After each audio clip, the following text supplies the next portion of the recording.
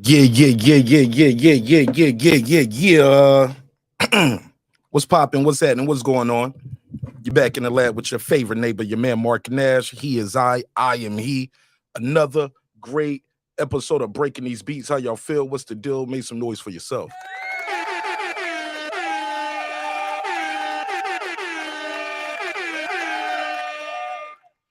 All right.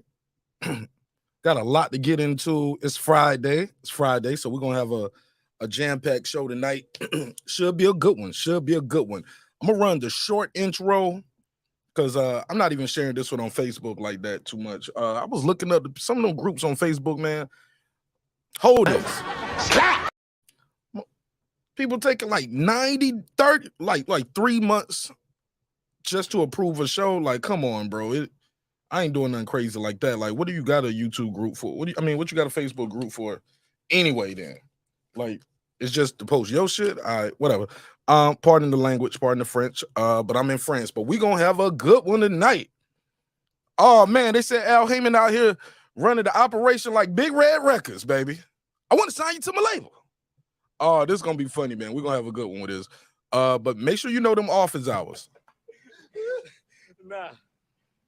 If you have any other problems with your royalties and my books. Oh man, also on the docket, Meek Mill and Boosie say the baby is being blackballed. We'll talk about that on the second half of the show. We're gonna play the clip from Matt Kellerman and Mike Coppinger, where he's basically saying things ain't looking too gravy over there. It's looking a little shady, looking a little funny in the light. So we'll talk about all of that and more on the other side of this 30-second break. It's your man Mark Nash, Breaking Beats. Let's get it.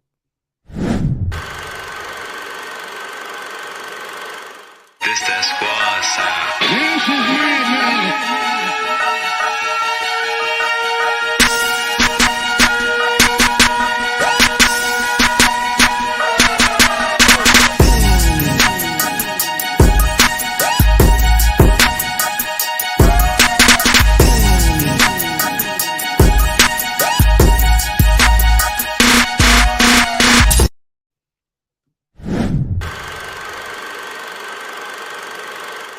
This that squad sound.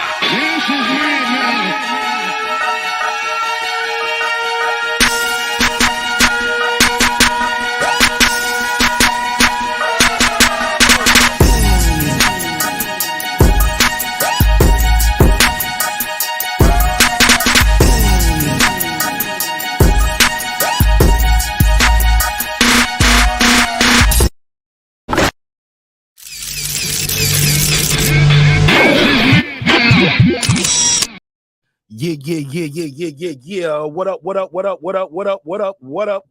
though? Oh man. It's looking bad, man. It's looking bad. Now, I was man enough to come up here when the news broke and they said the fight was coming out. Pause. I was the first one to say, I'm sorry. And I was wrong.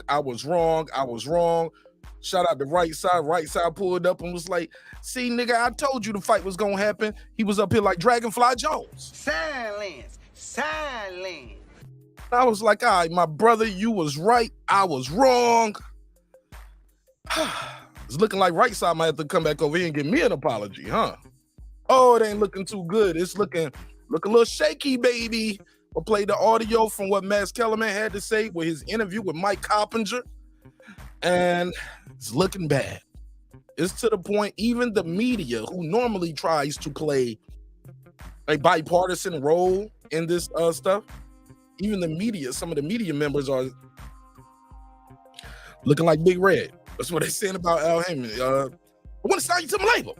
Oh, man, it's looking bad. Because Terence Crawford wants him to open them books. Oh, yeah. Give me a minute. Can't you see I'm talking? No. I need to talk to you right now about my royalties. Now you keep your books. Oh, yeah. You want to talk about his royalties and the books. We're going to talk all about that on this episode. I'm going to make sure I got the link pinned at the top. But in the meantime, in between time, I do have a survey in the chat. What do you guys think about the fight? Terence Crawford, Errol Spence, your thoughts. I got 4 choices here in the survey for you. A, the fight is still happening this year. B, it happens next year. C, it's never happening. And D, Bud should move on to 154 for the WBO title. So far, never happening, and Bud should move on. It looks like you guys are taking the lead on that first. All right, cool. Before I start the show off, I would be remiss, though, if I didn't give a major shout out, big up, and big up and respect to all the members. I don't know what's going on. Oh, I lost my bank card. So I'm getting YouTube ads, and it paused some of my channel membership. So I don't have a debit card right now. So definitely trying to get that back going. I can't stand not having no, I don't got spoiled now. I can't do YouTube ads anymore. Spoiled. But let me do this real quick. I got some members that we got to shout out. Our members, our neighbors, we got to shout them out. We got to show them love and support, because without you, this show wouldn't be this show at this level. So thank you so much. Let's do a quick members only roll call shout out, and let's start the show the right way. Let's do Blew my mind. Ace Retro, brother. See, yeah, that button going there. Ace Retro. Blew my mind. Okay. Blew my mind, brother. Blew my mind. That's crazy. What up? Ace Retro. What up? Rider of the Storm. What up? Here to there. What up? DJ. What up? Queen, aka Miss Sunkiss. What up? God Body News. What up? Tony Boswell. What up? Pittsburgh T. What up? Taylor Bell. What up? Maddie Yoel. What up? C. Jones. 0224. What up? Cliff Bailey. What up? Con Shonery. What up? Lisa Bells. What up? Blew my mind, brother. Blew my mind. That guy Eclipse 330. What up? Cooking with the Champ. What up? Blew my mind, brother. Blew my mind. Yeah, that shit is annoying right there. When you ain't trying to hear it and it pops up. Yeah, that's crazy. And I talked to ZZ Sounds about that too. They told me I probably have to send the board back in, man. Damn. On the mic with Terrence Bailey Sr. What up? New Media Today, USA Boxing. What up? HLD. What up? Cooking with Sir Sr. What up? Deuce Times. What up? Brandon Washington. What up? Born Supreme. What up? Karma Serene. What up? Lady Shan Dundem Season. What up? Dub Right Side. What up? Tank the Sweet Science Examiner. What up? Puro. What up? D Bevel the Champ. What up? Rob G Films. What up? And of course, the big fish himself, Derek Lincoln. What up, gangsta? Appreciate you, y'all. Thank y'all for supporting the show in a major way. Let's run this clip. Let's talk about it. We'll break it down, do the commentary the way only we can do it. Shout out to Tony Boswell in the building. Coach Malachi is in here. Appreciate you, Coach. Ty in the building. Dundada, what's poppin'? He said Al Haymon doesn't care about the sport of boxing. Kanye voice. Sir Senior said, let's go. Tyrese, my boy Ty Boogie in the building. What up, Ty? He said PBC is broke. This fight needs a co-promotion like Fury versus Wilder. How about that? But once you bring in a co-promotion like that, doesn't more of the pie go out? Don't you split the pie up even more? We'll talk about it. Let's play this clip from Matt Kellerman, and let's break it down the way only we can do it over here at Breaking Beats. Let's have a good time with this episode. Smash the like button on the way into the room. It's going to be a lot of fun. Was close to being made, but we... Now he's talking to Mike Coppinger about like, yo, you reported this fight was close to being made. What happened? You reported that Terence Crawford, Errol Spence was close to being made, but we still don't have a deal. What's the latest? Oh, this is gonna be funny tonight, man. This is gonna be bad for because look, your favorite YouTube daddy, somebody's lying.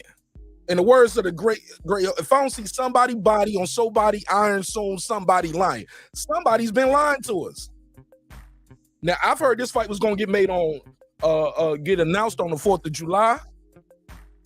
I heard it was gonna be announced. I think that's when I first heard it was gonna be announced. 4th of July weekend, they was gonna announce it. Then they said it was gonna be announced later. Then they stopped saying the announcement date and just started saying, yo, the fight is made for this date. The fight is made for this date.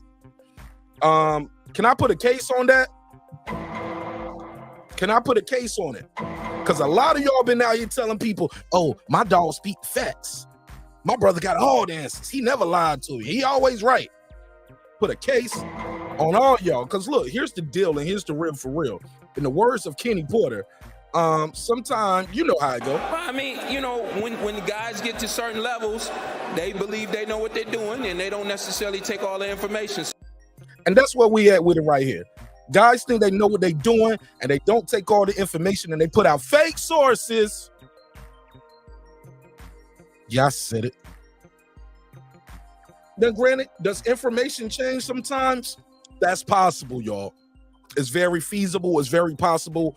As time progresses, some information can change and some things can change.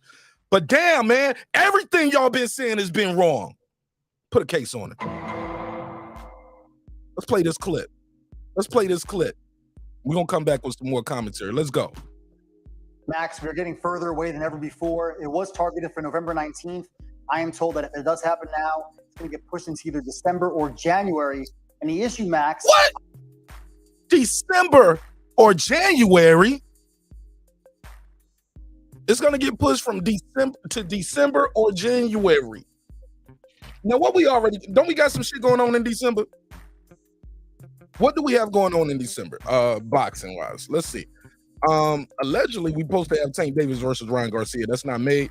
But let me see my boxing schedule. We December. Man, I ain't coming out to Vegas in December, bro. I'm sorry, yo. I'm be with my family. I'm not about to go broke on Christmas for this fight, dog. Because y'all trying to do this shit in December. It's not happening. Oh. Y'all might, hold on. I'm sorry. No, damn. You said November, December. Looking at these November dates. Dimitri Bivol versus Gilberto Ramirez. Montana Love, Stevie Sparks, Natasha Jonas. Okay. Floyd Mayweather versus Deji the week before Thanksgiving. Hasim Rodman versus... Shit, they might can move on November. It ain't going to be the 19th, though, right? He said, no, it's going to happen December, January. So December, all I see is Josh Warrington versus Luis Lopez. So they probably can move on that date. Possibly, maybe. Put a case on it. But that ain't what we was told. We was told November the 19th.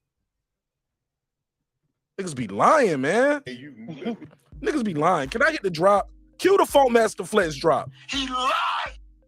Y'all niggas worship him. Niggas be worshiping these lying ass niggas. Play the damn interview, Martin Ash. No problem. I am told is that there are disagreement in the contract over events, expenses, and basically transparency related to those expenses. Terence Crawford agreed to take the short end of the split and work off of no guarantee. And he wants to be able to just, have some transparency there. The short end of the split, and he wants some transparency. What's wrong with that? Unless this Big Red Records. My office hours are from when? My office hours are from. Say it with me. My office hours. Y'all know it. 9 to 5. Somebody open that damn window. Y'all already know how it go. Yeah, Al Haymon running this shit like Big Red Records, yo. Oh, man, we going to give you money on the back end, but we ain't going to tell you what the back end is. Oh, man, I got to put a case on this. I don't like it. Shout out to everybody who's pulling up. Let's play some more of this. Oh, I'm loving it. Oh, I just looked at my wrist. I got time today. Oh, I got time for the bullshit, baby. It's Friday. You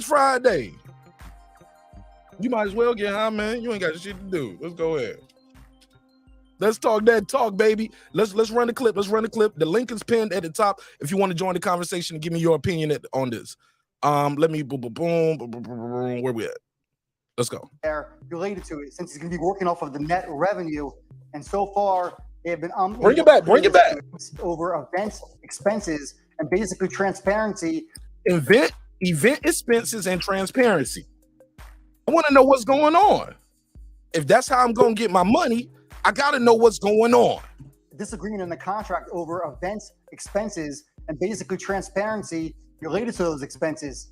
Terence Crawford agreed to take the short end of the split and work off of no guarantee, and he wants to be able to just have some transparency there related to it since he's going to be working off of the net revenue, and so far they have been unable to clear this up. It feels like Al Haymon is holding up the deal right now. He advises Spence. Spence wants it. Crawford wants it.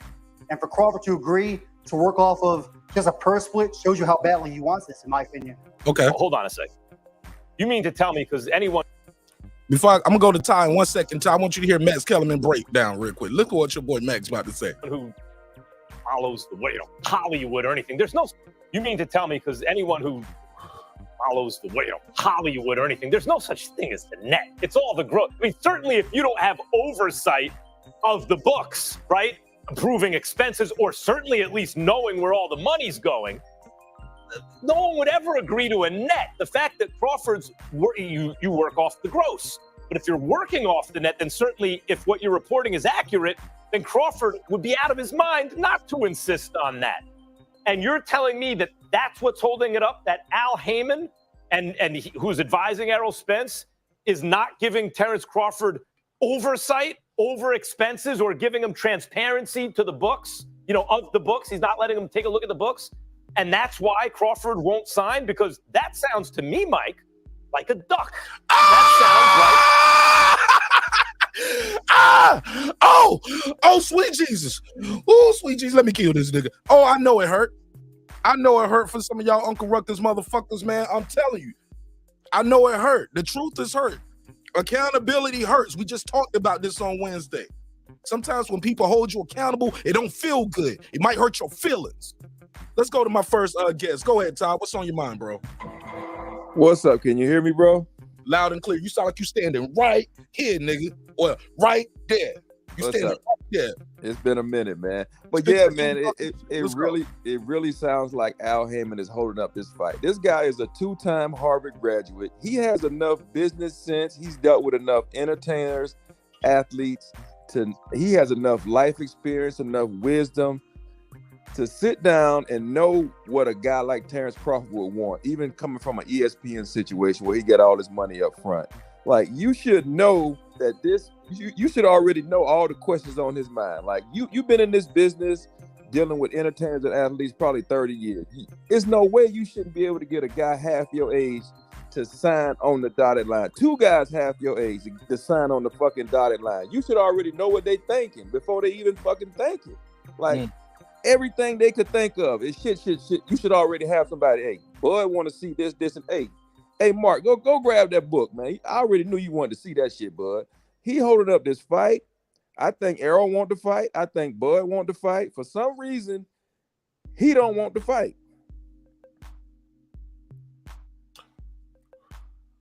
I don't know, bro. Like, this man. Maybe it's you thinking so, like, because there's certain things we don't know other than the bilateral rematch clause. But is it a third fight after that? I mean, this fight deserves 2 fights. I mean, Wilder had fucking knock 3. him out the first time. Yeah. And he sleep him again. This shit gonna be what? Triple. This shit gonna be what? Don't make me say it. Don't make me say it. Never mind. I mean, Wilder had what? Wilder had about 3 motherfucking rematches. Well, you said it. Well, there you go. You said it. Wilder rematch who? Ortiz fucking knocked out his last 2 fights with that guy though. Knocked him out. And he wants a 4th fight, it sounds like. Yeah, man. On that. Blew my mind. Bruh. And think about this. I ain't gonna say his name, but I heard another motherfucker today. He said, think about Spence. He's holding all that weight. Think about, he said, man, Spence probably on a 1,500 calorie a day diet. Think about Spence trying to maintain that weight too. That motherfucker probably got to be a vegan or starving himself, man. Yo, that nigga walk around with his cheeks looking like this. Bruh. That motherfucker. Like the big fish for real right now. That nigga got the big fish for real. Hey, that motherfucker eating broccoli pops like on Martin. Yo, that nigga out here looking like Eddie Kane Jr. when he was on that shit, boy. Nice lay this. Raindrops would fall. Y'all niggas know the song. HLD, what's up, homie? Yeah, we over here talking some shit tonight. We're gonna talk some real shit tonight. Favorite YouTube daddy over there hugging himself, shaking his shit like Ray Charles and shit. Where do we start, man? Where do we start with this? I don't even. Everybody was wrong. Can we start there? Everybody who said they knew this shit was going on. They've been wrong so far. Nobody knows. Remember when I told you that Crawford was asking for other things? What those details were, we did not know. But it wasn't that much as the money. It was as much as, all right, we agree to the terms of how we're going to get paid. But you got to now show me, you got to give me open books for me to know at the end of the day how much we made, because it's off the net. It's not off the gross. So that means we need to make sure that you're going to pay me my money correctly. And I need access to those books. And to be denied that, how the hell you expect to sign that contract like that? So the day was good. All that stuff is good. Stadium, all that is now is just, hey, these details matter because that's the way this man is going to get paid. No guaranteed money. I mean, I don't even understand that. Is PBC broke? I mean, do you hear what PBC did to Kid Austin? They tried. That's something. Woo! No. They're trying the type of contracts they want to lay out to people. The type of contracts they want you to sign off your likeness, all your rights. I mean, the music industry. Yeah, the video is on. It's on. I know what he's talking about. You're talking about the Floyd Schofield. Kid Austin. Yeah, the video is 360. Yeah, I'm gonna go find it here in a second, Mark, and I'm gonna inbox. They are trying to put. To be fair, some of those guys now, though, they are putting those guys in video games, right? But his father was on there talking about, like, look, and that's no different from if you sign with Disney, right? In what sense? Like if you sign with Disney as one of those kid actors, they get that same shit. Nobody can put this when it's Disney, because Disney is putting you on TV. Disney can put you in make a doll out of you. No different from PBC can put you in a video game. Because it's their production. You're acting on their show. PBC is their production. No, but you're the fighter. You own yourself, my man. No, you don't own this. No, you own your talent. You're a free agent. You're an independent contractor. But yeah, I'm an independent contractor too. But I don't own I don't have a direct partnership with my vehicle. Let me finish. No, the truck driver's gonna get it, and they're gonna understand what I'm saying, when I'm coming from. You are some of them are independent contractors. They are owner operators. But you know what? They don't have the relationship with the distribution point going from point A to point B. So they get on with somebody or they contract their talent out to somebody. But no. This is their business. This is their route. You know what I'm saying? It's their route. I.e., my route as a promoter, or not a promoter, because PBC ain't no promoter. They are a television show. They put on a show. Showtime is a network. Can you imagine you not being able to sell your likeness? You're missing a whole point. What I'm telling you, this is not foreign when you're dealing with TV. No, this is foreign in boxing. No, it's not. I'm gonna tell you how unforeign it is. Guys, when they fight, and after the fight is over, years later, when that fight is played on TV, who gets paid? Not the fighter. You know the fighter don't get that money, right? You know there's residuals, right? You missing up. No, these fighters ain't been getting no motherfucking residuals, HLD. If you put it in your contract, you do. There we go. So now you want to have that conversation. What's in your contract? That's what I'm telling you from the joint. That's what I've been trying to tell you, my brother, is business. You get what you negotiate for. But this shit right here, this 360 shit, this shit ain't foreign to somebody who you are Floyd Schofield. You ain't Floyd Mayweather, homie. You can't negotiate like he can negotiate because you don't have as much to offer. I know it hurt. Accountability hurts. Transparency hurts. It ain't nice all the time. But I ain't lying. I don't hear any other PBC fighters not being able to make their child support payments, bro. Other fighters who can't, or losing their mortgages as champions. So I don't know what's going on over there at PBC, but it sounds like bullshit. That happened? Is he out of his house yet? Dude, that's PBC trash. On that. No, hey, Mark, check your inbox on IG. When people do that, somebody will throw a bomb in the room, and then I asked them a question to reply on it. What's the question? I overspoke you. I didn't even get no reply on it. Is that nigga out his house right now, or no? Yes or no? I last time I heard he wasn't. Oh, you could be in foreclosure in the house for up to a year or so. No, I'm asking you, is his house taken right now, bro? I don't know. Come on, see, come on. Now you don't know. I don't know if he's out of his house, but I do know he's having problems with the mortgage payments. Do you know that, or you saw him and his wife have an argument? Hey man, she's equal to the house, so she knows what's up. I'm gonna let you know, man. I'm married. Everything Some things people don't tell everybody, even your spouse. Well, I don't know what to each his own on that. 1,000 trillion with you. I'm just telling you this from what I know from other married couple, because you're not married, right, HOD? No, I'm thankfully divorced. All right, now how long were you married? Damn, nigga, you didn't know. You didn't even know how long was married. I think it was a weekend, man. Oh my god, this nigga don't. A few years, man. A few years. Britney Spears. He did a weekend. That was Britney Spears. It was a few years. All right. Well, shout out to everybody having a good time. Enjoying the show. Go ahead, Ty. What was you trying to say? Oh no, I was saying I sent you the little interview on your IG or whatever. Oh, the Schofield one? Yeah, the Schofield one. Did you timestamp it? Because I'm not gonna play the whole interview. It's only like a minute and 30 seconds. He's just saying what we talking about. It's straight to the point. All right, cool.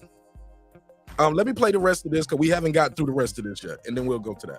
Al Haymon, he's not letting him take a look at the books, expenses, or giving him transparency to the books. Oh, let's hear. I want to reset this. I want everybody to hear this loud and clear. Listen to what Max Kellerman says right here. And I love Max being very transparent in his dialogue because he could have put it around this. What you laughing at? I'm laughing at because all the Crawford fans who used to hate on Max has become their number one pound for pound pugilist reporter today. I never hated on you. Ain't talking about no. I'm throwing that out in general. Crazy. Yo, people always I fuck with Max Kellerman. As the years went on, I remember when he was on ESPN years ago doing like Friday night fights and some shit like that. Sometimes I used to think his commentary was like, I was like, man, are you drunk? Did you see what the fight was? It was like, I don't know. And maybe he was drunk. He was young, having fun. Let me play the rest of this and we'll go to KP from KC5 with his reaction. Agree to a net. The fact that hold on, let me rewind that last part. I want everybody to hear this again who didn't hear it the first time. First sight of the let me bring it back. Here we go. Off of just a purse split shows you how badly he wants this, in my opinion. Hold on a second. Listen to what they saying. Like Crawford don't have no tie to them. I don't want people to be like, well, he's a top ranked guy. And they were ESPN. People still leave me those comments. I'm like, where you been? He don't have no network and no promotional company. He advises Spence. Spence wants it. Crawford wants it. And for Crawford to agree to work off of just a purse split shows you how badly he wants this, in my opinion. Hold on a second. You mean to tell me, because anyone who follows the way of Hollywood or anything, there's no such thing as the net. It's all the growth. I mean, certainly if you don't have oversight of the books, right?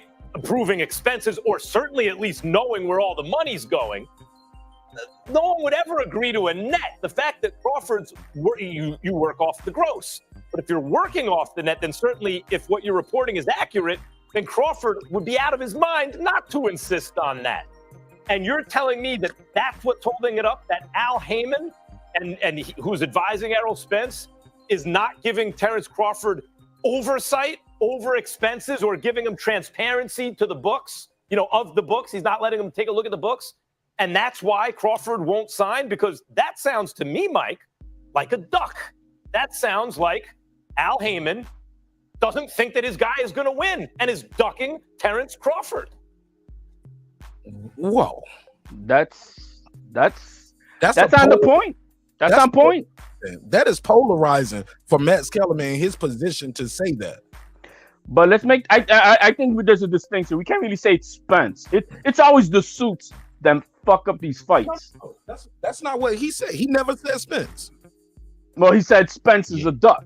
No, he did not. No, he said his advisor. Let's play it again. Like, God, I'm gonna play that last part. This man did not. He never said Spence is a duck. He never said Spence. He never said that. He's talking about Al Haymon doesn't think his guy is gonna win. That's what he said, HOD. That would be the correct thing, because I want to make sure nobody's putting this on Spence. Is what I'm trying to get at. Let's hear it one more time. I want to make sure nobody's putting it on Spence. Now I seen some of my peers doing their own content, and they are trying to still put it on one guy or the other. No. Yeah, they are. And it shouldn't be. It's Hey, Mark. Hey, Mark. Let's hear this one clip, one part. Go ahead. I'm all right. Clear it up. He said, so you got your fighter to want it. He wants it. is not giving Terence Crawford oversight over expenses. He's talking about Al Haymon. Or giving him transparency to the books. Al Haymon. Of the books. He's not letting him take a look at Al the books. Haymon, not Spence. And that's why Crawford won't sign, because that sounds to me, Mike, like a duck. That sounds like Al Haymon doesn't think that his guy is going to win and is ducking Terence Crawford. And that's in layman terms. Now, I'm going to say something that Max can't say on ESPN at the risk of having my own Tasha K experience over here. Is it possible that everything might not be on the up and up all the time? And once I show you the books, I'm going to have to open the books to Spence, too. I'm going to have to open the books up to everybody. And then we got Big Red. Yeah, on play it. You need to play it. You need to play it. Play Big Red. We need to hear that Big Red. Fuck your office hours. I need to talk to you right now. My office hours up from. My office hours up from. Yeah, y'all hear it? It absolutely is of another form of ducking. Just like a fighter, could outprice himself is a way of over. Go ahead, KP. KP just jumped in. Go ahead, my brother. Mark, you know me. I've been on your channel for years. You know who I was riding with in this fight. As far as the fighters, I ride with Spence, right? There's nothing wrong with that. And you always welcome him, my brother. Now look. This is the truth. This is the cold hard truth. People got to realize this is the truth. Bob Arum ain't in the way. Bob Arum is not in the way. They got one guy to make this fight. And then for some reason, the fight can't get made, right? You can't blame the fighters because they want to fight. So what the fuck is the guy doing? You see what I'm saying? Like at the end of the day, like you said a couple months ago or a couple weeks ago, I was on your channel. We was like, this fight ain't made. If it was made, the fighters would be talking about it. All these dudes running around here trying to get views by lying and talking about this fight is made. Man, I had one of my partners that for silver gloves, golden gloves, all that. He booked his Vegas hotel and everything. I said, you really booked that, bro? Damn. Canceled that booking, bro. Bro, he called me today. Man, I canceled that booking, bro. I said, I thought I told you, bro. Like, how the hell they gonna promote a fight that big in 6 or 7 weeks? They ain't got nothing done. Guys who don't even talk no shit. Yeah, bro. Like, come on, bro. Hey, look, I didn't believe it. Whatever you did, your audio started staticking. It was good. I'm gonna switch. Whatever you just did, it started staticking. In the words of the great Kenny Porter. Well, I mean, when the guys get to certain levels, they believe they know what they're doing. And this is where we at. He's right, though. He's right. These YouTube daddies. Yeah, dude, I didn't believe it. These YouTube daddies are wrong in the game. My man right now said right now we can't blame racist Bob Arum that he's making this. Nope, you can't blame him. But let me tell you one thing: if Bob Arum was in the picture, he wouldn't be putting up with any of this bullshit a long time ago because he knows the game. Wait, this is the problem right now. This is the problem, Mark. This is the problem. Mark, HLD, and everybody on the planet. This pro-black woke goofy shit that they got going. They can't blame the guy who's really the problem. They can't. It goes against everything that they stand for. Yeah, because it's gonna show them who really the problem is. Because they know it ain't the fighters. Why not just tell people the truth though? People gonna love you for that more. No, they can't. They can't tell the truth because they built their whole YouTube channel off this shit. They can never go against that. I got a caller. Jerry from Baltimore. Welcome home. Welcome back, Jerry. Jerry always has an interesting perspective. He's been watching boxing since Joe Louis. And I mean, he was at the fight. That's how old Jerry is. He was actually there. Damn, I wasn't even in my daddy's nutsack. I was still some type of protein somewhere on a cow. Yeah. You was in your granddaddy's. That's fun. Great granddaddy. Talk to me though, Jerry. Max Kellerman says Al Haymon doesn't think his guy is gonna win. Al Haymon is ducking. That's not me saying it. That's the great Max Kellerman. They probably gonna put him in the Hall of Fame when his career over. If he don't get in no trouble, they'll find a way to put him in there.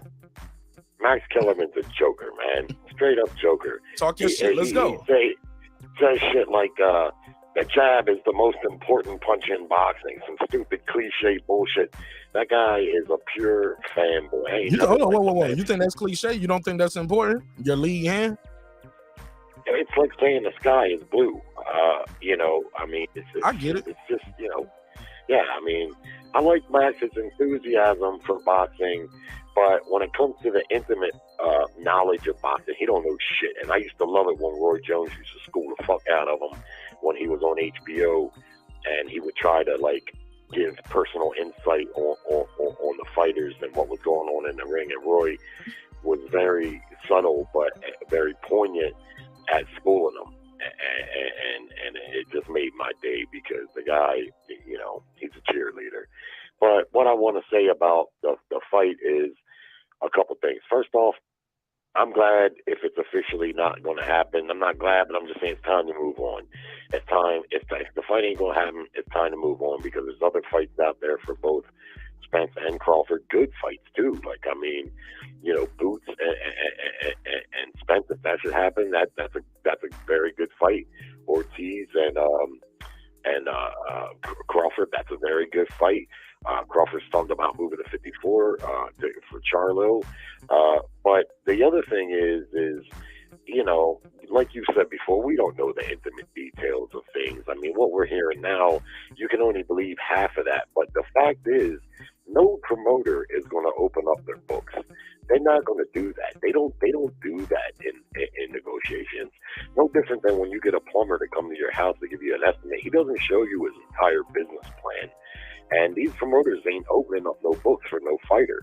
Earl, it would be better off just negotiating for a flat fee or something like that, as opposed to saying, because you can look at it another way. You could say that this could be Earl, this could be Bud trying to pull a duck move, because he should know that promoter's not going to open up his books, because like your buddy said, if he opens them up to him, he's going to have to open them up. Yeah. That was me. And you, yeah. Yeah, that was me, baby. Well, my bad. But that's a good point. If he opens them up to him, then he's going to have to open them up to Spence and everybody else too. Everybody else going to want to. They don't do that. They don't open up their books. And so, you know, Bud Crawford should know that. He should know that that's not going to happen. That's the last fucking thing that's going to happen. So, you know, and Bud's other problem is... I can't say that. I can't say that. No. I can't agree with you on that. Go ahead. You said no. No. I would say this. I say there was an ace card that was pulled on them, and I would say that this way, because what it did is this: is it made them realize that he already accepted all of our terms. We're gonna reject this, and then we're gonna leak the story through this lying ass dude that told these people that this fight was coming. You see what I'm saying? This fight wasn't coming. They had him come out there, tell everybody November 19th, a couple weeks ago. People ran with it, made YouTube videos and everything. Mark was like, I ain't making no video on that. And I was in the chat and I was like, nope. I came up on the stream and said that fight is not made. I don't believe it. It's fake. Then now he come over here to cover his ass, and then they give him some more information so he can run out there and make him look good. It's PR. That's all it is. It's just PR.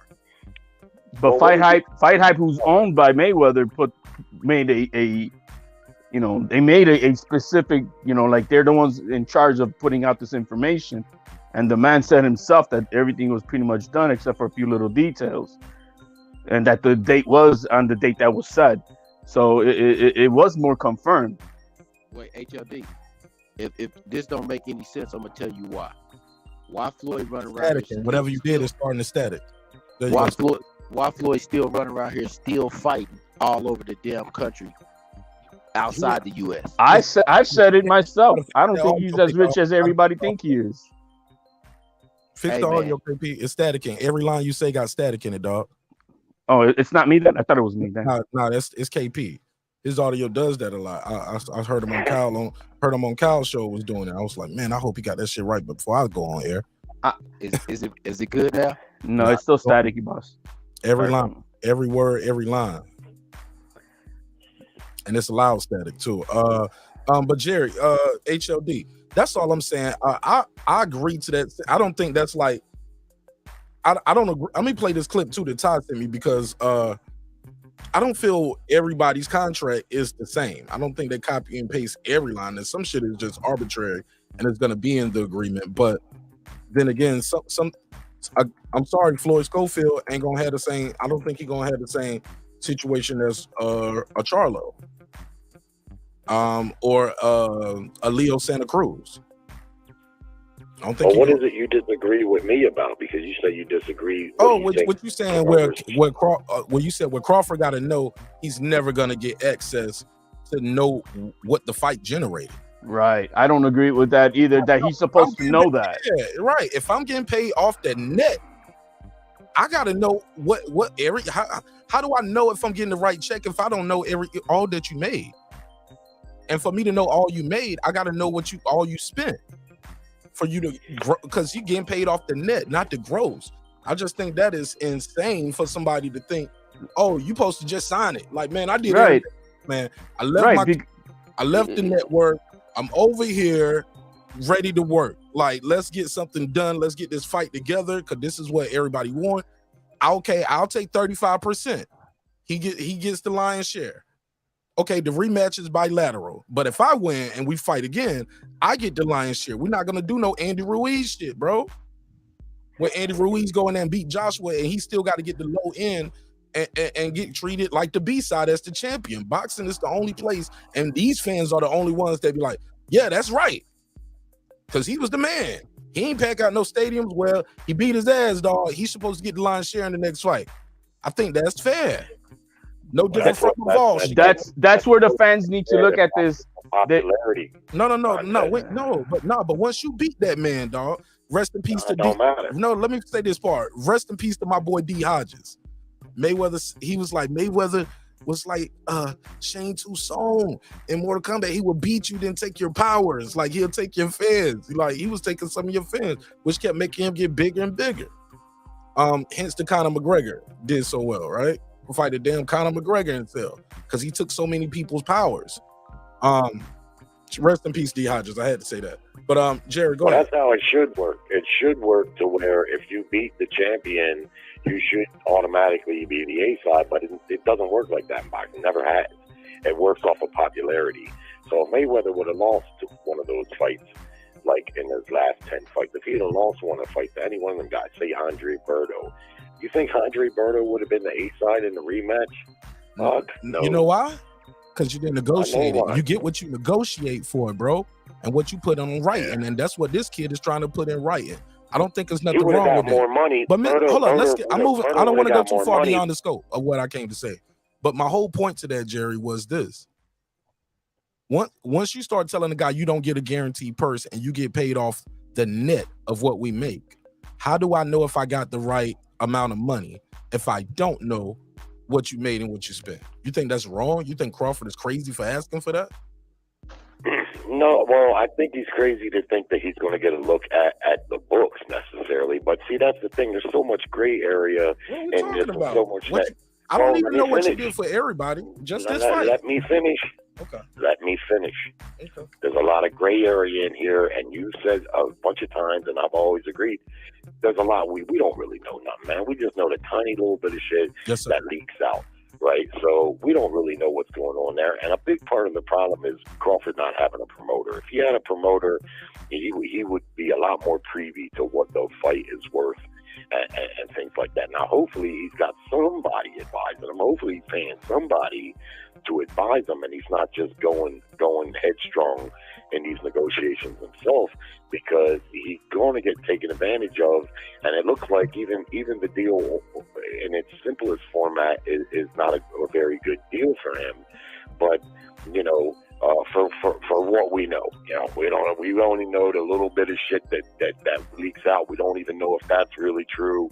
I mean, I don't even know if this shit, Max Kellerman. I mean, you think that if it's on ESPN, that it may be a little bit more credibility to it, but you don't know, because they've reported shit that wasn't true before in the past. And so, Bud is in a bad position, man. I said from day one, Bud Crawford should have never left Bob Arum. He had it good with Bob Arum. Now, he might not have got the Spence fight, but I believe, like Tim Bradley, he wasn't fixing to get the Spence fight no how. And we're seeing that right now. He wasn't going to get the fight no how. And I don't really think it's Spence that doesn't want to fight him. I think if anything's holding it up, it's the suits, but I don't think it's the fighters. I don't think for 1 minute that Spence is afraid of Crawford or Crawford's afraid of Spence. I agree with that part of what you're saying at the very end with this. Yeah, absolutely. But to say that he's crazy, to say that he's to say he's crazy to expect that they open the books. They're the ones who proposed the offer of net profit. So that would mean I need to know where my money's coming from. Now that's on them. That's not on Crawford. And the thing is, as fans, look, I don't really have a big dog on either one of these guys, except that I just believe that there should be fairness. And everybody who's a fan of the sport should understand that there should be some fairness. And that's all this man is expecting from what we're hearing right now. Only agreeable people in this world are the ones who get taken advantage of like a mother. That's so. People like Crawford, they're headstrong and they're not agreeable. No, we need to make sure this shit is right, and that goes for anything in any walks of life. If you're the type of agreeable person, you're gonna get taken advantage of all the damn time. If you don't stand up for what's yours, no one else will. And so that's what he's doing. And I don't have a problem with that. No, if it is what it is, just what you're saying. If it is, of course, he needs to know what the money's going to be, because otherwise, it's double ludicrous for the PBC guys to expect Bud Crawford to sign a blind deal like that. That's basically saying, fuck it, we're just going to pay you whatever we decide we're going to pay you. And so, yeah, I agree with you 100%.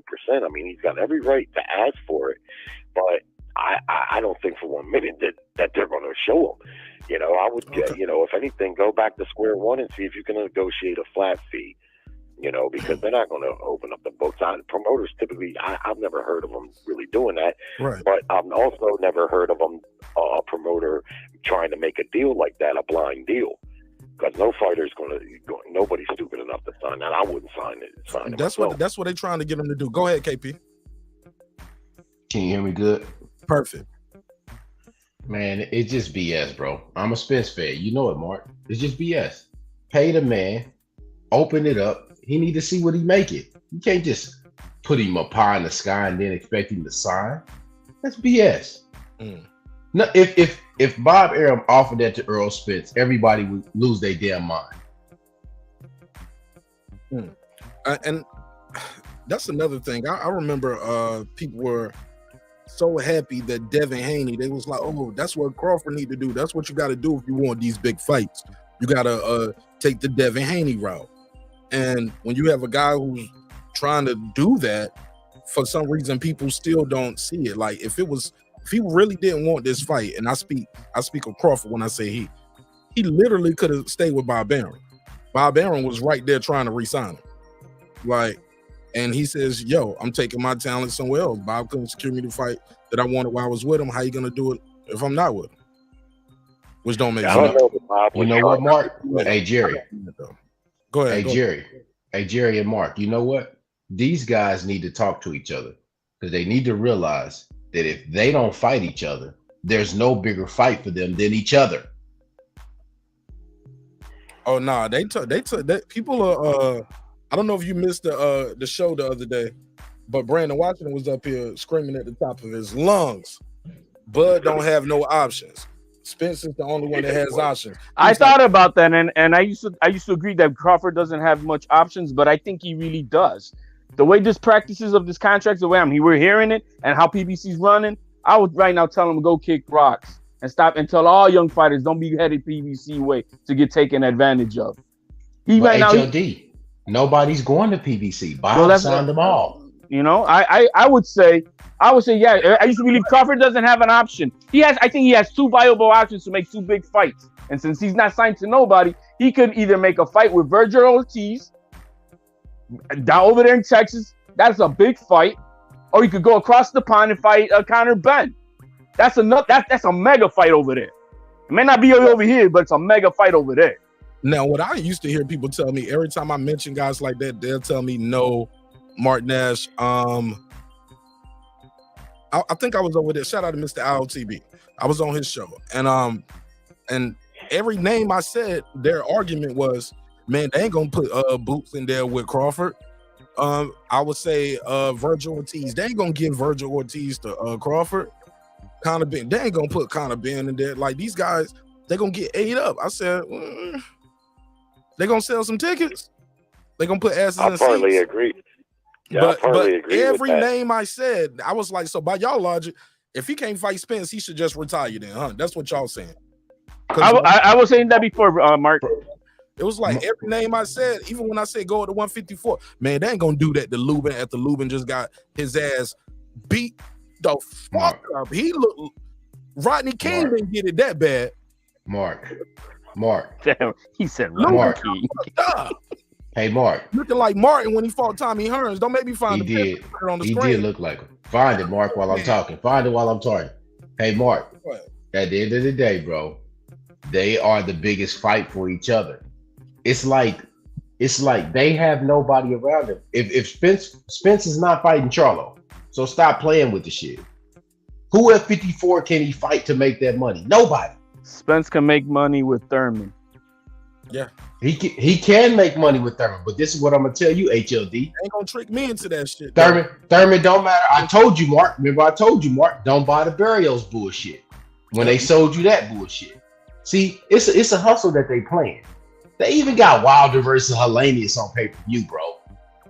Like, It is a hustle. It is a hustle. Like, bro, if you gonna tap somebody's pockets, you're not about to tap mine, right? Look, that makes sense if you put Andy Ruiz versus Chris Arreola on pay-per-view. That was $40. That was $40. Hey, Mark. On pay-per-view versus Ortiz. Mark, you know a recession has been forecasted. $40 ain't $40 no more. Man, they done lost their damn mind if they think I'm gonna pay for that. I agree. They not about to tap my pockets. No, that should not. That's a Showtime championship fight, and that's when I started telling people early this year. I said, I don't know if Showtime's really fucking with the PBC and us over these shit. Like, why these shits ain't on Showtime? Slowly but surely, Showtime is signing the fighters directly to their network and leaving PBC out in the rain. Little by little, PBC's gone because Showtime is signing the fighters directly to themselves. It seems like it, man. It seems. And not only that, Showtime is not going to pay for those junk fights. So so PBC, so they can finance the fights. That's why they put them on pay-per-view. And even though they don't sell that well, that's the only way they're going to be able to keep. I'm sorry, I got to disagree with you, Jerry, because Showtime got the Jake Paul shit, and they all for that. They signed in, did this. They all in on it. They all in on that shit. Yeah, but Jake Paul sells, man. KP. You got to. No. Let me finish. Like, no, I'm just saying. Let me make my point in full, and I'll keep it real short. I ain't say he don't, but those were joke fights. Let me finish. Let me say my. You said that 3 times now. I agree with you. I heard you. Let me finish my point with this. So that my thing is this: they'll have those, as you referred to them, joke fights. But they sell is what I would say, and I agree with you on that. They're two separate things. But then you'll have fights that are undisputed on Showtime too.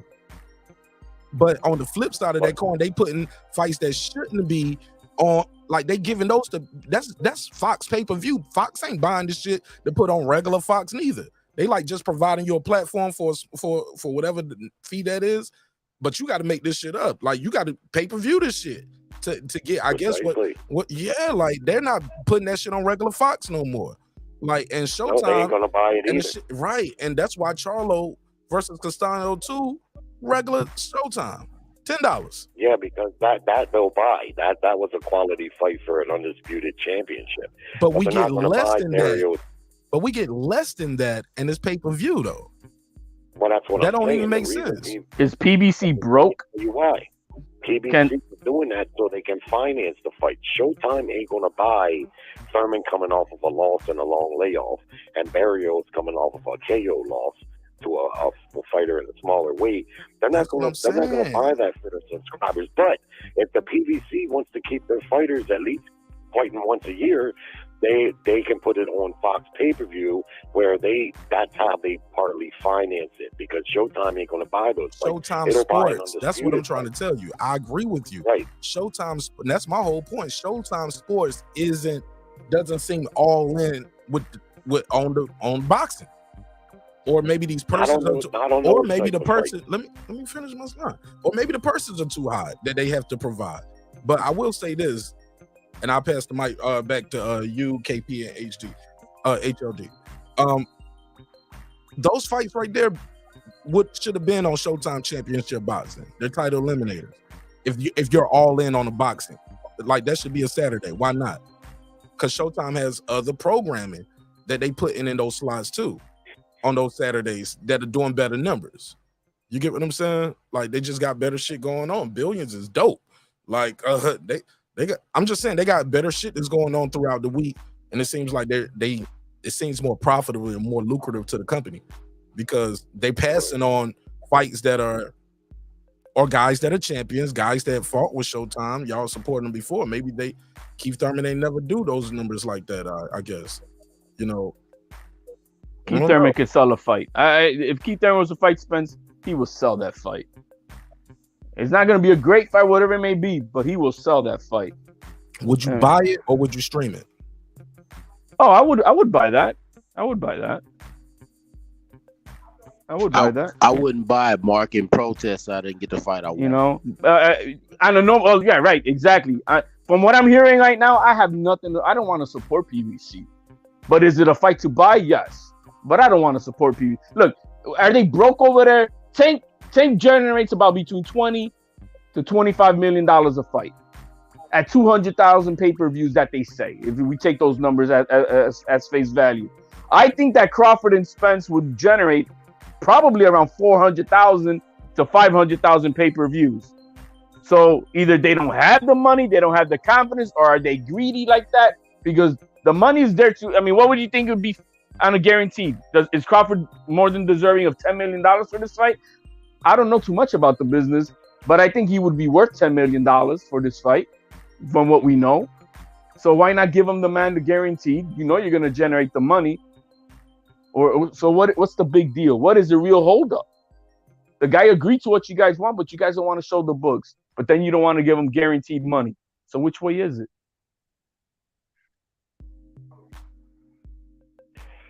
HBO went out of boxing when they went out of business. That was the clearest indication of the nosedive. Now, boxing hasn't really been that popular since the 90s anyway, but it absolutely has done a nosedive. And when HBO got out of the business, they had the biggest budget, the best production. They were the gold standard. They put on the best fights in boxing's history. And when they went out of business, that should have told us all how really bad off boxing is. And a big fight like this, a highly anticipated fight like this, not being able to get made is another indication. Showtime, like Mark, you're saying, not being all the way in is telling you that they're not making money on boxing. The fan interest isn't there. Now, it's there amongst us hardcore fans, but we just don't make up for it enough. Then you add the streaming in there, which is becoming an increasingly bigger problem for pay-per-view fights. It's a gamble. And when you look at Bud Crawford, as good as Bud is, and as much as I like him, his pay-per-view numbers, and I think he's had 3 or 4 pay-per-views, man, that's a risky business. It's a risky business promoting or, doing a fight with him, because it's no knock on him as a fighter, but between the poor condition of the sport, the popularity of it now, and the fact that he is not popular, I don't know, man. If it was big money involved, one of these promoters would get up there and finance the fight. The promoters are in the business of making money. So if they thought that they could satisfy the fighters' purses and still make money, there's no reason for them not to make the fight, because like someone else said, there's no bigger fight really for either one of them, outside of each other. So, it's just advantageous as a promoter or businessman to try to make money. But I think that they feel that the gamble is maybe the fight doesn't make money. hard for us fans to believe that because us boxing fans, we crazy want to see it. But if that adds up to 350,000 pay-per-view, and one guy's getting 10 million and the other one's getting 15, then they ain't gonna make any money on that fight. And if Bud should happen to win the fight, the PBC not only loses control of all those welterweight titles that Spence has, they also Spence, his popularity and his marketability going to take a big hit too, for losing.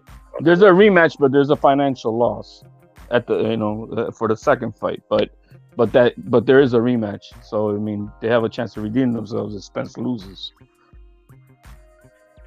Yeah, and that's fine. And for them as fighters, it's good for them. But fans are so fickle nowadays. I come from an era where if our fighters lost, we didn't give up on them, man. We got more behind them. Tommy Hearns, when he lost to Ray, people didn't just jump off, man. People with loyalty would actually, but motherfuckers are so fickle nowadays, man. If the fighter loses, you got exposed. This fight has the stuff for a trilogy, though. I think it does have a trilogy. If they make the first fight, you got to fix the audio, KP. It's staticking.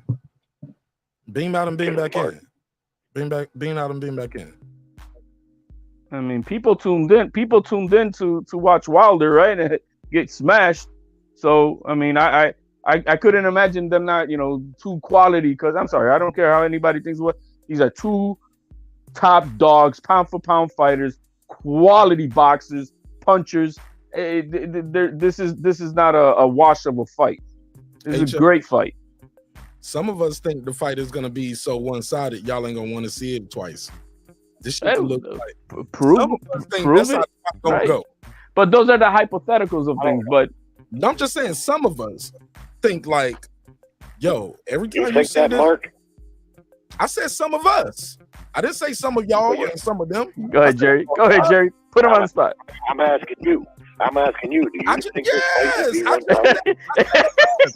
Do you know what us means, Jerry? Exclusive. So then that means you actually think that this fight would be one-sided. Head on, so you know what side of the street I'm on with this shit. Yo, Mark Nash, you better get on your tractor too, man. Represent Nebraska, bro. Come on. My cousin plays for Nebraska right now on the football team. Oh shit! You ain't seen nothing from either one of those fighters to suggest this fight would be one-sided. Absolutely, I have. I seen the way the other guy. Huh? You want to hear it? You want to hear it? Here you go. Here you go. Every fight I've seen Crawford in, probably other than Gamboa, I was like, "There's no way I'll watch this again." This guy beat him like this every time. He beat him so bad that I didn't want to see it. I was like, I'll never watch that again. You know what I'm saying? Every fight. From there, I mean, pick all opponents other than that one fight. And then even that, hindsight is 2020. I was like, well, he dropped him like 5 times. Well, I would have watched him beat him up all the time because Gamboa was good early, but I'm like, I wouldn't pay for that again. I'm just being honest. Even with the Gamboa, just talking to y'all about it, take him off the list. I ain't never seen no fight with this guy. I was like, yo, I'll watch that again. That was a close fight. That was a tough fight. That's what I'm saying. Yeah, man. And for the most part, with Spence, really hasn't been. And so for the most part with Spence, every fight I seen him in, probably outside of Sean Porter, I was like, oh, he'll beat this guy all the time. You know what I'm saying? So me personally, when I say some of us think you're going to get an answer and you're going to get a definitive answer when they fought. This ain't going to be no Triple G Canelo shit going on. It's going to be a wrap. You're telling me Crawford. You're going to know who it is. Crawford easily beat Spence. That's what you're saying. Or Spence gonna beat him easy. This shit ain't gonna be no. This shit gonna be definitive, dog. Oh, hey, Mark, how clear is that? Fights. Spence is definitive. You're better now, buddy. Crawford is definitive. Yeah, I wouldn't change the sentence. Why you asking like that, Jerry? KP, go ahead. Your mic was bad when you was here last time. Go ahead. Yeah, I wouldn't change the sentence, man. I got an iPhone, so that's probably what it is. Man, I think they stalling it out, man. It's just the end of the day, it's not the fighters. It's the dude. It's the guy in the middle. All the fans need to stop with this. I'm blaming Spence. I'm blaming Crawford because he asked to see the books. Would they advise their son to sign a record label contract that's a 360 deal right now? Ask themselves that question. With Disney, my daughter, Disney was trying to sign my daughter. I was like, yeah, they're gonna put you on TV. They're gonna put you in the Little Mermaid. Yeah, you're gonna be. Yeah, it depends on what you offer, but like, yeah, not no. Unless my son doing Disney shit, I wouldn't put him. That's the only 360 shit I've seen that kind of worked out for people. Yeah, and you see, at the end of the day, you remember they made songs about Wayne not being able to lead Cash Money, and he ain't getting all his money. You know what I'm saying? Yeah. Like, bro, we watching this in real time. We watching movie spoofs on 5 Heartbeats. We seen how these artists get treated. Why the hell is Floyd Mayweather fighting for bags of money in China? Why not? Mm-hmm. No, Jerry. He's fighting because he's running out of fucking money. Hey, man, when you can fly your own jet over to China and spend 30 minutes whooping some Asian food and get the recession hurts everybody. At his lifestyle, he's running out of money. The recession hurts everybody. Jerry, he don't travel with one. He got one for him in the lake and another one for the but security. As I'm saying, he's got 2 jets. I wouldn't worry about that man's money. Okay, Jerry. Money Mayweather for nothing. Hold on, let me finish. He don't call himself Money Mayweather for nothing. He's got a lot of money. He spends a lot of money, and he's still young enough and still able to sell himself to get easy money like that. He'd be a fool not to do so. He'd be a fool. That Chinese guy only took 1 punch, and I don't know what he really got, but he got millions of dollars. That's fronting. Jerry, I don't take you as a dumb person, man. You've seen boxers run out of money before. This dude looked like he run through money like water run down the damn drain, bro. So stop. And he make it like it too. And he make money like making $10-20 million. The boy about to fight again in December. He fighting in the UK next. He fighting Deji. I just saw it on the plane. Wait, hold on, Mark. Let's follow the logic. His advisor or who's making these fights for him, since his advisor can't make the biggest fight in boxing. That's a whole nother question. No, just think about it. Just think about it. Move the goalposts. We're talking about bro. You move the goalposts. I understand. I know. Let me answer one question at a time. I do want to say this. Nobody says Jay-Z is broke when he's on tour. Nas is broke because he's on tour. What's his name? They're not retired. Jay-Z don't retire 4 times, man. Wait, Mark, he can still telling you. It's like the guy is out there doing what he do, and he says, "I'm gonna wait till you done." Let me say this line. He said it very clearly, my brother. He said, "Look, I'm not about to go out there and fight no former champions, and I'm not about to go out there and trying to fight. Look, I'm in there fighting guys who I know who I'm not gonna hurt myself. I'm not trying to take no punishment. And these guys right here, you know." He knows what he got. I get it. Now, if he was out there, that's why he's saying, I ain't about to fight Manny Pacquiao in no damn exhibition. You're gonna be trying to kill me in there. He will kill him now. You saw what happened in the first round when that guy clipped him? I'm just saying, but Manny Pacquiao would kill him. Somebody so I get it. He was like, I can take that shot right there. He knows his body more than us and lived a clean boxing life. Probably coined the term. So no, that's discipline and everything. You can't take that away from him. With him and getting guys out of there in the first and second round, he really taking no punishment, and he's doing what he do. I don't consider that you broke because I was like, I got to cash out right now. Hey Jerry, Mark, on this now. I got to strike while the iron is hot. When you're hot, baby, you got to stay sizzling. Hey Mark, that's what he doing. Can we call somebody? He probably took his own jet over there. Wait a minute, Jerry. Imagine you got enough money to take your own jet. Mark, can we call somebody to the country, make a big bag of money, and in 30 minutes, and come home? All right, Jerry, can we call somebody to the front of the class, Mark? I need Dub right side to click that link. Mr. Cheer, he was cheering when that fight was quote unquote made. Dub, click the link. Let me take this first. I got a caller. Sources said. Robert. No, this is my boy Rob G. Rob G, talk to me. Hey, what's up, man? I was just tuning in. I heard. Hey, what's up, Mark? How you doing? I'm blessed, brother. Go ahead. Word, no, man. I was just tuning in. just kind of in response to folks talking about Floyd's break. You know what I'm saying? Because he's doing exhibitions. Do I have that correct? Yeah.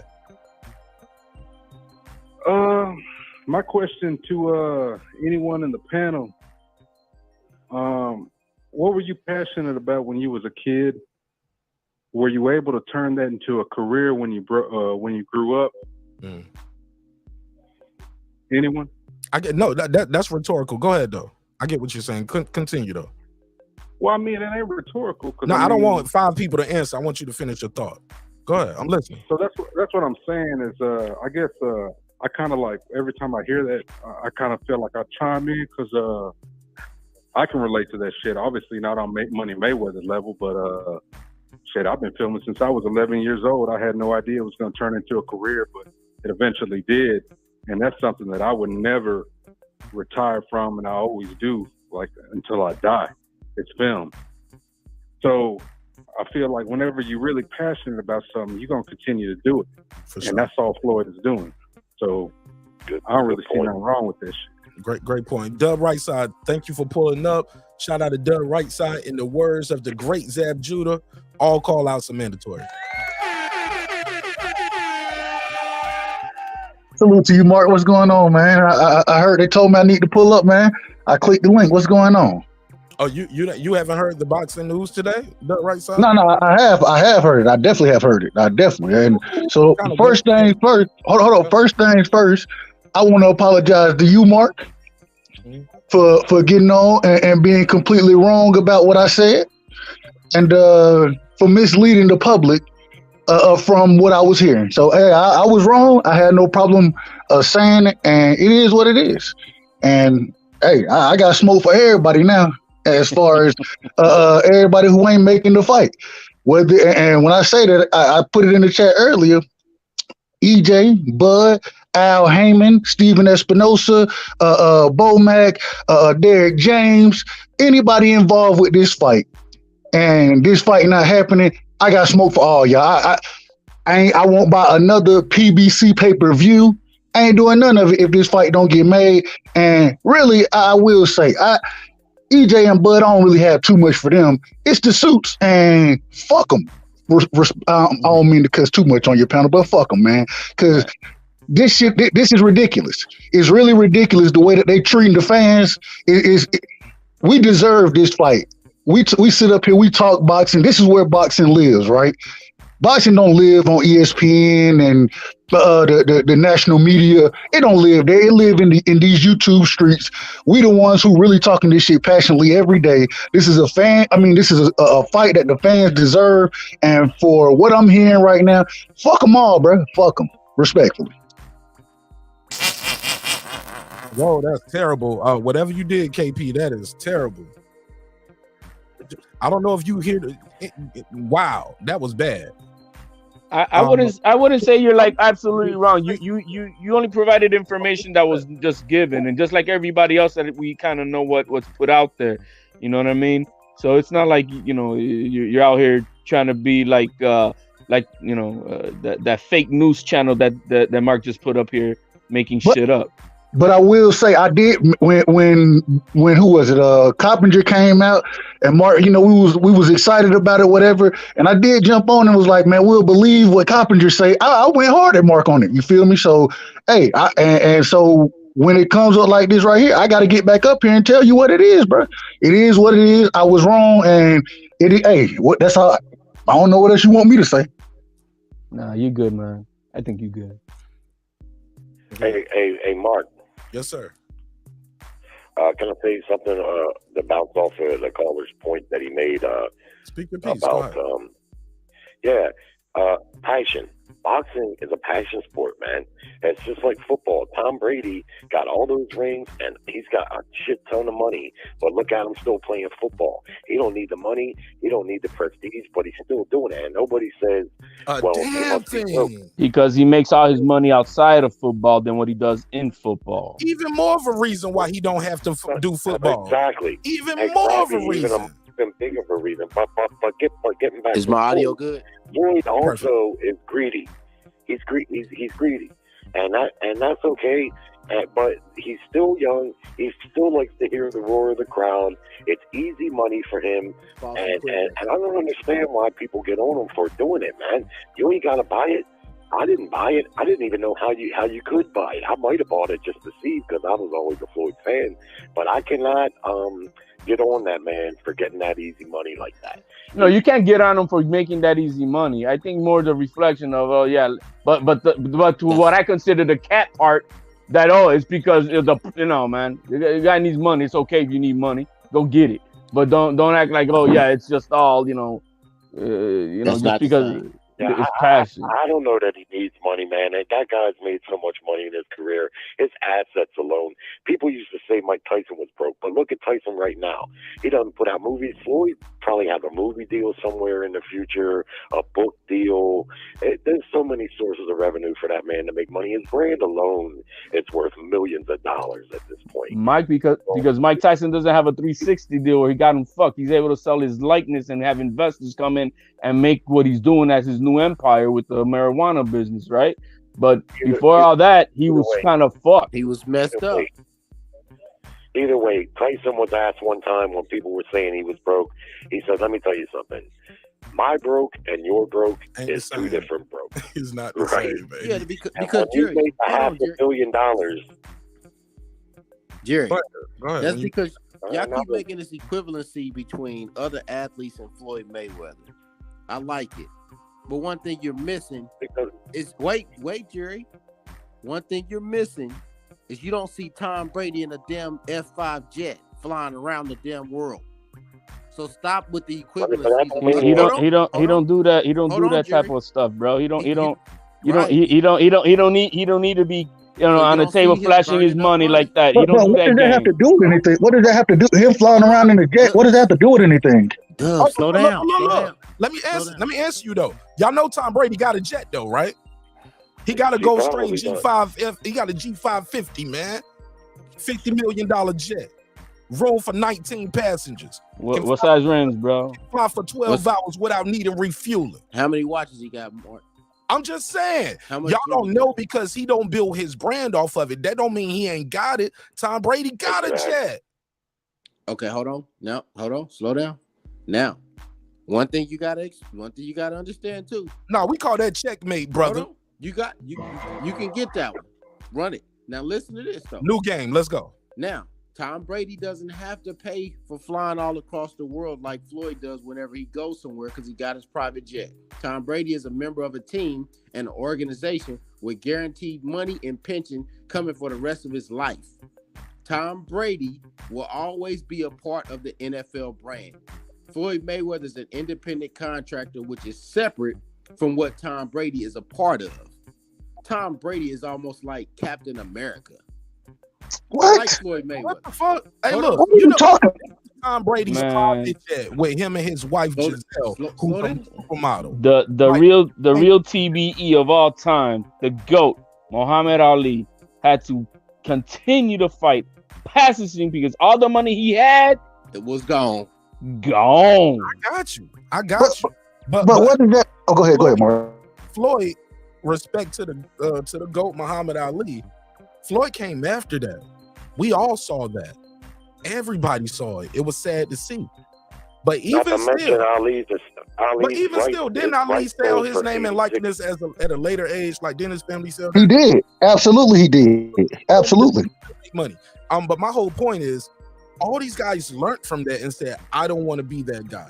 Shaking, seeing them just, it was just sad, and seeing them fight those fights he shouldn't have fought, and then living long enough, and we all see the cognitive effects. It was sad. Well, yeah, but my thing. Let me ask this, Doug. Go ahead. We asking for a fight that Floyd Mayweather got all this fucking money. Can he make the fight since he's Mr. PBC? He got all the money. That's a whole nother question right there. Get the fuck out of here. It is. That's a totally different question than what we were saying before. I can't tell you that Floyd won't put his personal money up to make this fight happen. I can't tell you if he's going to do that or if he would do that. All I'm saying is you hating on Floyd for fighting exhibitions. No, let's hold on, bro. Okay, you're critical of Floyd you're critical of him for fighting. Hold on, brother, hold on. You're critical of Floyd for fighting these exhibition fights, and like you just said with Tom Brady's gonna get a pension. Floyd's not gonna get no pension from boxing. You feel me? So as long as he can use the sport to continue to make money, what's the problem with that? Like my brother said earlier, I didn't know. I didn't watch the last fight. I watched highlights of it. You know what I'm saying? But I didn't watch that exhibition fight.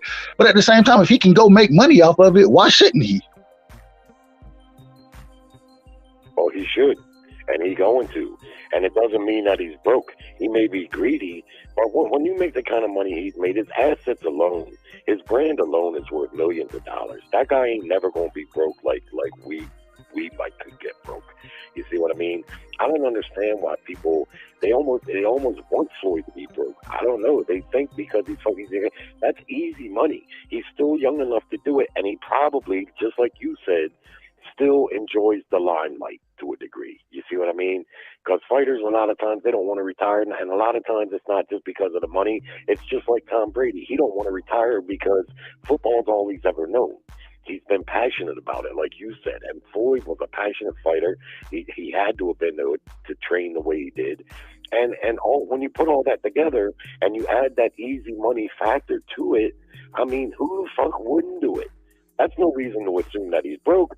Now, I like the one guy is saying, it's clear Floyd likes to spend money. I mean, that's clear. But like you said, Mark, he makes a lot of money. The guy made a whole lot of money in his career, and he built like unlike Brady doesn't sell his brand on spending money and stuff like that. So we don't know if Floyd is really spending the way he's perpetrating. I mean, it looks like it might be. What you mean? What you mean? Brady doesn't sell his brand? What you mean? Well, he doesn't sell his brand like as in like Money Mayweather. Trillionaire Tom. I get it. Yeah, trillionaire Tom. Yeah, he doesn't go around flaunting his money. Tom Billionaire Brady. Nah, I get it. I get it. Go ahead. Now, he probably has the private jet. He probably has the expensive Rolex watches and all that shit. I mean, but he doesn't get, neither does Canelo really. Canelo, he's made a shit ton of money because Canelo not only gets those big purses, he also gets big endorsements. The man comes into the ring wearing Dolce & Gabbana pajamas. I mean, they pull up in a Bugatti. Pajamas, man. Yeah, but just because we don't see how these people spending their money, don't mean they not spending it. Right. Like just like them football players went broke. Let me play this clip. I'm late on this. Floyd, this is Floyd Schofield. He sent me a link about it. This is Floyd Schofield, I believe, in his father talking about PBC. Floyd, why you smiling? Why you smiling, Floyd? Because when you heard Al's name, you smiled, champ.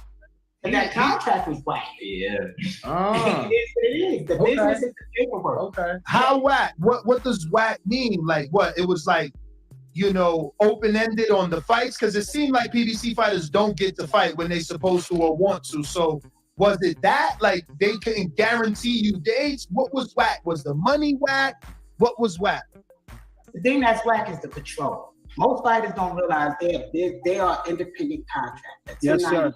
Yes, sir. And so if you're 1099, for somebody to come take all your control, where they can own your name, they can own all that at the end of your thing, and then they have first dibs once the contract ends. You can't go to somebody else. You gotta allow them to sit there and say, no, we're gonna match this and do. No, that's too much control. We our own brand, our own company. So we gotta get in the contract where it's mutually okay.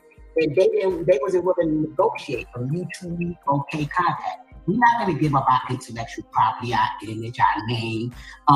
Ain't no guarantee on how many fights we're going to get, just whenever you decide to give us. No guarantee. No, it's no guarantee. Oof. So it sounds like Crawford is right on brand with what they're doing. 360 deal. That's exactly what I was saying. All right. It's ridiculous, man. Mark, you know me as a Spence fan, right?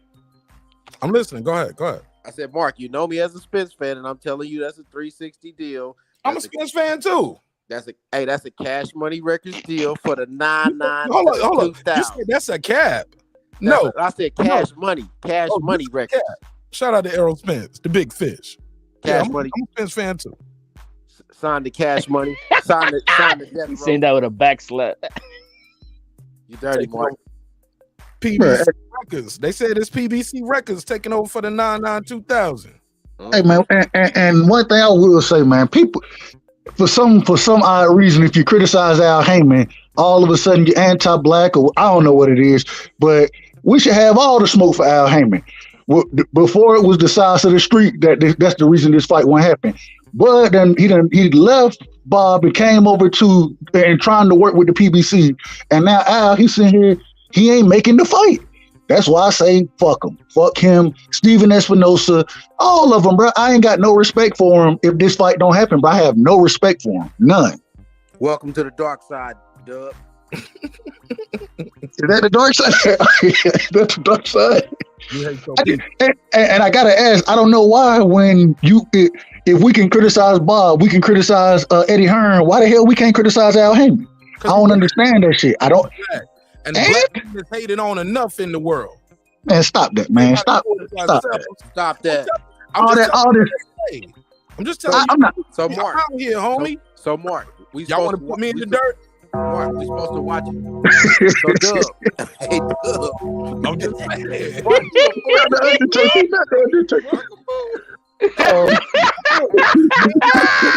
Meanwhile, some niggas will get on YouTube and be and totally disrespect another YouTuber. Dub, with his wife, mama, everybody on the screen. Whoever calling that number, you need to call the number on the screen. You guys are calling the old number. I got Jerry on the line. I'm gonna keep Jerry on this line. So all I know is if 66. Go ahead, fellas. I'm sorry. If exactly, I do have. Look, man, fair is fair, right is right, and I don't give a fuck about the color, man. You know, Bob Arum was getting shit on, and look, guess what?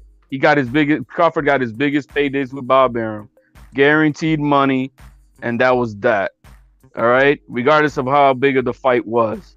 Now here, the highest guarantee in the division. No, I'm not gonna say. I said he got his highest paydays with Bob Arum. No, I'm just saying. As far as those other welterweights, though, and here's the one time that he's leaving the old bastard behind. So I'm not bringing this to my community right now. It's only me, myself, and I, Crawford. And now you're gonna fucking fuck me? I mean, really? What the fuck is that, bro? Getting fucked over more by your own than by the so-called racist old cranky ass Bob Arum? HLD and Dub. Hey, it's looking to me more and more like this. That Mr. Haymon is looking a lot like Diddy. I'm sorry. You said like who? Like who? The guy that robbed G. Depp them, Biggie them. Oh, Diddy. Yeah. Take that. I can't tell. We know he was in the music industry. We know he was already over there anyway, so he know how to do it. And so, hey, nah, fuck him, bro. I ain't got no respect for that shit, bro. No respect for it. I'm never getting my PBC credentials. What was that? Who did it? I thought you didn't want it. LL Cool J signed the same similar type bullshit deals, man. Who was that to? He had to sign them for like 20 years and shit. Poor guy couldn't make a fucking dime. Yo, Def Jam had him in a 10-year contract, yo. That's why the last album was called 10, bro. He had a 10-year contract that lasted a 20-year career or 30-year career, like some crazy shit. Like, yo. Hey, I know y'all remember. Hey, Mark, I know you remember 8-Ball and MJG. Of course. Remember that In My Lifetime Volume 1, I think that's what it was called. They was like, at about 18 and a half, I signed my worst contract. Yeah. But look, but Diddy, to be fair to Diddy, he has been known to, I believe he did get them out of a bad contract, right? And I believe he also got New Edition out of their bad contract. And they did the Home Again album, then we found out they was just visiting. Like, oh, you went home again, nigga, y'all visit. He made Bobby Brown said, oh, and he was back on that shit, nigga. Hey Mark, he did 2 artists right, and he stole all Biggie's publishing, and his mama didn't get it. Did he steal it? I guess he just borrowed it until his no, because that man was alive and signed that contract. And that's why Bud shouldn't sign this contract. Big was about to take off. I heard Big was allowed to do his own record label, sign his artist. Big brought us Little Kim. And he That ended up wasn't dead. Diddy. Huh? That was I big, bro. Ended up dead, like Tupac was about to leave too, right? All right. Yeah, people all after they died, right? He was about to leave. I don't want Crawford to sign this deal at all. I don't want him to make the fight. That's me. I think he should take a stand against this bullshit and tell him go kick rocks and keep it moving. Fuck them. Yo, fuck them. speaking of Crawford, and having other options. What did you guys think of the Twitter beef between Oh yeah, that's another duck talk from Charlo. Yeah, let's bring that up. Yes, that's another duck talk. Charlo is online telling Bud playing matchmaker, as Bud Crawford would say. He said, yo, when you got fighters playing matchmaker for other fighters, like that. Okay, let's rewind a little bit. I didn't. Go ahead, Mark. I don't know. So, go ahead. I'm gonna set this up and put it on the screen so the audience can see it, because some of our audience don't have Twitter. And I was gonna say I don't know exactly what was said. I hadn't even. That's So why I'm the goat, man. Well, I'm a baby goat. I'm a kid. That's why I'm the kid. I'm the kid. I'm the kid, homie. I ain't no goat yet, man. I'm still learning, man. I'm a YouTube baby, but I'm an orphan though. I have no YouTube daddy. Let's get this shit popping. So this is Charlo Twitter feed. Now let's scroll down because that's how. Okay, so we got from there to here. He said, "IKO better opposition ever, better oppositions ever done." Now keep in mind these guys take a lot of punches to the head, so sometimes they're gonna type and spell some shit wrong. Let's put a case on the grammar. I mean, just be fair. We're not talking to a lot of Harvard grads here. I'm just saying, respectfully. Speak for yourself.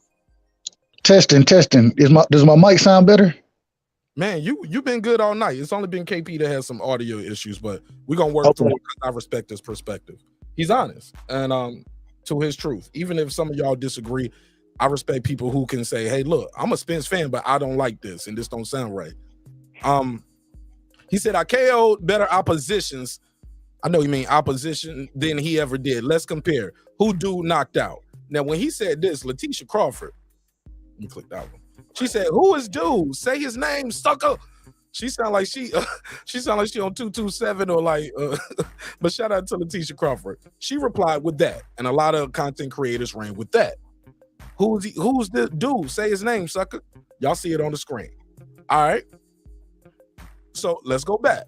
So Jamel Charlo replied, "In Europe, trying to get the bag.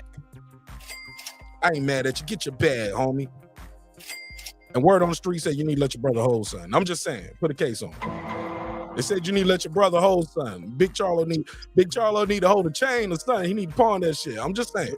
Well, his wife said they about to lose the house, ain't they? They about to My bad. Yeah, I'm just saying, Doug, right side. That's what his wife said. I was trying to tell LD, your wife don't know everything, but your wife know when the debit card getting declined at the Waffle House, and we all saw that on camera. Not the Waffle House. What you mean I can't get cheese on this motherfucker? Mark needs the foreclosure papers, man, because we can't take the wife's word. I mean, she could be mad at him too, because he out there doing whatever he do. Who knows? I do know girls and guys can be very vindictive when things ain't going their way. Because if I'm out here fucking around and this costing me money to fuck around, I might just tell my wife, I ain't got it right now. Goddamn it, Al Haymon ain't paying me yet. I blame it on him. But I gotta go for these hoes because and I'm gonna leave you here with the kids. I'm going to training camp. Hammond didn't give him his allowance. I'm going to training camp, goddamn it. I told you. I gotta get back in the shit. My back hurt. You know. So Jamel said, who he knocked out? Who has he knocked out? Right? And then you hear people replying to that. If you don't got Twitter, you don't need Twitter. I don't think to go to his channel and see some of this stuff on your own. Let's go back. So this is where he tried to create a narrative and have a conversation. And to guys like me, it backfired. And obviously it backfired to the 3-division champion, Terence Crawford himself. See, he didn't add him neither. Like when you don't add somebody and you know how ads work, you didn't want to add him. He said Lubin will KO TC, move up to 154. We'll see. Oh shit! This motherfucker trying to do his Deontay Wilder. He writing bars in the tweet. Okay, I see what you're doing here. Got some bars. Let's pass it around. before I play you, show you guys Terence Crawford's reply. What do you guys think of Jamel Charlo saying Lubin will KO Terence Crawford at 154? I think that's all duck talk, man. That energy just tells me what the fuck, bro. This is typical of the Charlos. Oh man, go fight somebody. Oh, get a vaccine. Oh, you need to do this. Fight me. You need to do that, man. And man, shut up, bro. You gonna fight, bro. Tell him, yo, man, I'm gonna fuck you up. That's what he needs to say. Come up here and try to take my belt. But he also knows it's all cap because guess what? If Terence Crawford cannot make a fight at 147, he sure as hell ain't gonna make a fight at 154 because they're all owned by PBC. So what the fuck? It's all cap. It's all that clout chasing. I got a question. No. Maybe that'll be different though. Maybe because it's not the Golden Goose. It's not the guy who's packing out Dallas Stadium fighting on pay-per-view. Errol Spence sells out Dallas Stadium, right? According to Brandon Washington, he sells that out. That shit ain't gonna be different. It's gonna be the same thing. Man, that shit ain't gonna be different, bro. At the end of the day, go ahead.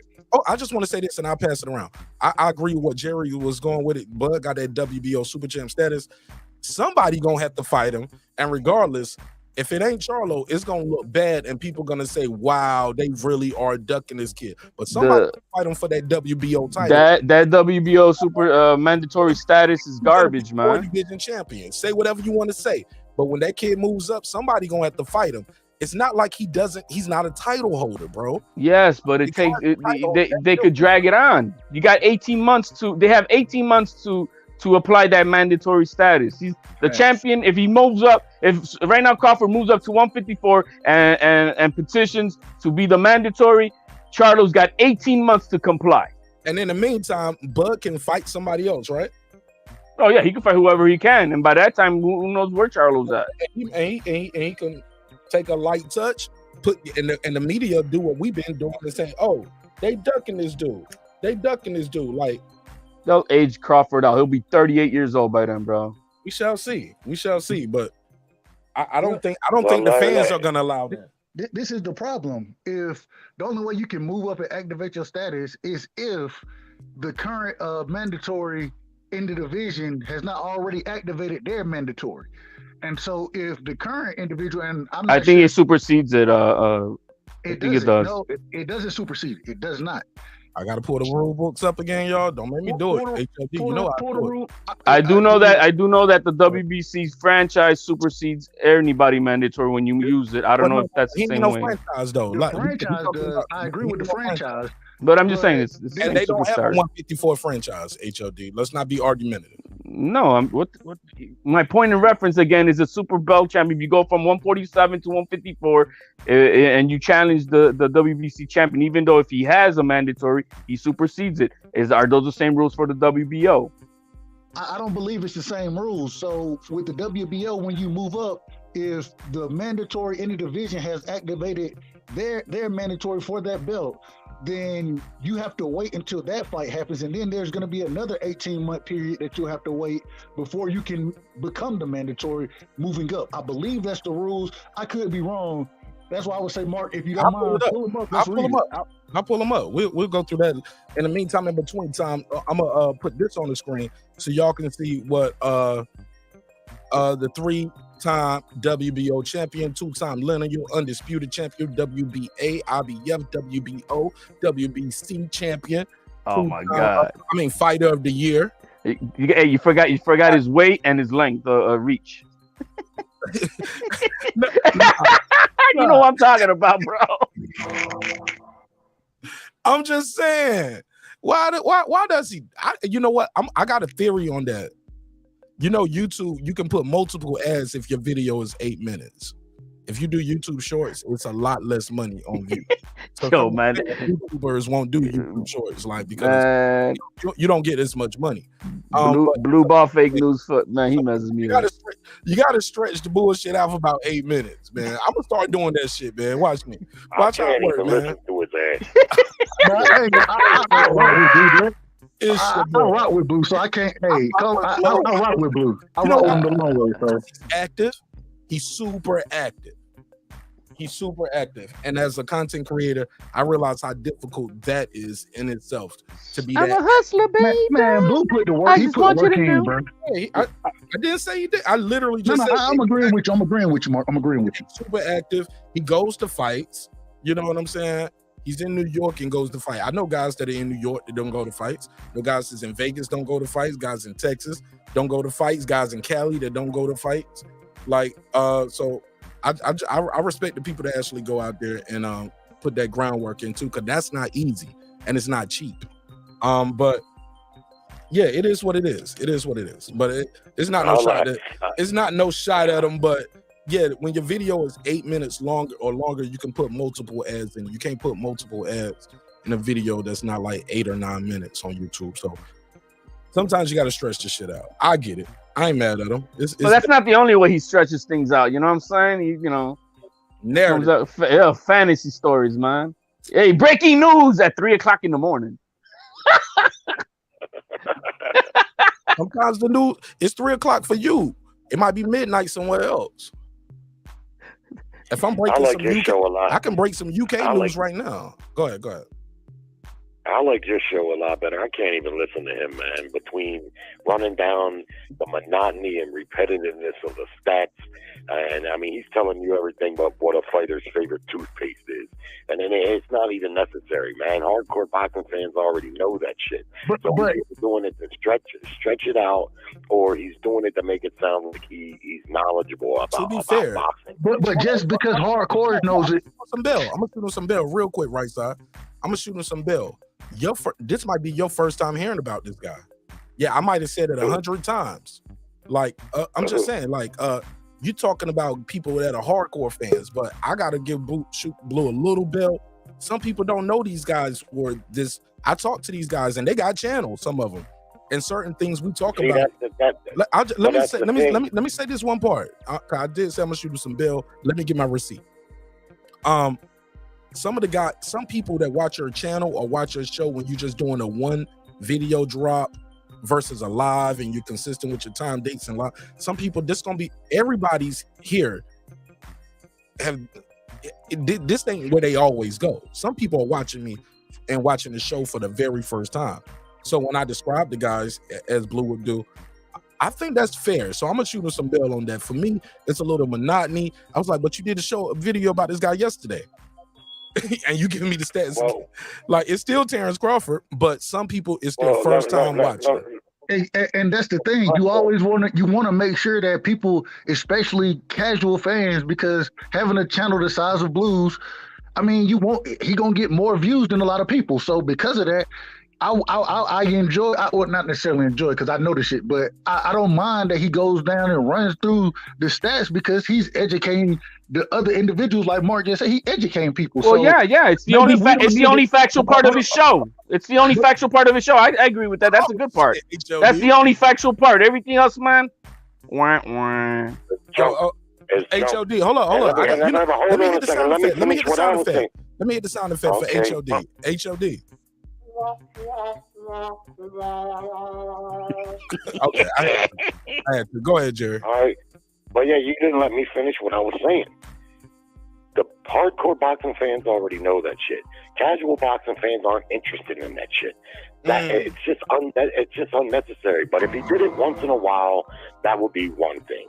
But it's like you got to sit through 5-10 minutes of him running down, shit that, everybody's a superstar.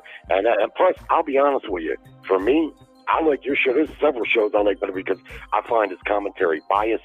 I don't think he has a personal insight in boxing. He's the black Max Kellerman, if you ask me. My God. His commentary's biased. And plus, he just doesn't really know about boxing on an intimate level. I can tell. I can just tell that he doesn't. He knows the fighters' names. He knows their stats, their height, their reach, shit like that, shit that you can read on paper. And that is almost the limit, in my opinion anyway, of what his real actual knowledge is. But he's got a good gig going. He's making money over there, so I can't hate on him for that. Because, I mean, look, I can't, he's doing something better than I am because he looks like he's pretty successful doing what he's doing, so... Can't knock the hustle. What? I agree with you. Can't knock the hustle, right? No, I can't knock his hustle, man, because even though I don't really like it, it's working for him. So, You know, he would probably tell me, "Hey, fuck you. You know, you ain't paying the bill. You know, and this and that." And I understand, but I can't watch this shit, man. I tried to watch it. I like your show. I like there's a couple other shows around that I like, whereas I don't feel there's biased commentary and a lot of floating. Like he does a lot of floating. If you ask me, I don't know. I don't know how he got so big with that. And plus, when I try to watch it, like I say, I can't. It's monotonous for me to sit through him telling me every single credential that a famous fighter has and just going on and on. I mean, I get the point that y'all were making, but for me, I can't do it. Anyways, back to the topic on hand.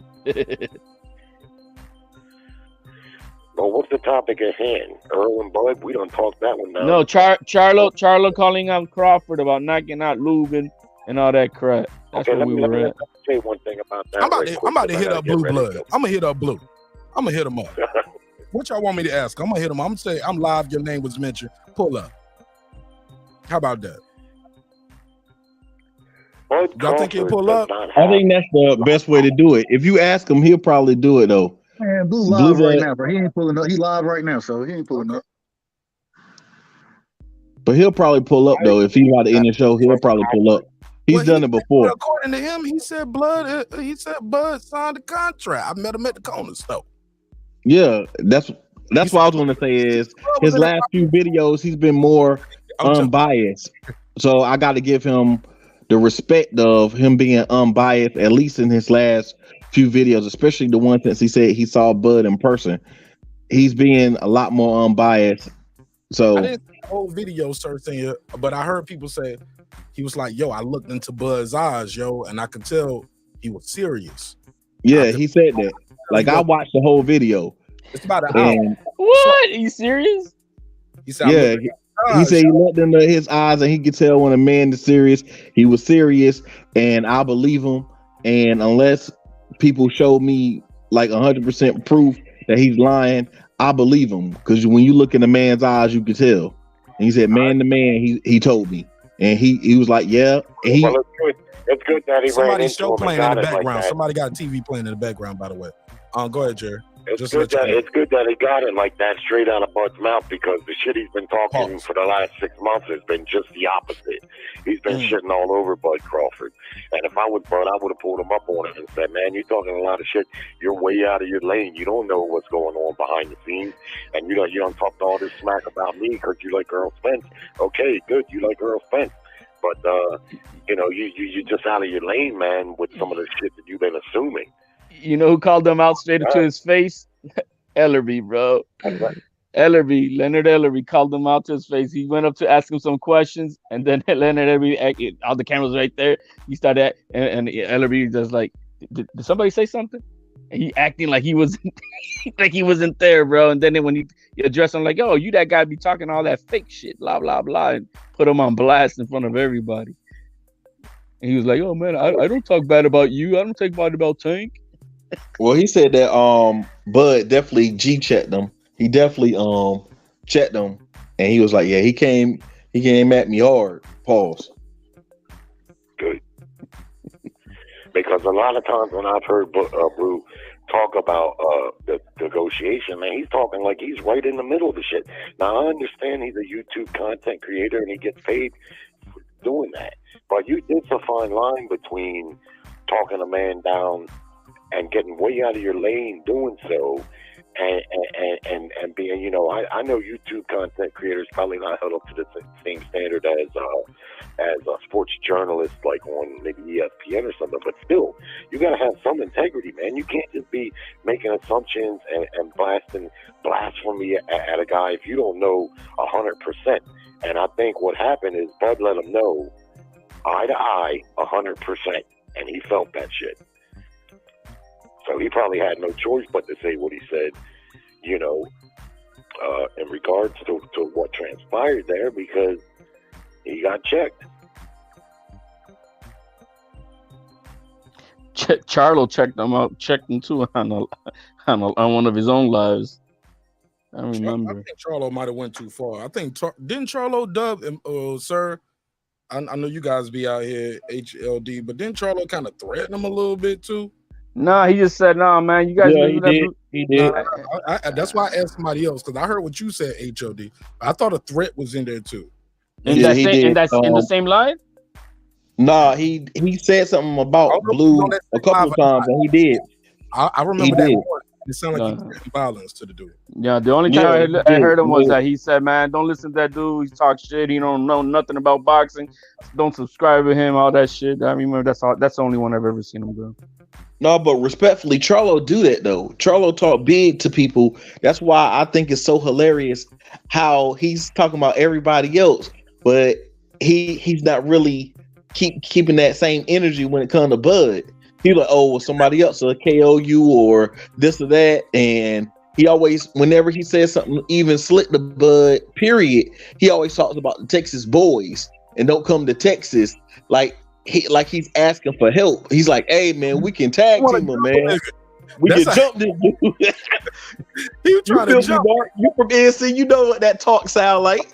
We gonna jump your ass. Yup. But you can't jump him in the ring, bro. Yeah, you can't jump him in the ring.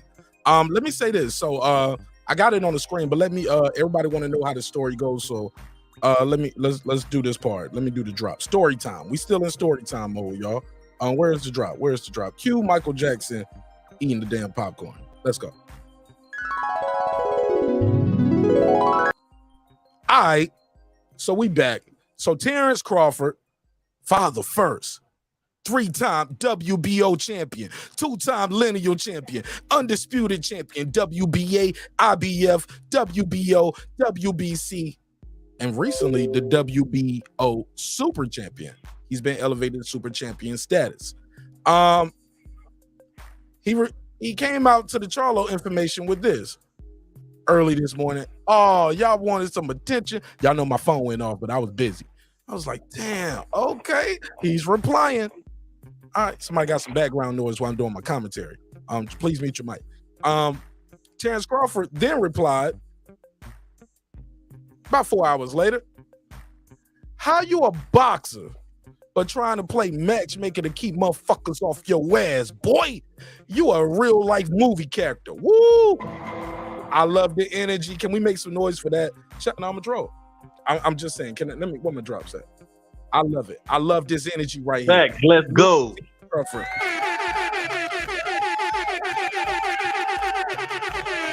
I love it. I love the energy. Gets me going. What do you guys think of Terence Crawford's reply to Charlo? Because at this point, everybody is doing videos of what already. This was major. Anybody want to reply first? Jerry. I mean, his birthday just happened. Okay, go ahead, sir. His birthday just happened on the 28th. He's still feeling that energy. He said, New Year, you know what I'm saying? No fear. Bring them Charlos here. You feel me? Go. Hey, look, when guys get to a certain level, Jerry. I mean, when the guys get to certain levels, they believe they know what they're doing, and they believe they know what they're doing. Jerry, what's your take on the Charlo saying, "Hey, look, I knocked out better competition than him. Who do knock out?" And he's like, "Hey, yo, you need to fight Lubin." Charlo replied. Terence Crawford's reply is, "How you a boxer but trying to play matchmaker to keep motherfuckers off of your ass? Boy, you a real life movie character." I love this. I don't think he wants to fight Bud Crawford. It's simple as that. Because every time Bud mentions his name, he mentions someone else's name. He never says. He never says, Errol "Yeah, Spence, bring your he's a stud." Remember that? He never says, like, you figure a fighter, they're very prideful guys, especially elite fighters like Charlo. You think his pride would say, this little motherfucker keeps calling me out, and like he's the big dog, and here I am, I'm bigger than him. You think he'd be responding directly to him, like, bring the smoke, but instead, every time, it's leave me alone, do this, do that, fight Lubin. That's a perfect example of a guy that doesn't want to fight him. Let's hear it. My dog live in Omaha. I know how Omaha roll. Y'all ain't never seen no real shit like this shit here. How about he do what's best and go fight Errol Spence then? shut up, take a little bit less money, be quiet, humble yourself, and fight Errol Spence, your son. Do what he say, and then you might be the challenger sometimes. Bob Arum don't give a damn about him. Nope. Bob Arum told him to his face. He done got lawsuits with his own promoter. You ain't worth shit to me, for real. You got Ennis, you got Garcia, you got Sherman, you got people making a name for themselves in your own weight division. Sit your ass in your weight division and see if you can beat one of them. Cause fucking with me, you gonna get knocked the fuck out. I'm a knockout artist, baby. I'm a knockout artist, baby. I'm a knockout, man. He was crying when Harrison took his title. Nigga cried on He mentioned everybody's name but his own. that nigga was crying. I'm sorry. Go ahead. Yeah, everybody but me. He said me fuck with me. I'm a knockout artist, baby. I'm a knockout, man. This is the problem with. That's what that is. Duck talk, bro. It's duck talk. It's telling you. It's telling you that he don't want to fight Bud. Goddamn, he want Bud to fight everybody else first. You feel me? He don't want the smoke, and it's hard for me to say that because at 54 he done fought damn near everybody. I give Mel that respect, bro. He done fought damn near everybody at 54, but it does seem like when it comes to Bud right now, he talk, hey, yeah, y'all go fight everybody else. Nah, man, fuck all that, man. All this ducking shit that's going on right now, all this talking that these niggas got going, bro. I don't respect none of this shit, bro. Yo, man, it's typical PBC fighter talk, man. You got to do this. You got what the Mike Tyson tell Charlie, man? Call him by his name. You know what I mean? He didn't want to do it. And what he say? Oh, it's Charlo, baby. Who want the smoke? What's up? You like, what the fuck you talking? Man, call these niggas names, bro. Nah, man. Tank did the same thing recently. Somebody asked for it. Well, why don't you go fight Pitbull Cruz? I'm like, dude, he's challenging you, but you don't want to rematch Pitbull Cruz, and you telling him to fight Pitbull Cruz. I respect what Shakur did. What Shakur said. Shit, I want all of them. Hell, Devin, he the champion up there. I want to fight him. Then let's get it. You feel me?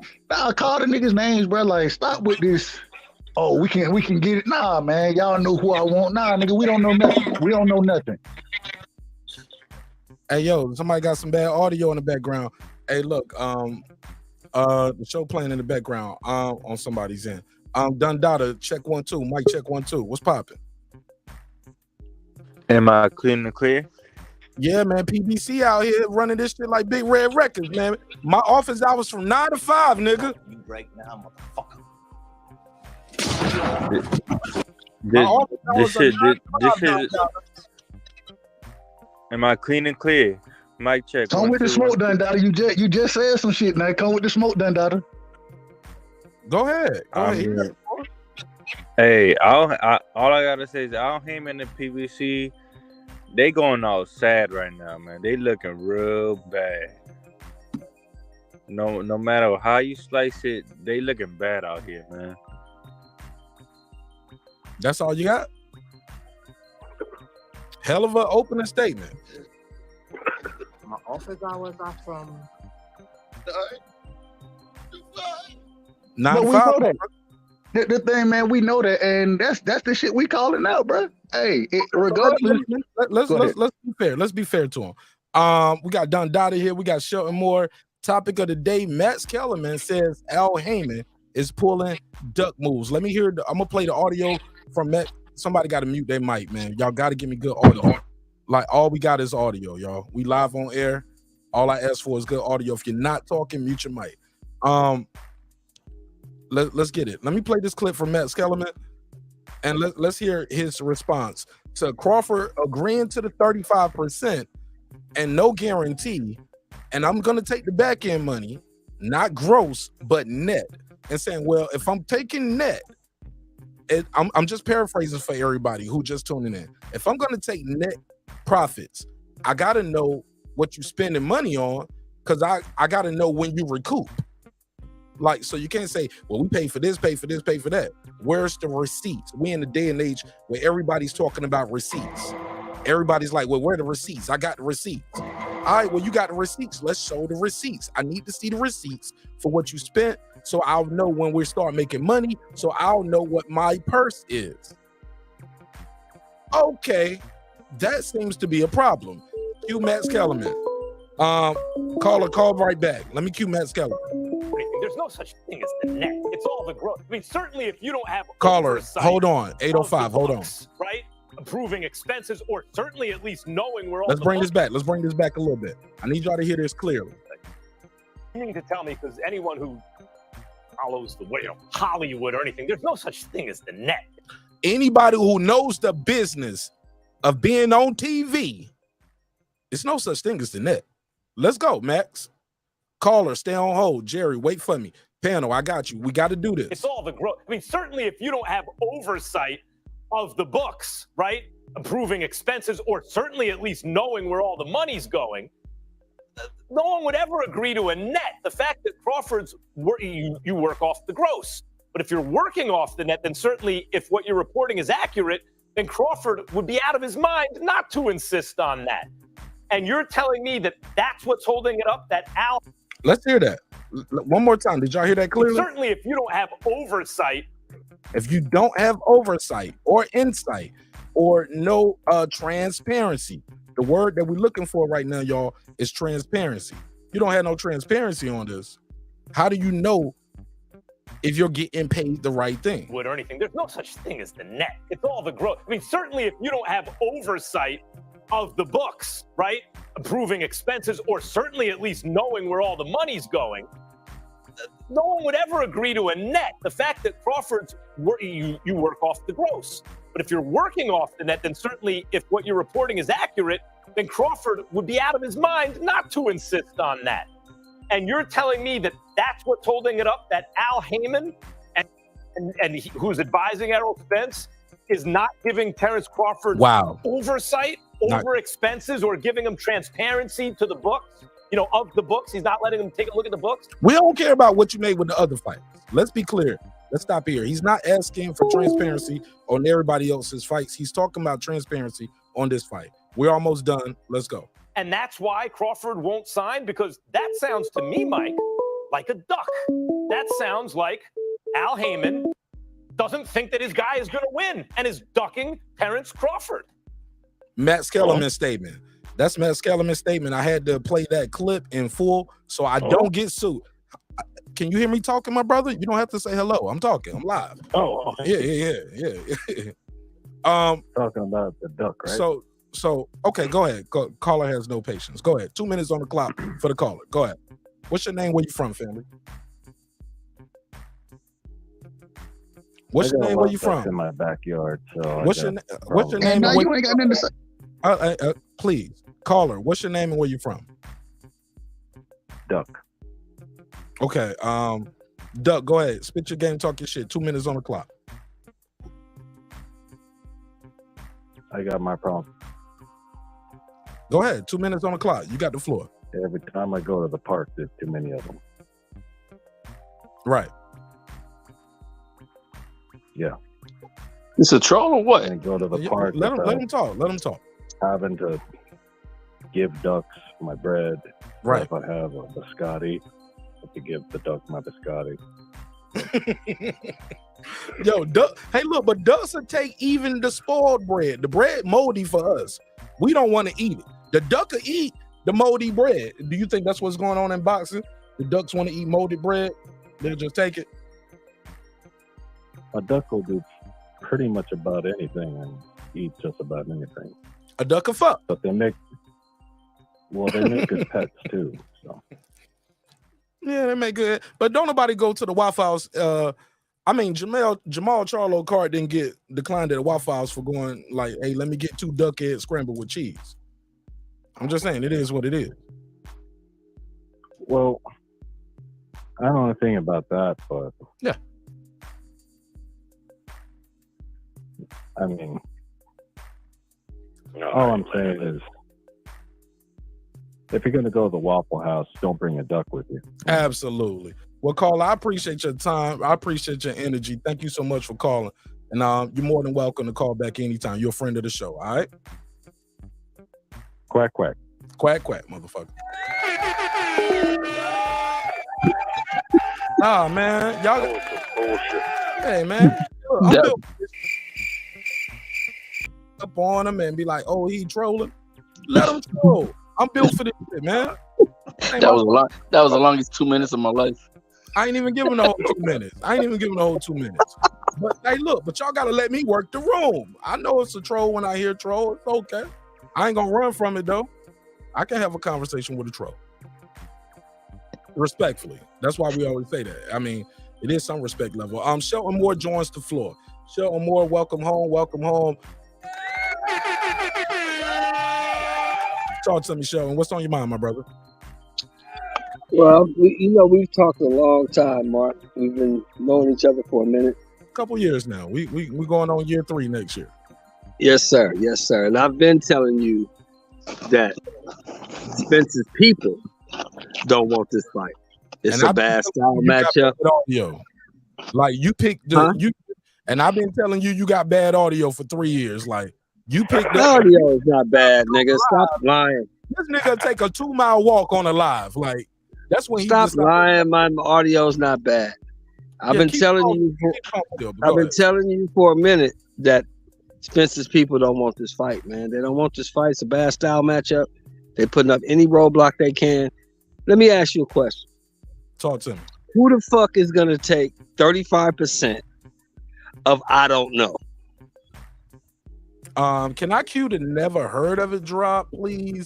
Never heard of it. Thank you. Go ahead, sir. Yeah, who's gonna take that?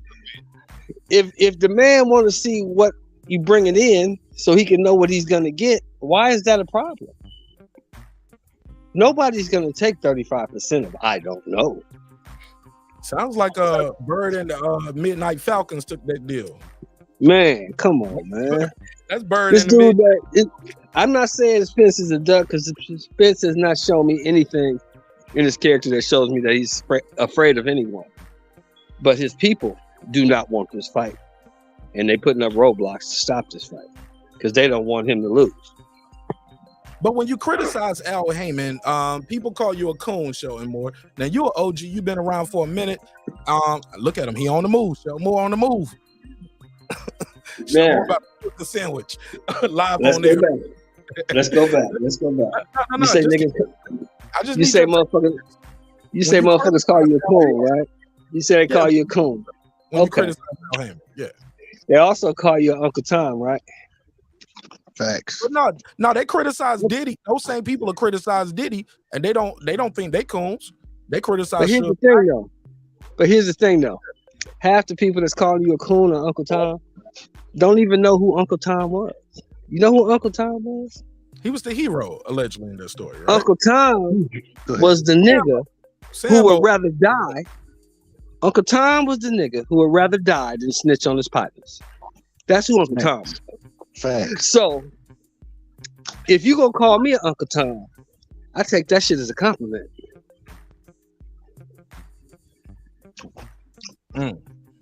Pastor Mike, HLD, Dub, right side is here, Dub, Dun Dot is here, and I got my boy Jerry from Baltimore on the phone. Jerry from Baltimore on the phone has been watching fights since Jack Johnson. He was in the arena that night. Swear to God, he was in the arena. He was there. I swear to God. He was there for the first Max Schmeling fight. Man, he's been around, bro. Sam Langford. Yeah, he was there. Yeah, he saw it. Yeah, and he traveled overseas. He saw it all. I'm joking, but I'm being respectful. Hopefully, Jerry. But Jerry is an older man, and he's been watching boxing before I was born. So I gotta show him love and respect. Okay, not before I was born. When I started watching boxing, Ali was the heavyweight champion, man. What year? What year would he lost to Spinks? Okay. It was right around when he lost to Spinks. I was a little boy, man. I cried coming home with my dad from watching that fight at his buddy's house because Ali, he was my hero back then. Okay, so that was February 15, 1978. You went to that fight. 78. No, I didn't go to it. I was at a fight party. We watched it on closed circuit. Yeah. Back then, I thought y'all listened to fights on the radio, Jerry. Hey man, I told you I'm 53. I ain't that goddamn old. Goddamn. Yeah, all we had was the telegram. Goddamn it. But what I can tell you is this: I done seen several eras of great fighters, and I've never seen the sport at such a low that it is now. You know, I mean, this ain't the first fight, Bud and Spence, that probably won't get made. I mean, there's been others, but boxing is just at a fucking all-time low, man. It's really, really bad right now, and the promoters are just refusing to work with each other. HBO done threw their hat out of the ring, and they were the gold standard in boxing, man. They put on the biggest and best fights. The HBO used to get some fights made, man, and Showtime seems to falling off too. And it's just bad, man. I feel bad about the sport of boxing right now. Boxing needs a hero. I don't know who it is. I mean, Canelo's got his little thing notched out, but he ain't got that much time left. You can see he's starting to turn the corner. I'm a little burnt down on Canelo Alvarez, to be honest with you. I like him, but I'm glad that motherfucker's taking a break because I'm a little burnt out on him right now. All right. Well, Jerry, Yeah. somebody in the chat said you was watching boxing back before Pangea. All the continents connected, man. You could just go from Africa to America on horseback. Just be on that bitch. Just giddy up. Okay. We going to America on Yeah. horseback. To watch the fight. But listen, during all that time, man, I got to see Hagler in his prime, Leonard, my favorite all-time fighter in his prime. Yes, sir. Of course, the 90s heavyweight, so it was a great era. I mean, you guys think even just right back in the 90s, man, boxing was in a far, far, far better place. You had superstars from heavyweight all the way But down guys to won't getting featherweight, paid what they're getting paid now, though, Jerry, to be fair. man, but they was getting good money, though, man. I mean, you got to think For that about time, it. They was getting allegedly well, made That's that, not but we got Mark. era Mark, that- stop pushing that. Stop pushing. guys from that era was like, yo, I got robbed. Well, All of fighters those have guys gotten said they got throughout robbed. the history. Well, not all of them, but fighters have gotten robbed throughout the history of the sport. Name one. Boxing's a correct Name one from back then that was like, yo, everything was great for me. Shit, I can't complain. It's no Money Mayweather's from that era, bro. Well, It's Holyfield zero. made a shit house full of money. Mark. You got to cut that out, bro. You got to stop pushing that. Sugar Ray Leonard was making $9 million in 1980. Ain't none of these niggas making $9 million today, so cut that out. Be more specific though. Joe Frazier and Ali made a whole lot of money back when they was fighting. Okay. The Y'all, fighters- you agree with HLD earlier when he was talking about Ali got robbed. No, I didn't Ali say made $5 million fighting Joe Frazier in 1971. I Sugar didn't Ray say Leonard- Ali got robbed. I said Ali went broke. Yeah, Sugar Ray Leonard made $9 million fighting Roberto Duran in 1980.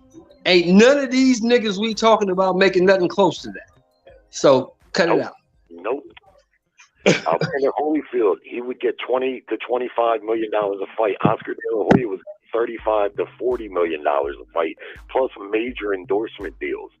Those guys. My point is I don't seen several great eras. Gary Norris in his prime when he looked like someone that would never be beat. Julian Jackson, the guy who bested him, I've seen him in his prime, man. So, you know, when you got that much history watching boxing, you know, and you've been a fan that long, it's heartbreaking to see the current scene. People say there ain't no good fighters. That's what you hear casual people say there ain't no good fighters nowadays, but they don't realize there is great fighters nowadays. It's just a sport. It's a niche sport. It's an expensive sport to watch. You got to pay for that shit. You don't got to pay for football and baseball or none of that shit. That's on TV all the time, all day, every day. But if you want to see a good fight, even if you want to see a fight that ain't even good, like this Wilder-Alinas matchup, $75. That's why boxing keeps shooting itself in the foot. Boxing used to be a mainstream sport, right on par with baseball. It was mainstream. But since the 90s, it's been straight downhill, and it doesn't seem like anything's going to change it. And Al Haymon really helping matters. Let me do this. We got a super chat. Shout out to Punch Drunk Boxing. Salute to my guy Punch Drunk Boxing. Let's give him a drop. Won't take too much of your time, but Punch, click the link, pull up. I want your take on this topic because you are a guy who's super active out here as well. Let me give him a drop before I read his comment. Punch Drunk Boxing, thank you again for your time, your energy. Thanks for the donation too. A 10. A 10. A fucking 10. It reads, smash the like button. I couldn't agree more. Couldn't agree more. Let's put that on the screen. He said, smash the like button. Salutes to all. He said, God is great. God is beautiful. Absolutely. That means people usually, I'm gonna leave that alone. God is great and God is beautiful. He said, build a relationship with God, please. Okay, now that's what I was about to say. People usually bring in, they use God, and then they about to say something is about to be not too nice, but I'm fucking with you. He said, okay, now Bud and Spence should empower themselves and put their money up and do it themselves this time. Damn, Punch. Okay, Punch don't came into the room with it. Oh, you said never heard of it? Can I give him the drop? Nope. It never heard of it. I don't think they got it like that. I don't even think they got the relationships, Punch. I think Exactly. They don't have that kind of bread. I don't They ain't think got no money for no site fee. with the network, like a Bob Aaron or Eddie Hearn has a situation with Matchroom and the Zone. Golden Boy has a situation with the. I don't think they are in that position. But more importantly, I don't think Spence is in that position. I don't think he's that outlandish. What is a free agent? I don't think Spence is in that position where you can say, "Well, fuck it, Bob Aaron, you ain't giving me the." I mean, like Bud said, "Fuck Bob Aaron, you ain't giving me the shit." I don't think Spence is in a position where he can say, "Fuck it, Al Haymon, I want this fight and this or nothing." And He's not because he's under contract. Exactly. I just don't. But if he wasn't under contract, let's say neither one, right? They could go get a site fee from one of these casinos, and they could find an app that'll sell the fight and shit. I mean, they could do it. The networks ain't gonna do it. The networks don't do business with fighters. It's too risky. You just seen about a month ago where two fighters tried to put on a little card. Where was it? Down in Florida. Mickey Bay and Tevin Farmer put a case on that whole event. Yeah, that shit didn't work out. That thing went ghetto real quick. They was talking about motherfuckers signing for like $100 and some crack. Oh yeah. We had the promoter involved. We had DHP Promotions up in that. DHP had the $100 though. Don't get mad at me. No, HLD. Here's the problem. The problem is, just like Jerry said, these guys don't have the connections to get sites. You gotta remember these casinos and these big hotels and these places that have these venues, they don't need your little coins. They making money without you. Jerry, one of y'all is playing twice, or Shelton got the show on in the background. Well, the thing is that they all work together, and they're not going to. Hold on, HOD. I want Shelton to finish. I just want the background noise to stop while he's talking. Okay, can you hear me now? Yes, sir. Go ahead. All right, here we go. The Prudential Center, the Trump Taj Mahal. You can go to the Mandalay Bay. All these places, they don't need your little coins. They making money without you. They don't do business with you. If you gonna get a site fee, you got to have the connections to the right person to get the deal made, to have the site fee, to get all that shit worked out. Spence and Crawford aren't in that echelon. They don't have those connections. They need other people to do that for them. It's crazy when people talk about why don't fighters do this and do that on their own. There's a reason why, man. They don't have the money. The network, when a network gives a date to Bob Arum, let's say, they know that they've done a lot of business with Bob Arum. They know that if a fighter backs out or something like that, he can probably substitute. He can still put a card on. They know that he's connected. Legitimacy. Yeah, there's legitimacy there. With the fighters, that's a gamble that they ain't going to take, man, on some freelance fighter. Plus, just like the guy said, Bud and Earl collectively don't have the money to finance a fight like that. That's why fighters sign with promoters, because promoters aren't really promoters. They're fight financiers. That's what the main thing they do. They finance the fights. The fighters don't have the money to finance. Now, when they do get that big, like an Oscar or a Floyd or a Canelo, that's when you see they ditch the promoter. Yeah, That's but why Floyd. apparently listen, PBC don't that's got why the money Floyd either, said. though. That's why Floyd said, when you can pay your own site fee, then you can talk to me. See, Floyd could pay his own site fee. But PBC don't got the money either, so why not? They just got $4 billion from their new investor. That ain't Waddell and it Reed ain't sold it to freelancing somebody money because else. they would have made this fight right up then. They don't want to make this fight because they don't want to lose them belts, HLD. That's what this is about. It ain't about not having the money. They got the money. They just offered the redhead Mexican $50 million. They got the money. Yeah, but you can't compare Canelo to Bud. They got no, Jerry. What I'm saying is they got the money. HLD saying they don't have the money. They got the money. They ain't got They the money. just don't want Crawford to come over there, take them belts, and then they lose control of the welterweight division. That's what they don't want. So they keep putting up They got a roadblocks rematch. to stop this fight. But to be fair, Bud Crawford is taking the Devin Haney route, allegedly, right? Allegedly, because like I said earlier, Nah, man, Mark, Devin Haney got paid $3 who million. do you know? Who do you know that's gonna take 35% of I don't know? Never heard of it. Never heard of it. Okay. So that's all bullshit. That's like dating an on-site, from a web app or something. Dating a girl you never seen her. Respectfully, HOD, that happens all the time. I'm just saying. Man, You don't know. Who's gonna take 35% of Bitches get flowed out all the net? time. And I don't even know what the fucking gross is. How am I gonna determine what the net is if I don't know what the gross is? Who's gonna do that? Nobody in their right fucking mind would do that. And what I brought up too, my brother, was this. I've heard Jerry kind of alluded to it tonight, but I've heard some content creators actually going on they out here with it, and they are saying like, I ain't showing you shit. Like, nigga, you want me to open my books? I'm like, well, how do I know if I'm getting paid? Because they have a problem with the word expenses. Once you start saying expenses, but the expenses is what mess you up in the record business. Because we can say they're gonna send you home with like New Edition with gun money. Remember New Edition? We all heard about it. New Edition got off the tour bus with $1.80-something after Candy Girl and all of that shit, man, going on tour. Candy Girl, Mr. Telephone Man, come home $182. I mean $1.82.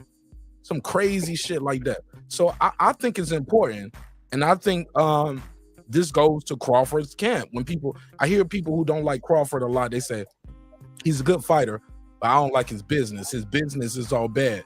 Bud got bad business. And I'm like, really? Who are you to say he's bad? He's doing bad. No, I would agree. I get it. I get to it, and I promise I give you the floor. But the fact that you are talking to your team and saying like, yo, we need to know what's going on, that sounds like good business. And then those same people who say he's doing bad business will say, well,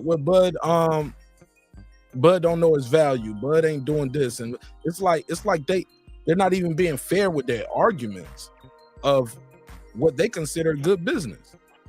Because both things can be true. The guy got bad business, but now he wants to know how much money is being made if you're going to pay me off the net.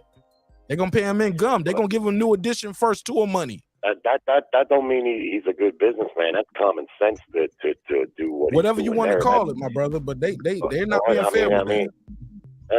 Listen, if Bud Crawford knew how to do good business, he probably never would have left Bob Arum. He fought for Arum for 11 years. He was the highest paid welterweight in the division, not named Manny Pacquiao, and he was getting good guaranteed money fighting in-house fights.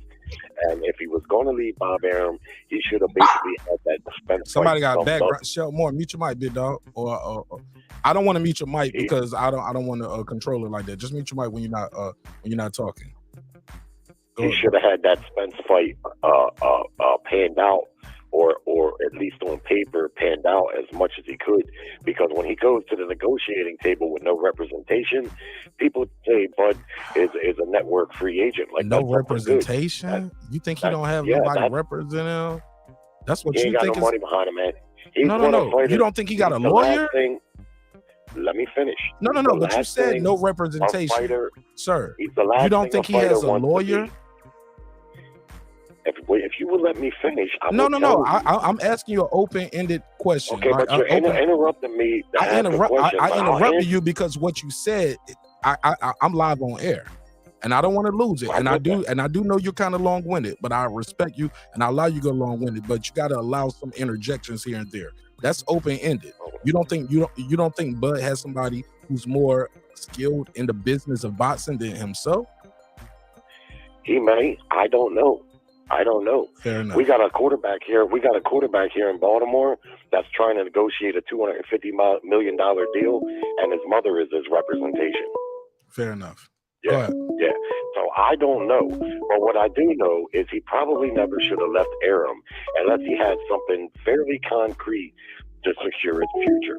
Because right now, Bud is what a fighter doesn't want to be. He has no promoter to pay him and no network to showcase him. That puts you directly behind the 8 ball at a negotiation table.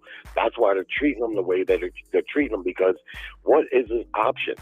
He has very, very few options. They talk about Virgil Ortiz. You hear Oscar De La Hoya out there clamoring for Bud to fight Virgil or making any offers? No. Do you hear Dazin talking about they want to sign Bud Crawford or like they try to go after other PBC fighters? Bud's a free agent. Where's Dazin? They got a bunch of money. How come they ain't trying to sign him? Because they don't have 3 belts over there, bro. It doesn't matter. That matters. That's 3 titles. Yeah, but you can't get that fight. Look. No. PBC has 3 belts at 147 and all the belts at 154. That's what Eddie Hearn means when he said we don't have anything to offer. But they got Conor Ben. No. That's no title. Stop. There's no title there. Like Jerry, don't move the goalposts. Money is what matters. The money is what matters. But this guy is not going for the money. He's going for the titles. Now, granted, if this shit falls through, he might just be that guy. I'm gonna just go for the money. The fighters fight for money, man. That's what I'm just saying. Yeah, he fights for money. All the guys don't, bro. That's not all the way. That's not 1,000% true. Because Canelo was just fighting for money. He could have quit a long time ago. AJ could have quit a long time ago. Oscar could have quit a long time ago. No, they could have quit. Anyone can quit, but prize fighters at that level fight for money. They got people that are invested in them. Yeah. They fighting for the bag, man. I get it. The titles. Mayweather said it a long time ago, and several fighters have said it. Titles collect dust. Right? If title is leverage, though. That title was the leverage, Jerry. Are you kidding me? Well, what's Bud's title? How much leverage is it allotting him right now? It's enough where they having a conversation with him, and the unified champ has been lasting for months. It's lasting for months. Deal. What? That title is enough for the PBC to offer him a blind deal. Here, sign this, and we won't even tell you what you're getting paid. It is no leverage at all. And he ain't signed it neither, right? If Bud Crawford was a ticket seller, the fight would have already been made. That's why you see the big fights getting made, because it's the fighters that generate the money. This is the big fight. This fight ain't getting made, Jerry. This is the biggest shit. Well, it's big to hardcore fans. It's a highly anticipated. It's big to casuals, Jerry. Are you kidding me? Okay, well, casual fans are talking about this fight. Okay, sure they are. They are. Sure they are. I listen to Stephen A. Smith. Stephen A. Smith is a professional casual. Sway in the morning, Charlemagne the God, Breakfast Club. These professional casuals. I watch their program. Yeah, you don't give a fuck, but I'm telling you, these people have millions. Shit about boxing. Okay, but Jerry, these people have millions of followers, Jerry. Millions. You don't care. You don't care because you're not in the business of content creation. Amongst casuals. Casuals are not going to buy the fight. Guaranteed. I guarantee you, if the fight gets made, it'll do 350, 400,000 buys tops. You got the top guy in the sport, Alvarez, maxing out at 525,000. Who are you fighting to? Pay-per-view unit. Well, listen, it don't matter, because just like it didn't matter. It's not a fight. No, it matters. Fans ain't calling for those fights that Alvarez been fighting in the sport. Didn't matter who he's fighting. He's a top draw. No. It does matter. Mayweather didn't do no record-breaking numbers with Berto. Came right behind it and did some record-breaking shit with broke his own record with Conor McGregor, who never fought a boxing match, bro. Like, yes, dance partners matter, fans matter. It was a lot of talk on YouTube about it. Like, boxing lives on YouTube. I'm just saying, like, I hate to say it, like, far as the commentary. And if you look on YouTube, it'll give you the impression that boxing's a popular sport, but it's not. And if you look at Bud Crawford's pay-per-view numbers, they illustrate perfectly that a pound-for-pound fighter is not a popular Dance fighter. partners matter, Jerry. You don't. Neither is Spence, Jerry. Spence don't do nothing but 250, 300,000 pay-per-view buys, so he ain't fucking popular either. Exactly. So that's why you see there's no money on the fight. Neither one of them are superstar fighters, but they want big purses for the fight. At least that's what you get the impression. I agree with you on that, Reggie. I'm Jerry. If the promoters thought there was big money on the fight, they would make the fight. Just like all the big fights, they get made when the money says, all right, everyone's going to make money. Oh, I got a caller. 832. What it do? What's your name? Where you from, family? This your boy 2 Will Slim, Mark. This Phil, man. Hold on, real quick. Hold on. This who? This Phil. This your boy 2 Will Slim. Okay, man. Welcome home. Where you been, man? How you been? I'm always on my motorcycle lot. Okay, man. Well, be safe, bro. Be safe. You know, I lost my cousin on the motorcycle about 2 weeks ago, Kendall. Oh no, I'm sorry to hear that, boy. Man. Rest in peace, my cousin Kendall, man. We got our prayers up for Kendall. We always light candles up for our fallen dudes and shit like that. So it's always love, baby, worldwide. Yeah, I'm gonna tell you what group he was with too, cause I think he was in a group too, or a social club. But I'm not always familiar. I got a homeboy in the Rough Riders too. But go ahead. Will. Now every situation is not the same. So this right now, I'm kind of sad because I see this fighting happening. I'm kind of real. I'm in the morning, bro. You cried crazy. in the hold up, real quick. Let me give you the drop. You cried in the car.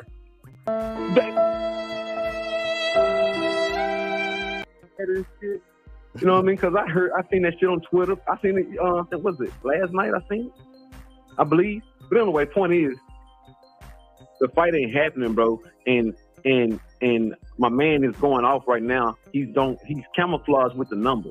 That's smoke screen shit. They don't want to lose their oath. They don't want for their golden goose to be embarrassed. That's all they have. And Crawford is a threat. Ask yourself, man. Riddle me this. For years, that whole PBC never mentioned Crawford's name. Nobody want to challenge him. He was just bad business. One time they took him off the banner. They took him off the banner of current champions. You remember that? Mark, me and you see this. Why nobody else do? Because it ain't true. They think we lame. No. Hold up. Jerry said because it ain't true. No, Jerry, what I just said was a fact, bro. When they listed it is true. Jerry don't want to admit it because Jerry thinks he knows everything, but it's true. Let me get back on. Go ahead, fam. Because you was on hold for a long time. 4 years, homie. Not 1, 2, not 2, 3, not 3. 4 years. They didn't want to mention Crawford's name. It was just recently when he beat Ugas, he finally said, I want Crawford. Stop it, man. This dude is bad business. They do not want to fuck with this nigga, man. He is that cold. I ain't never seen nothing like it. If I'm in a bigger weight class, I wish a nigga would say he want to try me. Bring your stupid ass up here. I'm going to beat you down. Y'all should have taught him for your bottle. This nigga Charlo is so scared.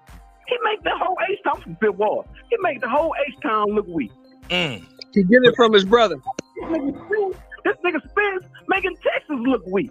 You can't let no nigga call you out, chase you down for 4 years, and you ain't challenging this. This boxing, dog. You say you got something, all right, cool. This is boxing. You're supposed to get out there and see if you got something or not. Yes, if sir. you don't, hey, man, we thought you had something. Better man won. Get better next time. Try it again. That's how boxing goes. You can't always be undefeated. Ward, believe it or not, I love Andre Ward. He lost like 1, 2 fights. Well, Mayweather, I love Mayweather. I love Mayweather to death. He lost that first fight against Castillo. Put a case on it. I mean, seriously, man, let's be call it what it is. You love Spence, call it what it is. Okay, but hold on. Let me say this. Did y'all see the Sean Porter Errol Spence fight? Did you see that fight? I heard you, but I don't want to go too stray away from what the caller just said. No, but I'm not straying away. My point is this. You literally just strayed away. You literally just strayed away to another fight. No. You posed the question to the panel. My point is calm down. You can't. There is no guarantee that you're not going to lose a fight. When PBC matched Errol Spence with Sean Porter is a beast of a fighter. That fight, I had Errol winning by 1 point by the knockdown he scored late. That fight, he could have easily lost that fight. No. He ain't afraid to match. Stop it. That was a tough Get off fight. the fucking Come gas. on, man. Sean Porter ain't no knockout artist. Sean Porter ain't stopping shit, bro. That matters. That matters. Jerry, you see how close the fight was? See, Jerry, I knew you was gonna stray away from what the caller came to say. I knew you was gonna do it, Jerry.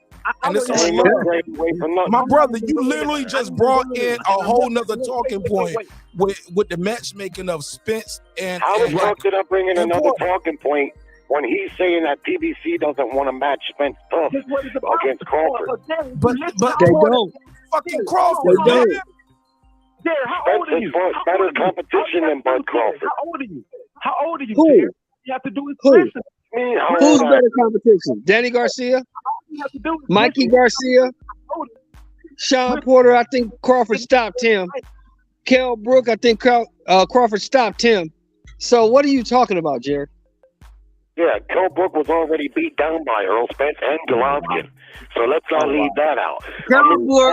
Listen, stop with that bullshit.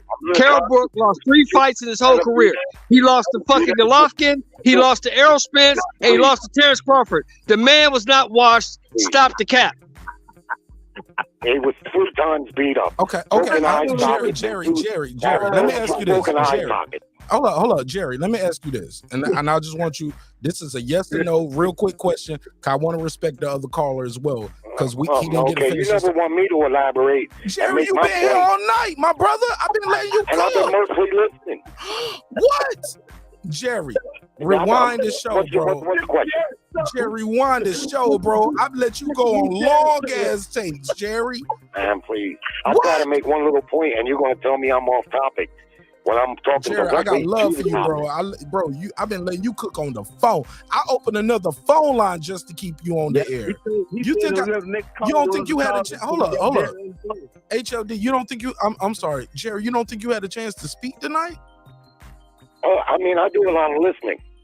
Yeah, but every time I talk, you interrupt me, and even just now, I make one little statement, and you interrupt me right away. And I apologize, Jerry. But it wasn't one little statement, and I can. See how that feels, Jerry. I apologize. Jerry. My brother. Hold on. I apologize, Jerry. Go ahead. I'm gonna do better, because I do want to develop and cultivate the relationship between me, the panel, and the callers. But you're one of those people that I love to talk to so much, Jerry. I never know you felt it was that type of relationship. I didn't think you realized. Just tonight a little bit. A little bit or a lot of it? Well, like I said, I made one statement on my way to making a point that was relative to what he was saying, and no sooner did I get one statement out, when someone keeps saying Jerry, I mean that right there is it's like well, let me just like when you say let me finish what I gotta say. Yes, sir. That's all I'm saying. But if you got a question to ask me, okay, get it out. What you got to say? The caller is saying the caller on line 2. Saying some things a minute ago, so I think when Mark always controls his show, when somebody's speaking, he'll normally somebody finish giving their point on and pick up after that. So let me finish what I was saying. Yes, sir. This is all about the promoters. Don't have really nothing to do with the fighters per se. Even though Crawford is the man in the middle, is the he's the black sheep or any kind of name you want to call him. He's the one who they all fear, in my opinion. I feel like they fear him. Not necessarily Spence, because I think he'll fight her. He do what fighters do. Put him, line him up. He'll feel like he can beat him. Train for him. He'll feel like he can get him. You get what I mean? So fighting is not necessarily him, but that PBC or that Al Haymon, I don't think it's Floyd. Floyd is a businessman. Floyd is you know, he's gonna fight until he can't no more. The man ain't got nothing else but fighting. Like he's a computer software designer. That nigga don't know how to do nothing but fight, so he's gonna always do it. He's gonna always do these expeditions. I'm sorry, that was hilarious. I'm sorry. He can always do these little humbug ass shit. These fights to pick up an easy dub, pick up an easy quota. Any damn fool want to give him that type of money? Hell yeah, you gotta go get it until he can't no more. If he want to get out there on the cane, and they still want to give him that money, that's what they do. Hey man, that's on them. But going back to the PDC and they've been trying to blackball Crawford, bro. And this is something for years, bro. And when I kept saying Jerry, that's when you interrupted me. Because this is years. Check YouTube. You must have been just watching 6 months ago. You must have been on this 9 months ago. This is years. Crawford's been trying to fight him. The last 2 years, I'm still talking. He's still talking, but I mention your name, I know just because I mention your name don't necessarily mean I want you to talk. But I'm saying to your point is when he's mentioned these dudes' names. Anytime he moved up, he wants the best person next in line. That's how it goes. Like I want to move up. I want the best nigga who they say in that best division. So when he moved up, the best person next was Spence. Actually, he wanted Spence, but they gave him Horn. Maybe it was you that Tony's watched for the last 6 months, because the last 2 years that Bud Crawford fought for top rank, anytime he was asked about Errol Spence, he said, I don't care. I don't want to talk about Errol Spence. I don't care what he does. I don't need him. My legacy's already set. Did you miss that part when you're sitting there talking about he was on his neck? You skipped some shit. He did that for 2 years straight. No. I remember. I've been on your shit for a minute. I don't know if y'all called my views back then, because I wasn't doing this shit right here. I was just strictly doing hip hop. What I will tell y'all is this. It was a time when Terence Crawford was calling out Errol Spence heavy on Twitter. And then and then he said, yo, hit my line. And then Terence Crawford comes back on Twitter and said, yo, I just talked to Errol Spence. We're gonna make the fight happen. And he left him alone. It was almost like, hey man, this is me paraphrasing, but this is some king shit I'm about to tell y'all. This is how the conversation can go and will go. Look, man, we gonna fight, but the way you go about it ain't the way to go about it, homie. You know what I'm saying? I don't respect that. I don't appreciate that. You know what I got going on. You know what you got going on. You know what I'm saying? We gonna make the fight happen, homie. You keep winning. You keep winning. I'm gonna keep winning, and I see you at the top if you make it. You know what I'm saying? But all this shit you doing on the internet, like that shit disrespect. Yeah, man, I feel like they had a real nigga conversation. You remember that? And then it went from there to like, hold up, now you out here with your rapper friends kissing on the camera, talking to me crazy at the same damn time. You don't like that boy bullying him like that. So he gonna say, man, look, he gonna hold the fight out. That's Spence who's doing that. Man, you can't be handling me like that. I remember, bro. I've been following this shit. Bro, I've been following this shit way before these YouTube daddies even had a channel. He been begging this dude for a fight, homie. He been begging this dude. And PBC from Garcia, from Keith Thurman, they never mentioned Crawford's name in them 4 years. Never. Can you say never? Never. Come on, dog. This is real shit. So we billing these I guess motherfuckers you're gonna like sit they there. got something. You're gonna sit there and tell me that you never heard Crawford say. You never heard him say what I said. He said. You're gonna sit there and tell me that. Man, I love the show, Mark. I love you, niggas. Keep this shit up. Y'all boys be easy, baby. My G. All right. Love and respect, homie. Welcome back, man. Welcome home. Now, what was you saying, Jerry? Now, what was you? All right. Now, what was you saying, Jerry? You said you never heard Crawford say what? Are you going to sit there and tell me you never heard Crawford say the last 2 years when he was fighting for Bob Arum, when he was asked about Errol Spence, he said, I don't care, don't want to talk about it, don't need Errol Spence, my legacy's already set. Did he not say that? That's later. Is his legacy not set? How many years had passed at that point, Jerry? Jerry, Jerry, He said that. Jerry. Is his legacy? Is his legacy not set, Jerry? Is it not set? Oh, now what? Oh, okay. I'm asking you. Is his legacy not set? Sure. Okay, so what's your point? What the point I'm making? So what's your point? Is the point you sitting there telling me that all he's done is call Errol Spence out. There was a 2-year period where he wouldn't mention Errol Spence's name. He said he didn't want to talk about Errol Spence. You want to tell me he didn't say that? That's after. That's after what I said, what? Jerry. What I said came After first. what? Well, it's after what I said. That tweet that I'm talking about. Yeah. Oh, it's definitely put money on it. Put money on let's it. put money on it. Put money All on it. that was after Jerry. All that was after Jerry. They met up in Oklahoma. Jerry, And Spence told him to his face, "I'm going to stop you." All that shit you talking about, Jerry, was after that. It was the last 2 years that Bud fought for top rank. Jerry, I bet you. Look, buy a piece of my merch. Like if I'm right, you buy it. If not, I'll buy it. But I respect you and I rock with you. And I think I got some I don't even know what it is that you're talking about. Okay. So you're you don't talking even know. about a meeting. So you lost. You're talking lost. about No. Don't tell me what I'm talking about, because I want to lose my train of thought. I'm trying to find out what the fuck. Okay. The bet is this. When Terence Crawford said, "Hey," somebody laughing like this nigga Mark is surgical, because somebody gonna timestamp this. Shout out to my boy the Boxing Scholar. All right, here we go. 246-25. Terence Crawford went on Twitter and said, "I talked to Errol Spence and we're gonna make that fight happen." And that's when, hold up, I don't know the exact date, but I'm telling you, the bet is this. That predicates, and that is before all these things you're talking about right now. When you said, "Hey, fill in the blank with what you saying," Terence Crawford said.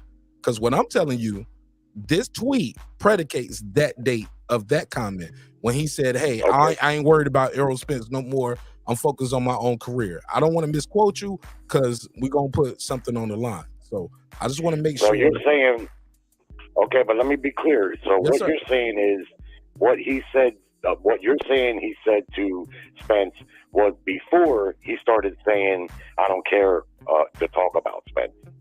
Or Yes. He said that. Yes. I'm trying to say that came first. Okay, so that makes my point even further. If he No, you talked just to said that Spence, didn't happen.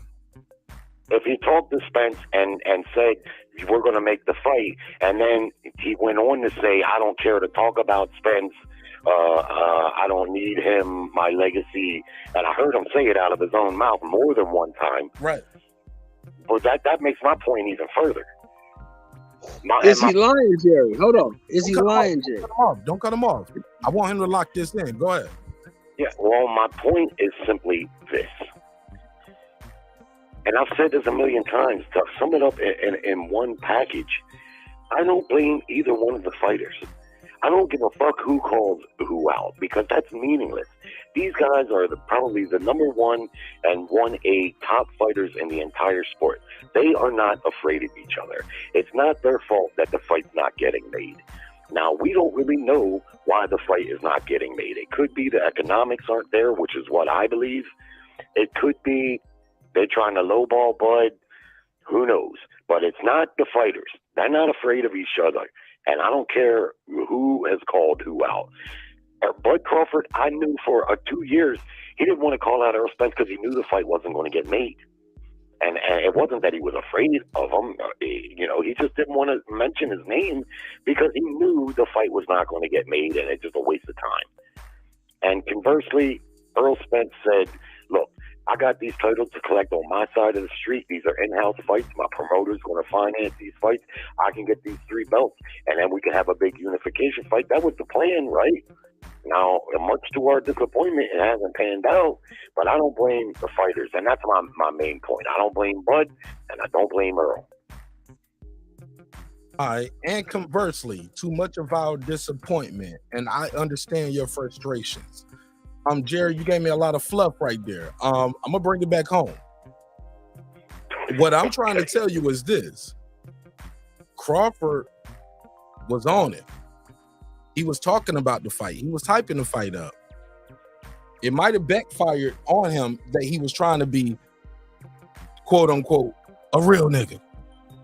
I remember him hyping up. And I Thurman remember, Pacquiao. Jerry, I was quiet. I let you talk. You said I ain't been letting you talk. I let you cook. Am I being fair? Were you finished? Because if not, I'll go back on mute and I'll let you finish. But I was trying to be fair. Trying to be fair. All right. And I get it. It's a reactionary moment. And you're entitled to that. You know what I'm saying? It's an open conversation. Well, I open apologize. debate. No, you don't have to apologize because it's a reactionary moment. But I don't want it to be repetitive because I don't want to lose my thoughts. This ain't ESPN. I didn't write down talking points. You know what I'm saying? We cooking. You know what I'm saying? Live. And I'm over here smoking some of the best gas. You know what I'm saying? Let's not stray away from what I came to say. You know what I'm saying? Put a case on me, homie. You gonna make me forget. I'm like, well, let me get my notepad because I wrote some damn notes on the back of a bill from MasterCard. See, I lost it just that quick, Jerry. Yeah, I lost it just that quick. Yeah, that's the gunji. Yeah. But I'd rather have that little fun moment. But I lost my point, Jerry. And that's how quick I lose my point sometimes. That's how. Well, you was about to clear me all up. Yeah, because you're wrong. My point is this: prior to the last 2 years of Bud's contract, he was mainly calling out another point that Manny Pacquiao. Oh, now I remember.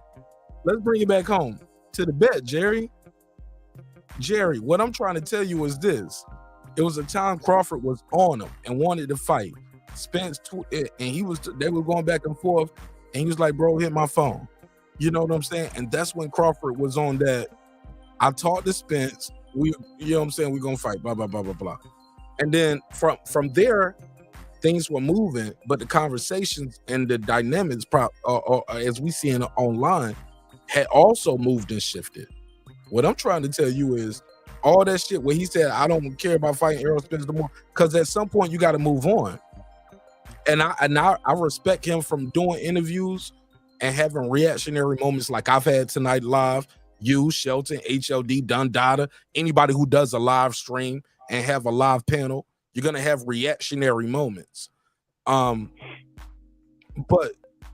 that can be a reactionary moment to see guys are moving in a different direction once he get a belt.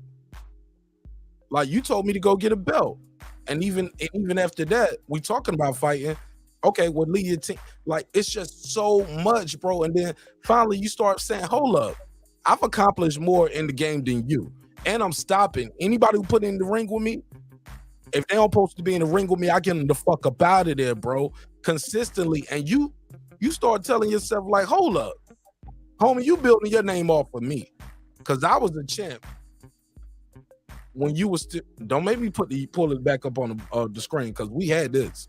We did this fish fry before. I don't want to turn this to a fish fry because I like Errol Spence. I respect Errol Spence. If Errol Spence wasn't Errol Spence, I wouldn't want to see the fight.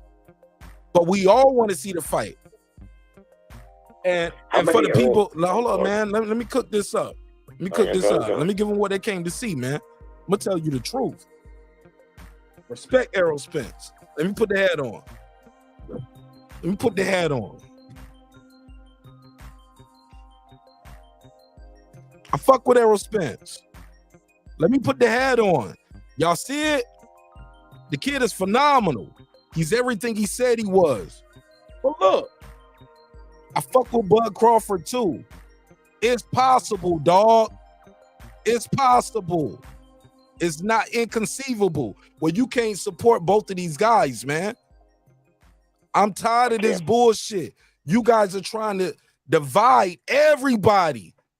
And y'all ain't doing nothing but doing this. Cashing in and cashing out on hate. Cashing in, cashing out on hate speech, man. And I ain't talking to you. If the shoe fit, wear it. And if I stepped on your toes, next time curl the motherfuckers up. Excuse my French, but I'm in France. That's what I'm on right now. Salute to Brandon Washington. Brandon Washington, take the floor. Small hats. Small hats. What up, though? Talk to me, Brandon. Shit, man, just popped in, just left Tony Rock show. And then I just tell me you heard where I'm at right now. Do you know what we at right now? Because I'm on my song. Yeah, I heard you say something about a fish fry. I figured you Bud Crawford fans. Man, you missed the whole shit.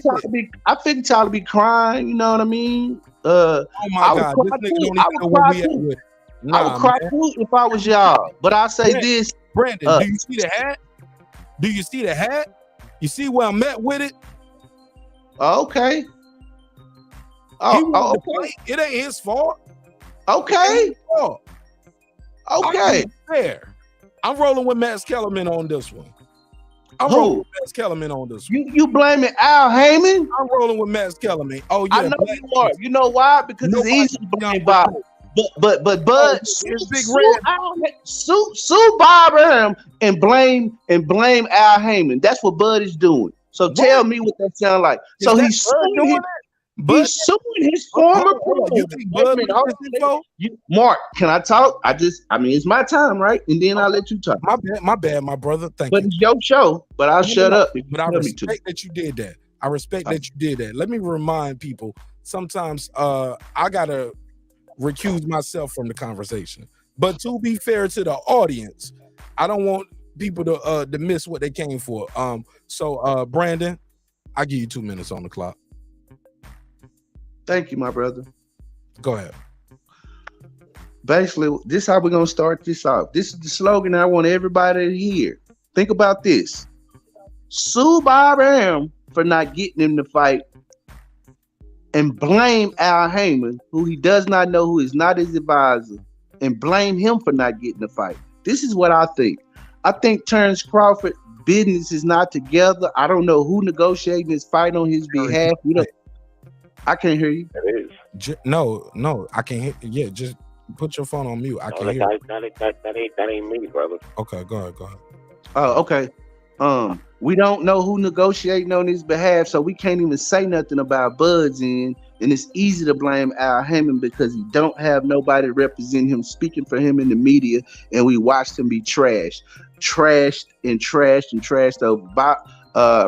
At the end of the Amir Khan fight, Bob Arum said that Al Haymon didn't exist and he was a cancer in boxing. Now we got ESPN upset trying to cover their tracks because they the ones jumped their ass out there and reported this.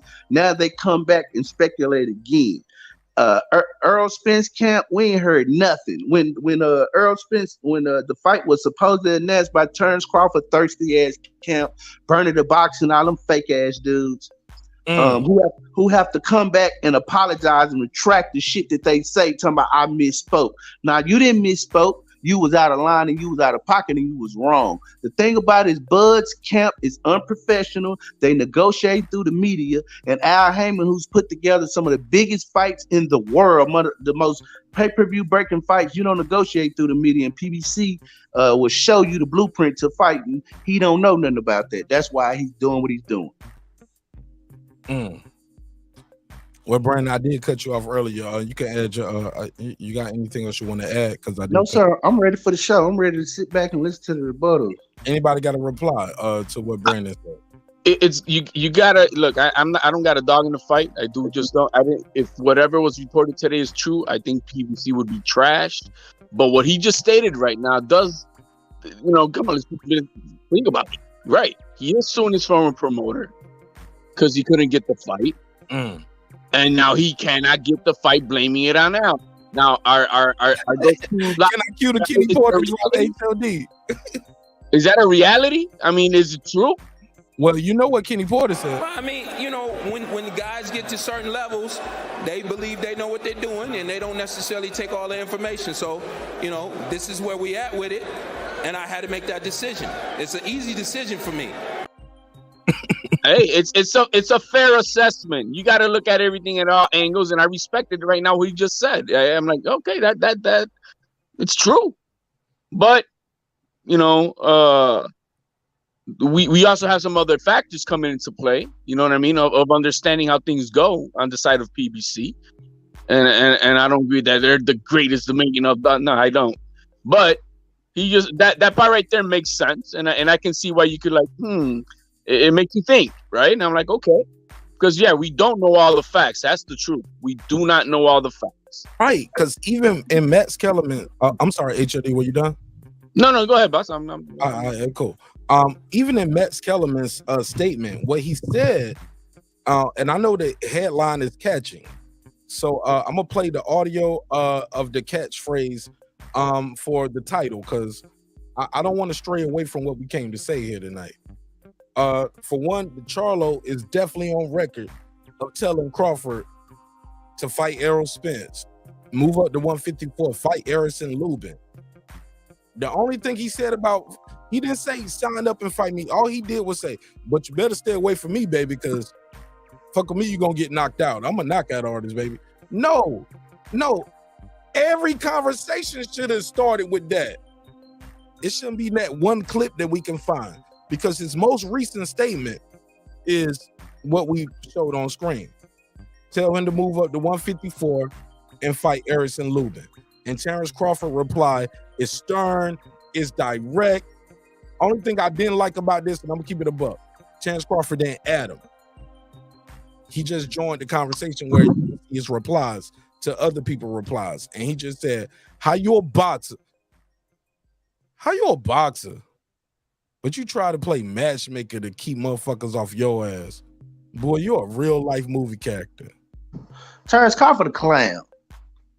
I'm gonna tell you what Charlo meant. Charlo meant, boy, if you come up to 154, my leftovers knock you out. That's what he meant.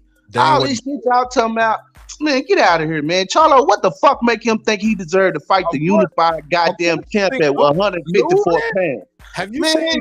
Did you see? I believe Charlo get washed by the top 5 contenders at 154. Man, I mean, I don't know who y'all think Crawford is, man. I don't know who the fuck. I don't know when Bud became this world beater, when all these people started watching him and all these fighters are picking him. Man, when did he get so popular? Because I want to see. I want to see it, bro. Because I don't understand this shit. What it is everybody need a rival. I understand everybody can't like EJ. If Bud is his rival, then let's go. But let's not make it what it's not. At the end of the day, Bud he got a new fucking promotional company, Crawford Promotion, that ain't never put on a fucking pay-per-view fight. I thought it was B&B Promotions. I heard Crawford Promotions from somewhere. But Brandon, I thought in the ESPN article it said Crawford Promotion. If you dare to put money, but let me ask you this. Hold on, let me say one thing. If what you're saying is true, Brandon Washington, I believe it, and it makes a lot of sense. Because what I believe also was something that I told the people, and they was like, Martin Nash, here you go with your moon landing and Kennedy theories, homie. And I took that. They spit in my face, Brandon Washington, on my own show. I felt so disrespectful. But I took it. Every episode from you, Reggie Owens, Kyle, DJ, Max, Troy Graham, Major Key Boxing, Punch Drunk, everybody laughed at me. And I took the slaps. But what I'm telling y'all today is, I'm going to say it again, because the show has a bigger platform and maybe we making broader reach. But let me put the damn stamp on it. I, in my humble opinion, believe that could be something that's holding up negotiations, holding up announcements of the fight. Y'all telling me maybe they sent him over what they call the PBC package that some people didn't like. They sent him over like, look, we're gonna give you a Lambo, a couple bad bitches, whatever it is. I'm being disrespectful, but I'm trying to be entertaining at the same time. But maybe they sent him over the PBC package, and Crawford had that top rank package, and he compared side by side. He know the mistakes he made before. He heard about the Ali mistakes. He heard about the Mayweather and top rank mistake. All these people who left, and he's like, I need more. Well, I need transparency. Canelo didn't have those issues. No. Transparency. Hey, look, transparency rules the day. Why does he get transparency? Who the fuck? Canelo had guaranteed money. Yeah, and he. So y'all, hold on, Brandon. Was Canelo ever signed with Top Rank? Which he was signed to Golden Boy. That's my point.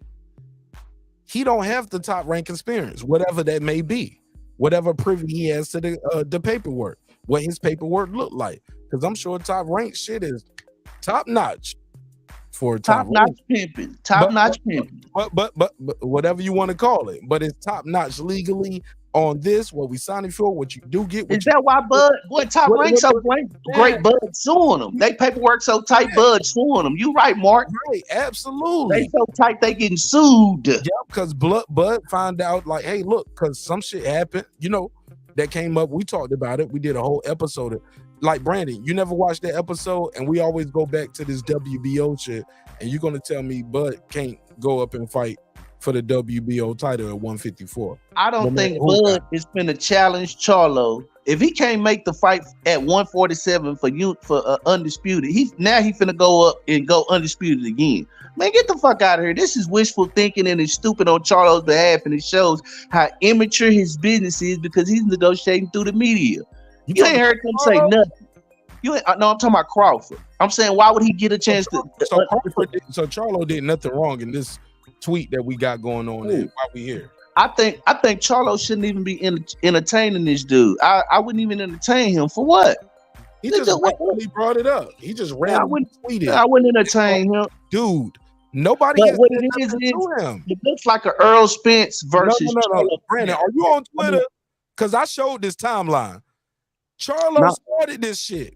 I understand, but let me explain the origins. We still here. Let's talk about the origins of it. From what it looks like a Bud versus Spence camp thing. Because you just had Keyshawn Davis open up his dumb stupid mouth talking about Errol Spence, and then it goes to Frank Martin. We see what this is. This is basically Bloods versus Crips. Let's not pretend like we don't know what this is. This is camp versus camp. That's what it is, bro. Let's not pretend, because that's what it is. And Bud mad because he wants some of this Texas shine. He wants this. That's why we mentioned him in this. And y'all not from Texas. That's the first thing coming in. And y'all not from Texas. Man. Stop the cap. Brandon, you kidding me? He want the shine. Dang. What the fuck are you talking about? The dude has 3 titles. He's saying you can beat me, I can beat you. Like what are we talking about with all of this? He want to get some of this. Man, stop. He brought it up. Why would you bring up where they from when they at the Sean Port when he get up and y'all not from Texas? That's I know he jealous. It's okay. It's okay though. That's what you think. A lot of people wish they was from here, man. I understand. It's cool. Is he from Dallas? Is Errol Spence from Dallas? Yep. Okay. That's where they're from. Okay, let me do these couple drops because I got a couple cash apps and I got a couple. I got a new membership. Let me do this one time real quick. Appreciate y'all indulging me. Salute to MFB. Thanks for becoming a new member to the channel. Word up, bro. Without that, we could not keep the show going. So shout out to all the new members. And yeah, man, we usually, and I'm looking at the clock right now, we about at that time too. So we usually do a members only after party after every episode. So yeah. I ain't stealing no money out here. And again, shout out to Punch Drunk Boxing. Thank you for supporting the show. Word up. Absolutely. Hello. I got a 10, a 10. Got drumming. Blast that shit up, bro. I love more. Go back to the last. Like, I gotta run through them. Cause we gotta get the show moving. Cause I got a couple more and I gotta run through them. Money game all day long, bro. Shout out to Drumming for Life. He said, I got 5 on it. You got 2 on it, but I respect it. I'll give you the $2. You give him the $2. All right, pay him the $2. Oh, pay the $2. Drumming for life. You got to put the peace sign. When you put the 2 on it, type in peace, and it'll give you the $2. There you go. So put the 5 on it, bro. Type in peace, and it'll give you 2. But shit, drumming for life. Whatever part of the I world. got 5 on it. It might be He's got 5 on it on for him. So let me give him the. I got 5 on it. 5 on it. Drumming for life. It's going straight up, bro. It's all love. Let me go to the next one. I'm scrolling. I'm trying to catch. Give everybody time and energy. Oh, Pigeon in this bitch. What up, Pigeon? Pigeon, don't pull word up, bro. I'm sorry to bother you, bro. No, man, it's all love, Pigeon. No, you ain't bothering me. No, it's all love. I respect it. Is Pigeon calling from a jail cell? Pigeon said a jail cell. Come on, bro. I'm not in no jail cell. Common Enigma said, remember the wrong side of the street. I'll give you the $2. You give him the $2. All right, pay him the $2. Oh, pay the $2. All right, shout out to Sean T. He said, I thought Crawford agreed to everything. I got 5 on it. 5 on it. Yo, Sean T, that's what we at with it. That's what we at with it, bro. That's what Bernie the Boxer said.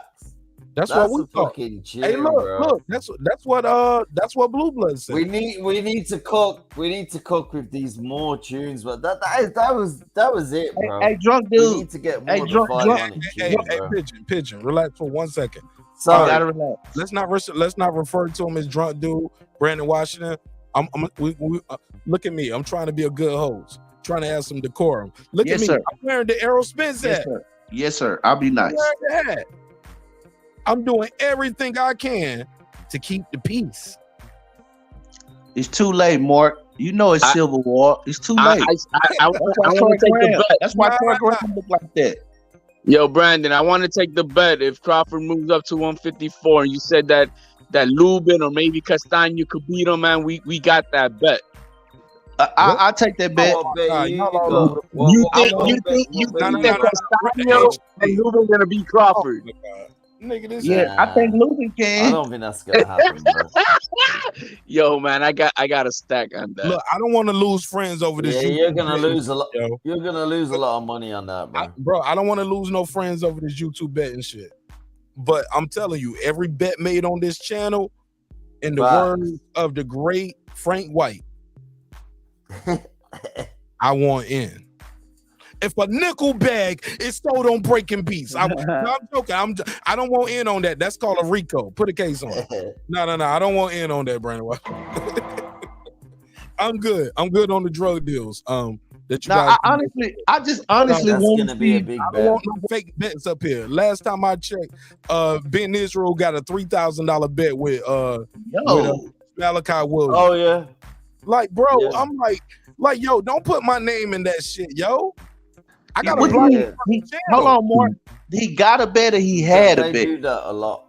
I don't know where the bet is at now because I'm one of those people. Have you ever heard from Israel again? No. He's one of the people that called me and told me about the bet. I don't know if it was 1,500 or 3,000 for the knockout, but it's somewhere between 1,500 and 3,000. It was Ben Israel and Coach Malachi. Shout out to my boy Jerry from Baltimore, still on the line. Bear with me. But Jerry, you can understand why I don't want to be a part of those type of bets, right? Like, don't be out there just blurting that shit out on this channel. Troy Graham, you feel me? Troy Graham's the dog, bro. Troy You call him Graham. a dog? Troy Graham is the main dude, bro.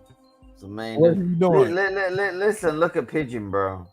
I love Troy Graham to bits, bro. I want to adopt him, bro. What? Say what? That's I kind of love him weird, to bits, bro. Pigeon. That's kind of weird to hear a white man saying you about to adopt a 50-something-year-old black man. It sounds like you want. Yo, I'm 50 years old. Like you want a boyfriend, well, bro. I got to put a case on you. Yo, listen, Troy Graham, bro. Troy Graham knows his boxing, bro. Do you? Fair enough. Do you know your boxing? Troy Graham will destroy you in the Whether I boxing. know my boxing or not, I ain't about to say I want to adopt nobody looking like this. Like at this point, Okay, bro. Okay, bro. I'm just saying, dog. You need a mentorship Let's go, bro. and a Let's go. date and a new outfit. But other than that, man, Okay, bro. Okay, Okay. for yourself. This my Leave guy. me alone, bro. Leave me alone. I'm just saying, bro. I'm just saying, bro. Troy, welcome home. What's up, my G? How you doing? I just want to let you know that I'm in. Give you a good intro. Pigeon just kept cutting that off. Yeah, man. You know, I'm in Panera Bread, and it's a music playing in the background, so I don't know if that's going to disturb the call or whatever. But we don't hear it right now. Go ahead. Okay, good. You know, just to follow up on Bud and Spence. How does a fight get canceled when it was never made? That's the first question. And secondly, I don't know if he's still here. Jerry, he was saying that Crawford was saying that he don't care about the fight. That was actually That was actually him saying that after he was trying to get the fight made, and he kept hearing all these excuses. First was get a belt, then they told him he wasn't worth anything, and then on and on and on. The fight couldn't get made. And how in the hell is this the biggest fight in boxing when it can't get made? You know, they say there's no money for it, and there's no this, there's no that. If I'm Crawford, I'm pretty much gonna take my ball and go home. I'm just gonna move on from this. It's a waste of my damn time. So you think Crawford should move on to 54? Is what you're saying? Going on. What'd you say? Do you think Crawford should?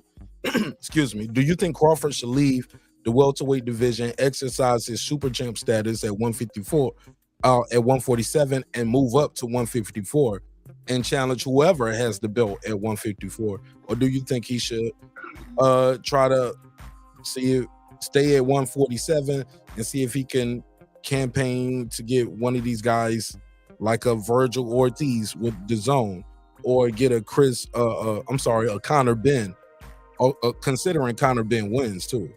Like if Conor Benn can beat Chris Eubanks, go back down to 147 and now fight Terence Crawford, that is huge for the zone and Matchroom Boxing. They can do that.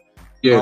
Some people keep telling me, Troy, they was like, nobody is going to put their top dog against Terence Crawford. Yeah, you know, Crawford's in a lose-lose situation because, even if he does move up to 154, who has all the belts up there? Charlo, and Charlo's with the PBC. So, he's not going to get that fight either.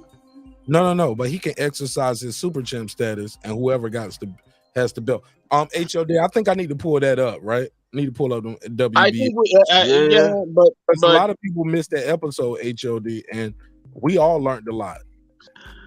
I think Conor Benn's a bit of an issue, bro. I don't think this fight, Conor Benn Eubank, is completely sewn up, bro. I actually think that fight is a weird fight. It's a strange fight. I think everybody's saying that Conor Benn's gonna lose this fight. He's gonna get beat up, but I don't know, man. It's a weird fight.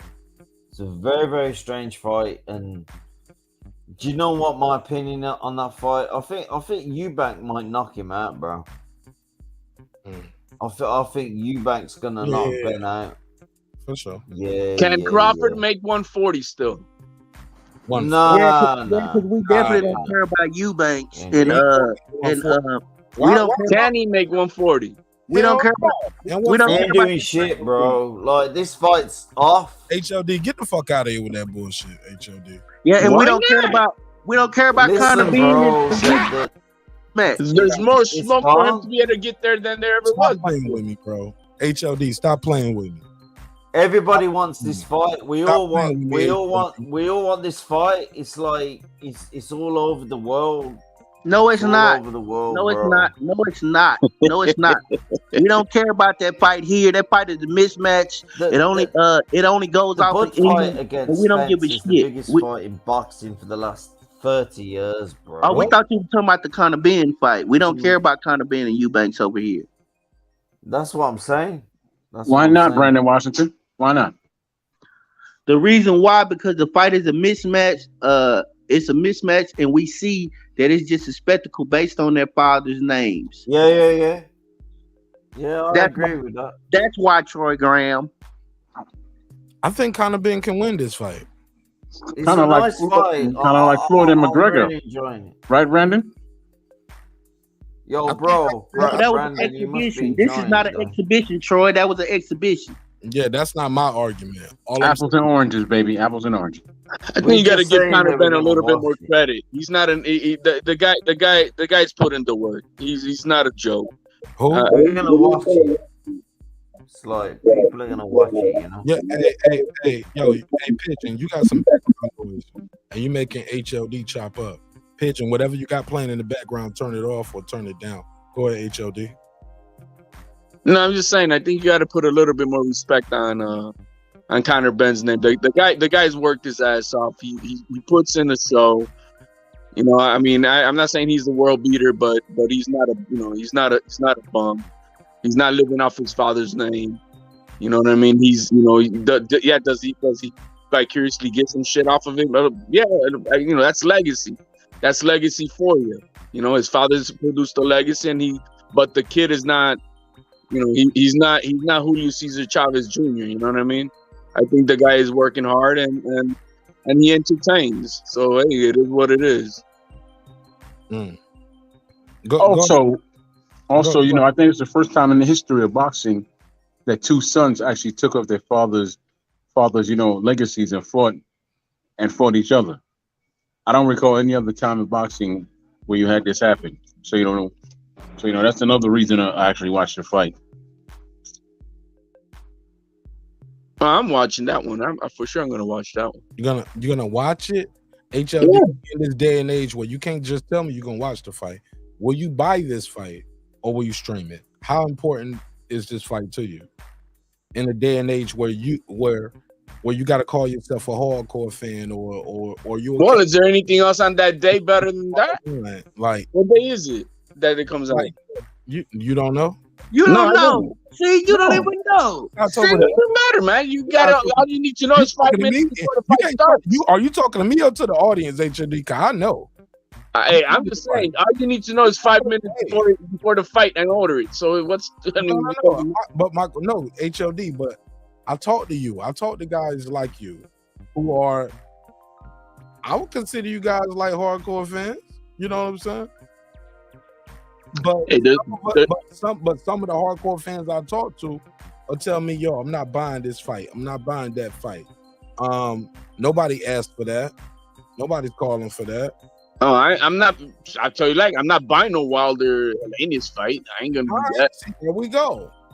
So you will buy Eubanks versus Ben before you buy Wilder Helenius. Wilder Helenius.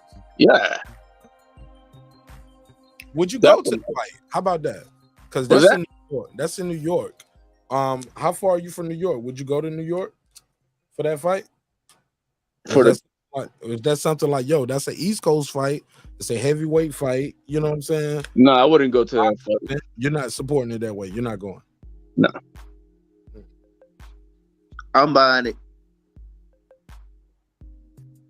I mean, to each his own. You got to, you know, I mean, especially if you're a hardcore fan to the fighter that you know that you got, nothing wrong with it, man. It's kind of like a movie, man. You go to the movie theaters for some movies, and some others you don't. Doesn't mean you're not a fan of movies. I bought the Luis Ortiz fight too, though, and the Ruiz fight.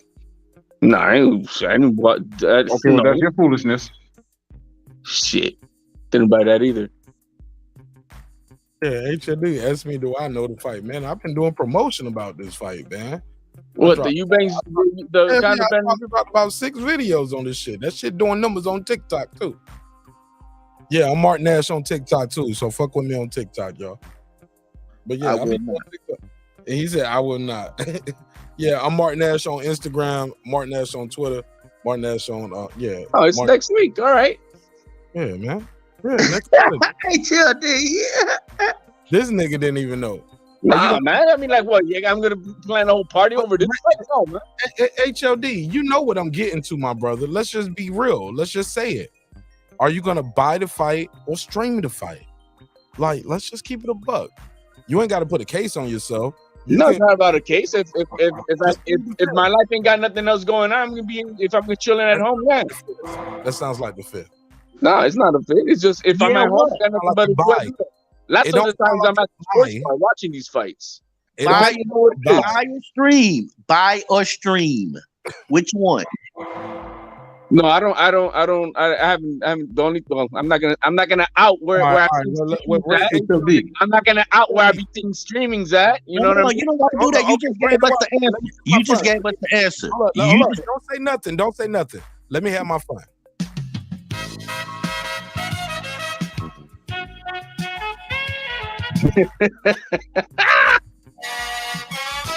And we're back. Welcome home, welcome home, welcome home to everybody in the neighborhood. This is your boy Martin Nash. We're about to play a game called Buy or Stream. Make some noise, make some noise, make some noise. All right, all right. So we're gonna buy, stream, or never avoid of it. Brandon Washington, are you ready? Let's go. HLD, are you ready? Copy that. Mr. Graham, are you ready? Yes, sir. Don Dada, mic check 1 2. Are you ready? All right, that means he sleep. Don Dada, mic check 1 2. Mic check 1 2. All right, I'll put him backstage. All right, let's do it like this. All right, you got 2 choices. Buy, stream, never avoid of it. HLD, Stephen A. Smith versus Michaela Andrews. Would you buy, stream, or never heard of this beef? All right, right here. Man, I would buy this stream. I got my money on Stephen A. Smith. I'd say by knockout. Oh, okay. He gonna win that debate. Brandon Washington, buy, stream, never heard of it. Long as Malika Andrews weighs in appropriately. No physical fight now. Of course. Oh. We talking about the beef and the debate, whatever they got going on. If you know, you know. If you don't, you never heard of it. It never heard of it. I'll buy it. All right. Oh, buy, stream, put a case on it, never heard of it. Troy Graham, Malika Andrews versus Stephen A. Smith. Are we talking about Conor Ben or Spence Crawford, man? We getting there too, man. We getting there too. We Huh? playing the game. We playing the game. Okay, well, I don't pay for fights like I said, so I'm So going. I don't know how to play those games. You got to grab his finger and point him toward it. Well, first of all, Brandon, did you find your fire stick yet? Did you find your fire stick, and have you figured out how to actually break your fire stick yet, Brandon? Because a couple of shows back, you were saying that you have a fire stick, you can't find it, and you can't break it. So listen, you That's might why I say keep that I trying steal to fights. fight. No, I'm not done. You might say that I steal fights. I don't lie about it. You are a damn hypocrite. You steal them, and then you come online and say, other people steal fights and don't pay for fights. I would listen to me. I'm an honest thief, but you are an honest hypocrite. You're a damn lying hypocrite. Okay. Hell, Yeah. I buy all the fights. Brandon, you've come on air and said Troy don't pay for fights, while you stealing them too with your fire stick. It's just that you can't find your fire stick, right? Mark, Troy, I don't have a fire stick. You were on Mark's show and you said you have a fire stick. You just don't know how to break it. Which means I don't have one. That means he don't steal fights, I guess. Right. That's what I'm trying to explain to you. And Brandon, listen to me. You have no authority to tell me what to do with my money. Because you can't make me do anything, can you? Man, Mark is playing the game, not me. Oh, yeah, thank you. Mark playing the game. Yeah, man, Troy made it serious. Like, now, So what are you gonna do? Are you gonna buy, stream? Where you go? Damn. You're part of this. I think the nurse came in. All right, this is so look. All right, man. This shit got kind of weird. But basically There he is. A lot of people say they're gonna they say they love boxing, and they talk about the legacy of this fight, but they're not gonna pay for it. They'll watch it on YouTube after it happens. Because that's the bad thing about this sport too. I remember you used to have to wait a week, HOD. You'll have HBO, but like if you don't buy the fight, HBO will show you the fight the next Saturday. And they'll have that as a replay, as a prelude to some other fight. So they'll give you a replay of the pay-per-view. So if you missed the pay-per-view because you got HBO, you get to see the fight again. I remember Showtime was the same way. Now it's like technology moves so fast that like, man, they can't snipe them all, bro. And you'll spend $100 for a pay-per-view and that whole shit will be online an hour after the fight.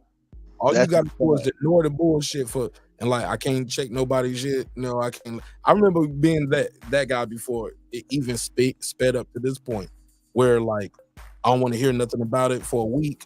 You know what I'm saying? Like I'm gonna just see it next Saturday. I know who won, but I don't want to see the fight. I don't want to talk about it. I just want to see the fight. That's why I go to sport cards, guys. You can't miss it now because of this right here. It's gonna Texas, like, yeah. This shit ain't no pager, homie. It's a whole pocket computer. So you can't escape who won the fight. And the whole fight gonna be online for you an hour after the fight after you don't spend your $75 to $100. So you're not buying the fight, like unless you one of those people, I gotta have it right now.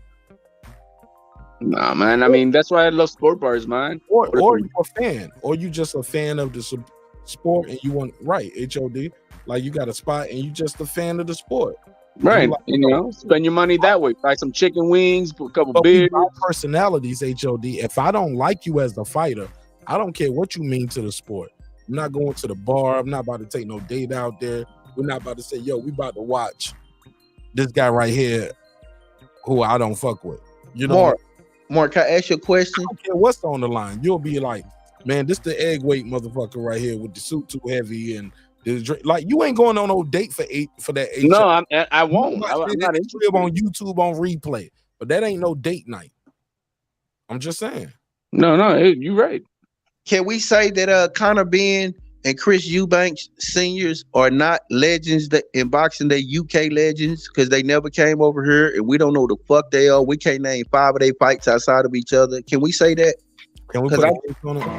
I'm saying that doesn't mean that they're not legends just because we don't know shit about they're them. UK legends. They're not legends in boxing over here. They're UK legends. That's fine. Like just like the fighters over here don't go over there. It's the same shit. No. Our fighters are global. No. Our legends are global legends. Are you not all of them? Except for Floyd Mayweather. Floyd Mayweather is the biggest. What the fuck are you talking about, Troy Graham? He fought Ricky Haddon. There's only one Ricky Haddon. It doesn't. They flew over here. They came for that fight, Troy. That was one of Floyd's biggest fights internationally. What are you talking about? And he went over there for the press conference.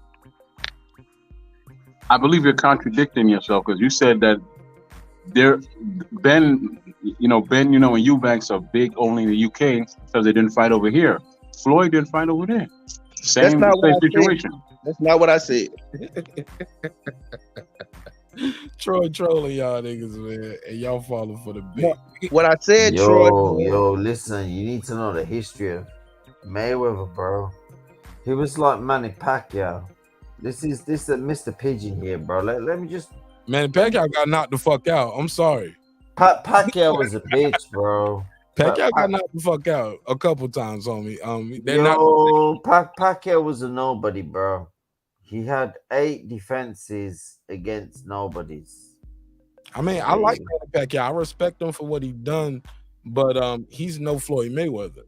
I'm just saying, it is what it is. Listen, Manny Pacquiao and Floyd Mayweather are not on the same level as cats that went before. No. I do think I do think they both are generational talents, and they both are all-time great. They are on the same level. I'm not trying to shit on Manny Pacquiao. I think what Manny Pacquiao accomplished against who he did, what he did when he did it to him, I give him credit for it. I'm not one of those people that get on the airwaves No, and hey, calling people no, hey. leftovers, because everybody is somebody's leftovers unless you're undefeated. You see what I'm saying? Like, we got to be Yeah, careful true. with Yeah, that. I agree with that. I Yeah. completely agree, bro. That's what you do after those losses. Manny I Pacquiao. just never had much respect for Pacquiao or Nah, Floyd man.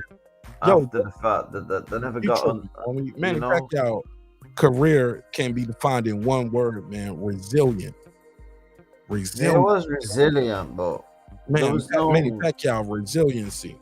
Like, that dude got knocked the fuck out. What was the shot called? What was the shot called he wanted before the Floyd fight? Torazine? That he Yeah, wanted? there you go. There you What was go. that shot called? Never heard I'm of not leveled on him, bro. It was a shot that he couldn't get, that they wouldn't give him a therapeutic exemption for before the Floyd fight. That is actually a fact. What's the name of that shot? That's what I attribute. That's what I attribute. I attribute Manny Pacquiao to that shot. My fighters drink water, man. But he is great though. Gatorade and water. That's it. He's a great fighter. We don't hate Manny Pacquiao, but listen, he's a piece of shit, bro. But Nah, I ain't gonna call him shit, man. Manny Pacquiao's an all-time great, and he's a generational talent. And that ain't Martin Nash saying it. His record says that. His body say that. His influence throughout globally. He has a global influence, man. So I'm not convinced. You hear that, Troy Graham? Global influence. Keep talking about how great he is and make Troy Graham upset. He was talking about Pacquiao. Pacquiao's global influence. Yeah, and I respect Pacquiao. Like, I can't think Mayweather's a better fighter. I can't think Mayweather. Yes, you can. He is a better fighter because he beat him. You can't think that, Mark. Mayweather's a better fighter than him, bro. Absolutely. 1,000,000%. I think he'll beat him 10 times out of 10, homie. I got a question for you.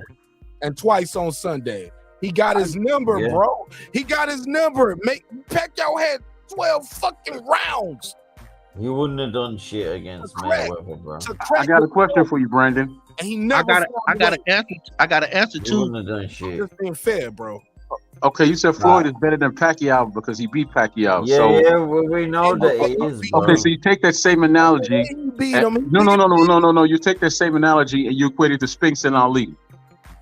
No, that's not fair. Yeah, but Spinks Ali how's is that? different, bro. How's that? That's not fair. That's You talk not about fair. the age of each fighter. Keep in mind, Mayweather is older. Mayweather, older guy. Ali had brain damage, bro. Ali had brain damage, easy, bro. man. I'm just saying, he beat What Pacquiao sort of easy, questions dog. that, bro? Ali had fucking brain damage, bro. None of that Pacquiao shit worked with all that jumping Come in, on, leaping bro. in. That jab from the conventional stance. Like, anybody will tell you, man, that's not even really the go-to punch from the conventional stance. Facts, like Floyd's an amazing individual, all bro. that Pacquiao leaping in with that leaping left or leaping in with that leaping right hook. None of that little wildcat shit worked, bro. Don't bring me none of that shit that you just said. What's this motherfucker just said, bro? Distance, bro. Ali And against a lot of motherfuckers don't know get the fuck boxing. out of here, And they bro. hate that shit. I'm just keeping it 1,000 with you, homie. Motherfuckers These don't know what they motherfuckers are watch. talking shit, man. They just said like Ali against what? Leon Spinks? Get the Man, fuck Leon out of here, Spinks, bro. yes. You know, Spinks is way better than Ali because he beat Ali. Get the fuck out of here, bro. No. At that point, when they fought him, he was the better man that night. Facts, Mark. Come on, man. It happened. What are you on about, We bro? all knew he didn't fight Ali in his prime. What are y'all talking about? The fuck out of here. Fucking Ali would kill Leon Pacquiao and Spinks, Floyd didn't bro. fight in their prime. The conversation. Shut the fuck and make- up, bro. and Before this is what they you call- get Mr. this is what- Pigeon smack ladies his and face, gentlemen bro. in the chat, this is what you call a false equivalency. This is a false equivalency, right? What you guys are doing right here. This is a fallacy. What you guys are doing right here.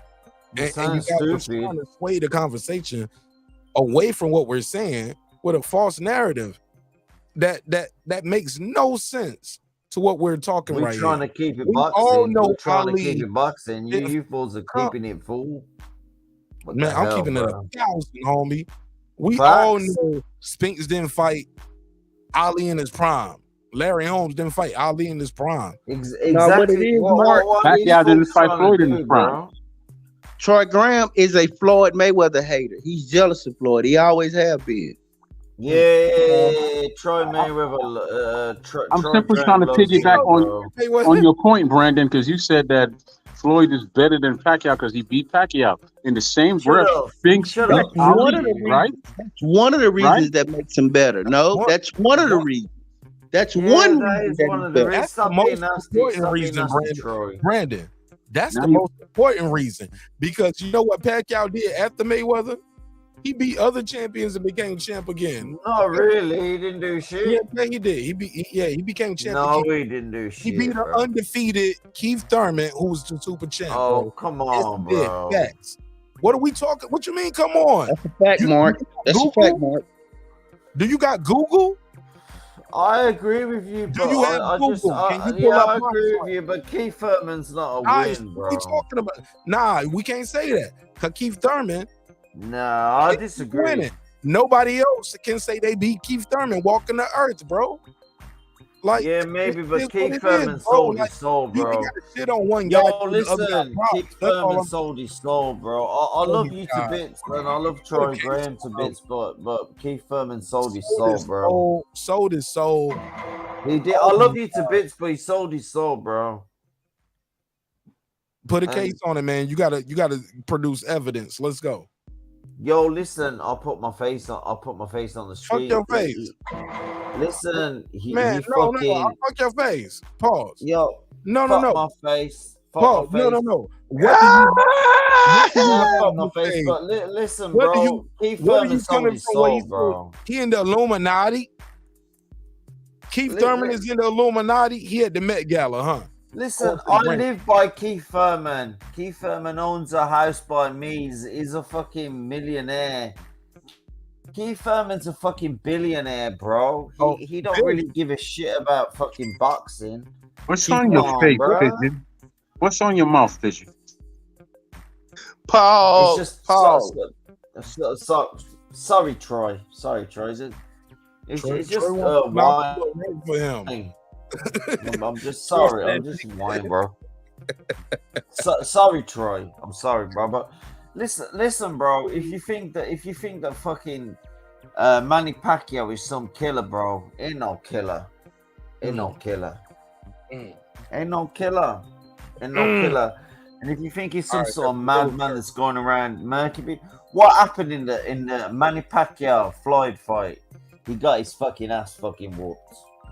I fell asleep. That's what happened. That was one of the worst fights I've ever seen. You might have fell asleep, but when you woke up, you know who won. You know who won. Hold up, he didn't buy it. He didn't buy it though. So it don't matter. When he woke up, he knew who won. Okay, you fell asleep.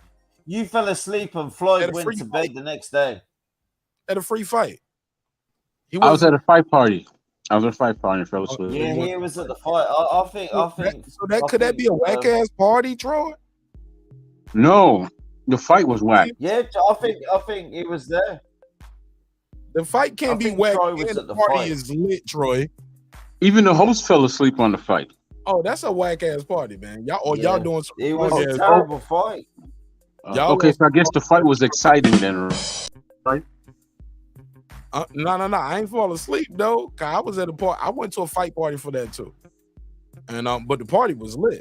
Yeah, I threw a fight party. I threw a Troy fight party. and other people. We didn't even I want to threw a watch party that. for Mayweather versus Conor, yo. It's still on my Instagram. That shit was lit, yo. We had a blast. That's a fact fight. That's a fact. That is. I agree with that. Did you fall asleep on that fight too, Troy?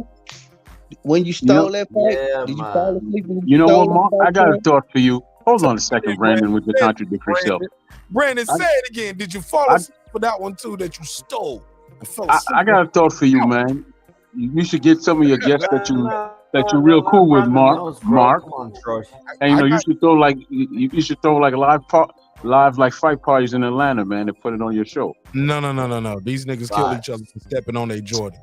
Man, I'm talking about people from the show, man. You invite a select few that you know, and you have fight parties in them. Troy, I can't get everybody on the show. Troy, I can't get I'll everybody step on the on show their to hit ass the for you, bro. Listen, stop being a pussy, bro. Just get Oh, them man. fucking fools up, bro. Go ahead, Pigeon. Go ahead. Talk that shit to Martinez. Yeah. I'm gonna tell you, bro. Stop fucking pussying yourself out for those fools, bro. I will deal with anybody who comes on your channel, and I will fucking rinse them, bro. You want a bit of trouble, bro? You want a bit of trouble off the main man? I'm gonna fuck you up, bro. You'll do my security at my live meet and greet, Pigeon. Facts. I will do all your security, and I will take everybody out clean with that. Boom, boom, boom. Done. All right. Done. All right. That's what we do in England, bro. That's what we do in England, bro. We don't fuck with about no No, England, bro. y'all don't have no guns. Y'all stab people. You don't shoot nobody. Stop that. Y'all That's a lie. You got a knife. Yo, Go get your knife. so you're some big character now. Yeah. Do I know you? Do I know you? Do I know Y'all do you? not- Y'all don't have no guns in England. Shut the fuck up, bro. I've not Go spoken get- to you. So Go why get you a speaking gun to right me? now. We all good. We Go fuck yourself, bro. Go fuck get a yourself, gun. bro. So why are you I speaking to bet you- me? I bet you can't go get a gun right now. I bet you got a big knife. You do not have a gun. You in England. Y'all don't even. Y'all police officers. Your police relax officers your don't even fucking. walk- Do your I know police you? officers walking around with Get nightsticks. the fuck out. What are you talking about? Your police officers not armed. Dude, go and get a job. Why are you speaking to me? Am I your mom? Am I your mother? Oh You man, like now to we speak going to somewhere. me? Now we going somewhere Get the else. fuck out. Now we telling Pigeon. Get Pigeon. this fucking clown out of here. Nah, Get nah, this clown Pigeon, out of here. Why are you speaking to me, bro? He's speaking to you because you're on the panel, and once you're on the panel, and once you put a thought and opinion out I there, don't want to speak to a fool. I don't want to speak to no. a fool, bro. Well, you can leave. You're more than welcome to leave. But what happens is this: once you put your thought and opinion out there, people on over here on Breaking Beats, they have a right to have an opinion about your opinion. Listen, bro, you shouldn't even be discussing things with me, bro. Well, that's cool. I'm not discussing. I'm just having a good time, bro. So and we all having a good movies- time. But movie we ain't got to talk. We ain't got to talk about somebody mama and calling people pussy and like you're the only one that. Well, it shouldn't be. It shouldn't be. I never got in a conversation. And I'm with him, bro. disappointed. I'm disappointed at you as a colonizer, and I'm letting you know. Your white All right, privilege is at the door, sir. No, none of those colloquial expressions, none of those N-words, no pussy. No worries, bro. I apologize about that, bro. No, none of that now. Like we gonna show some respect now, and we're gonna give respect. But all I'm trying to tell you is once you put an opinion out there on a live show, yeah, man, people gonna have an opinion about it, and people let you talk. You gotta let people talk, and it's called muting your mic, and it starts right there. Go ahead, Brandon Washington. Please continue. Yeah, talking about boom, boom, boom. Anyway, back to Troy Graham. Yes, sir. Yeah, Troy Graham, we know that you have a problem with Floyd. You seen Floyd get riches and not take punishment, and it bothers you. You like to see our fighters walk around like James Toney, barely can make a sentence, but they give you exciting fights. James Toney's fine. He's not fine. Mark, play James Toney having a conversation. He's not fine. See, I'm not gonna do that for your entertainment right here, Brandon. okay, Washington, you right. You right. That's like having Floyd Reed. And I respect my platform. I know what we do. Well, what's going on with James Toney, bro? He sound like you all the time. Oh, That's come what's on, going bro. on. He sound like you. All right, I like James Toney, bro. So what's going Like, on? Bro? imagine how you sound now. That's James Toney. What I'm about gonna get dipped off here, bro. how you gonna sound in about 2 more hours? He sound like how you gonna sound in 2 hours, all day, every day, sober. That's the problem. You know what I'm saying? Go ahead and finish up, Brandon. Errol Spence, you know what I'm saying? Yeah, so no, James Toney was the best fighter. Nobody's taking that away from him. Stop that shit. Ain't nobody taking nothing away from him. That's why he sound the way he sound, respectfully. And I think You don't like the James Toneys. Man, see you playing around with me. Go ahead, Brandon. Go ahead, Brandon. Hey, Move forward. yeah, Troy. What I was saying is, I'm glad that you want to see Floyd play Rock'em Sock'em Robots, and I'm glad that Floyd didn't have to do that to get all his victories and be rich and wealthy and ball out. I think that bothers you that he don't sound like Donald Curry, that he don't sound like what's the Puerto Rican, the famous Benitez, who's in the wheelchair right now. I mean, all of these fighters that you love and that you talk about are beaten and battered. The only one that really came out of was pretty good. Hagler was good before he passed away, and Sugar Ray is pretty good, but Sugar Ray fought in a defensive style as well. Yeah, So, Hagler, give some respect to Hagler, bro. Go ahead, Troy Graham. Okay, well, Brandon, everything you just said, you cannot prove not one word of it. First and foremost. What the hell? No, because you're speaking, chill, you're trying to tell me about how I feel about this, that, and the third, and you can't prove it because you and I have never had that conversation. That's the first thing. The second thing is I am a fan of boxing. I'm a very knowledgeable person when it comes to boxing. Boxing is beauty, it's brutal, and it's also very, you have to be brilliant to actually be a fighter also. So that's all a part of it. Floyd is just not my cup of tea, man. Floyd in the last 12 years, I should say, of his career just really wasn't my cup of tea because I saw what he was doing. He stopped being a boxer and he became a businessman, and that's not enjoyable to me. Troy, but he in those years though, he became champion again. In those last 12 years of his career, that's when he started doing. He beat Cotto, he beat Pacquiao, he beat Oscar, he beat Marquez. Those last 12 years, and we're talking about a career that's what? How long? He beat Ricky Hatton. He beat he beat 22-year career, bro. He beat Canelo. And a lot of people thought he shouldn't have fought Canelo when he fought him. It was like basically Floyd beat the current. Floyd Mayweather beat the current 168-pound undisputed champion right now. That's who he beat. Can't take that. He actually beat the 154-pound champion.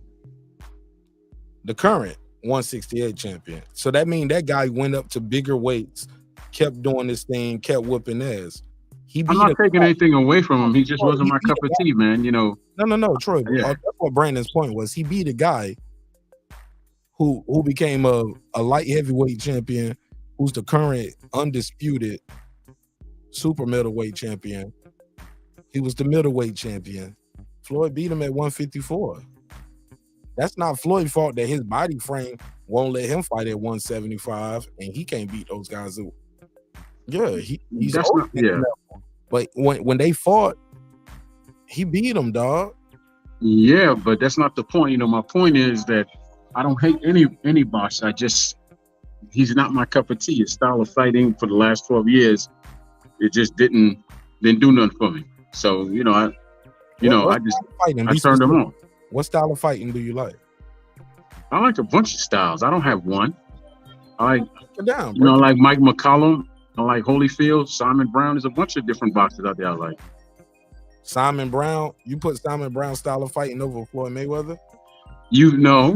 Mike McCollum. Listen to me. Listen what you asked me. You asked me what style of fight boxers do I like, and I named 3.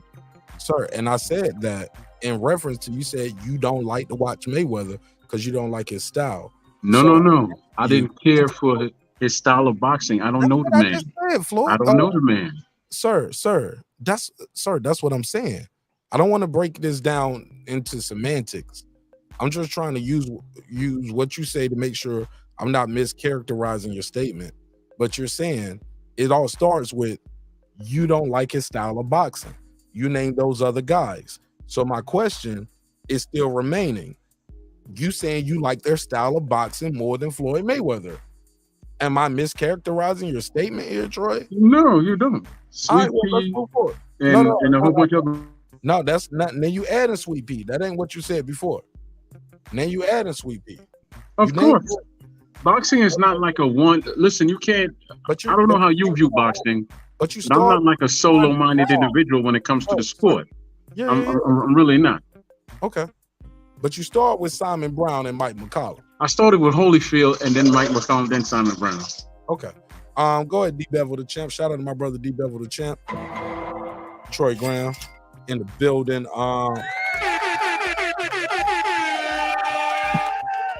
D Bevel the Champ. Talk to me. Listen, man, I'm just tuning in late. I just actually turned it on.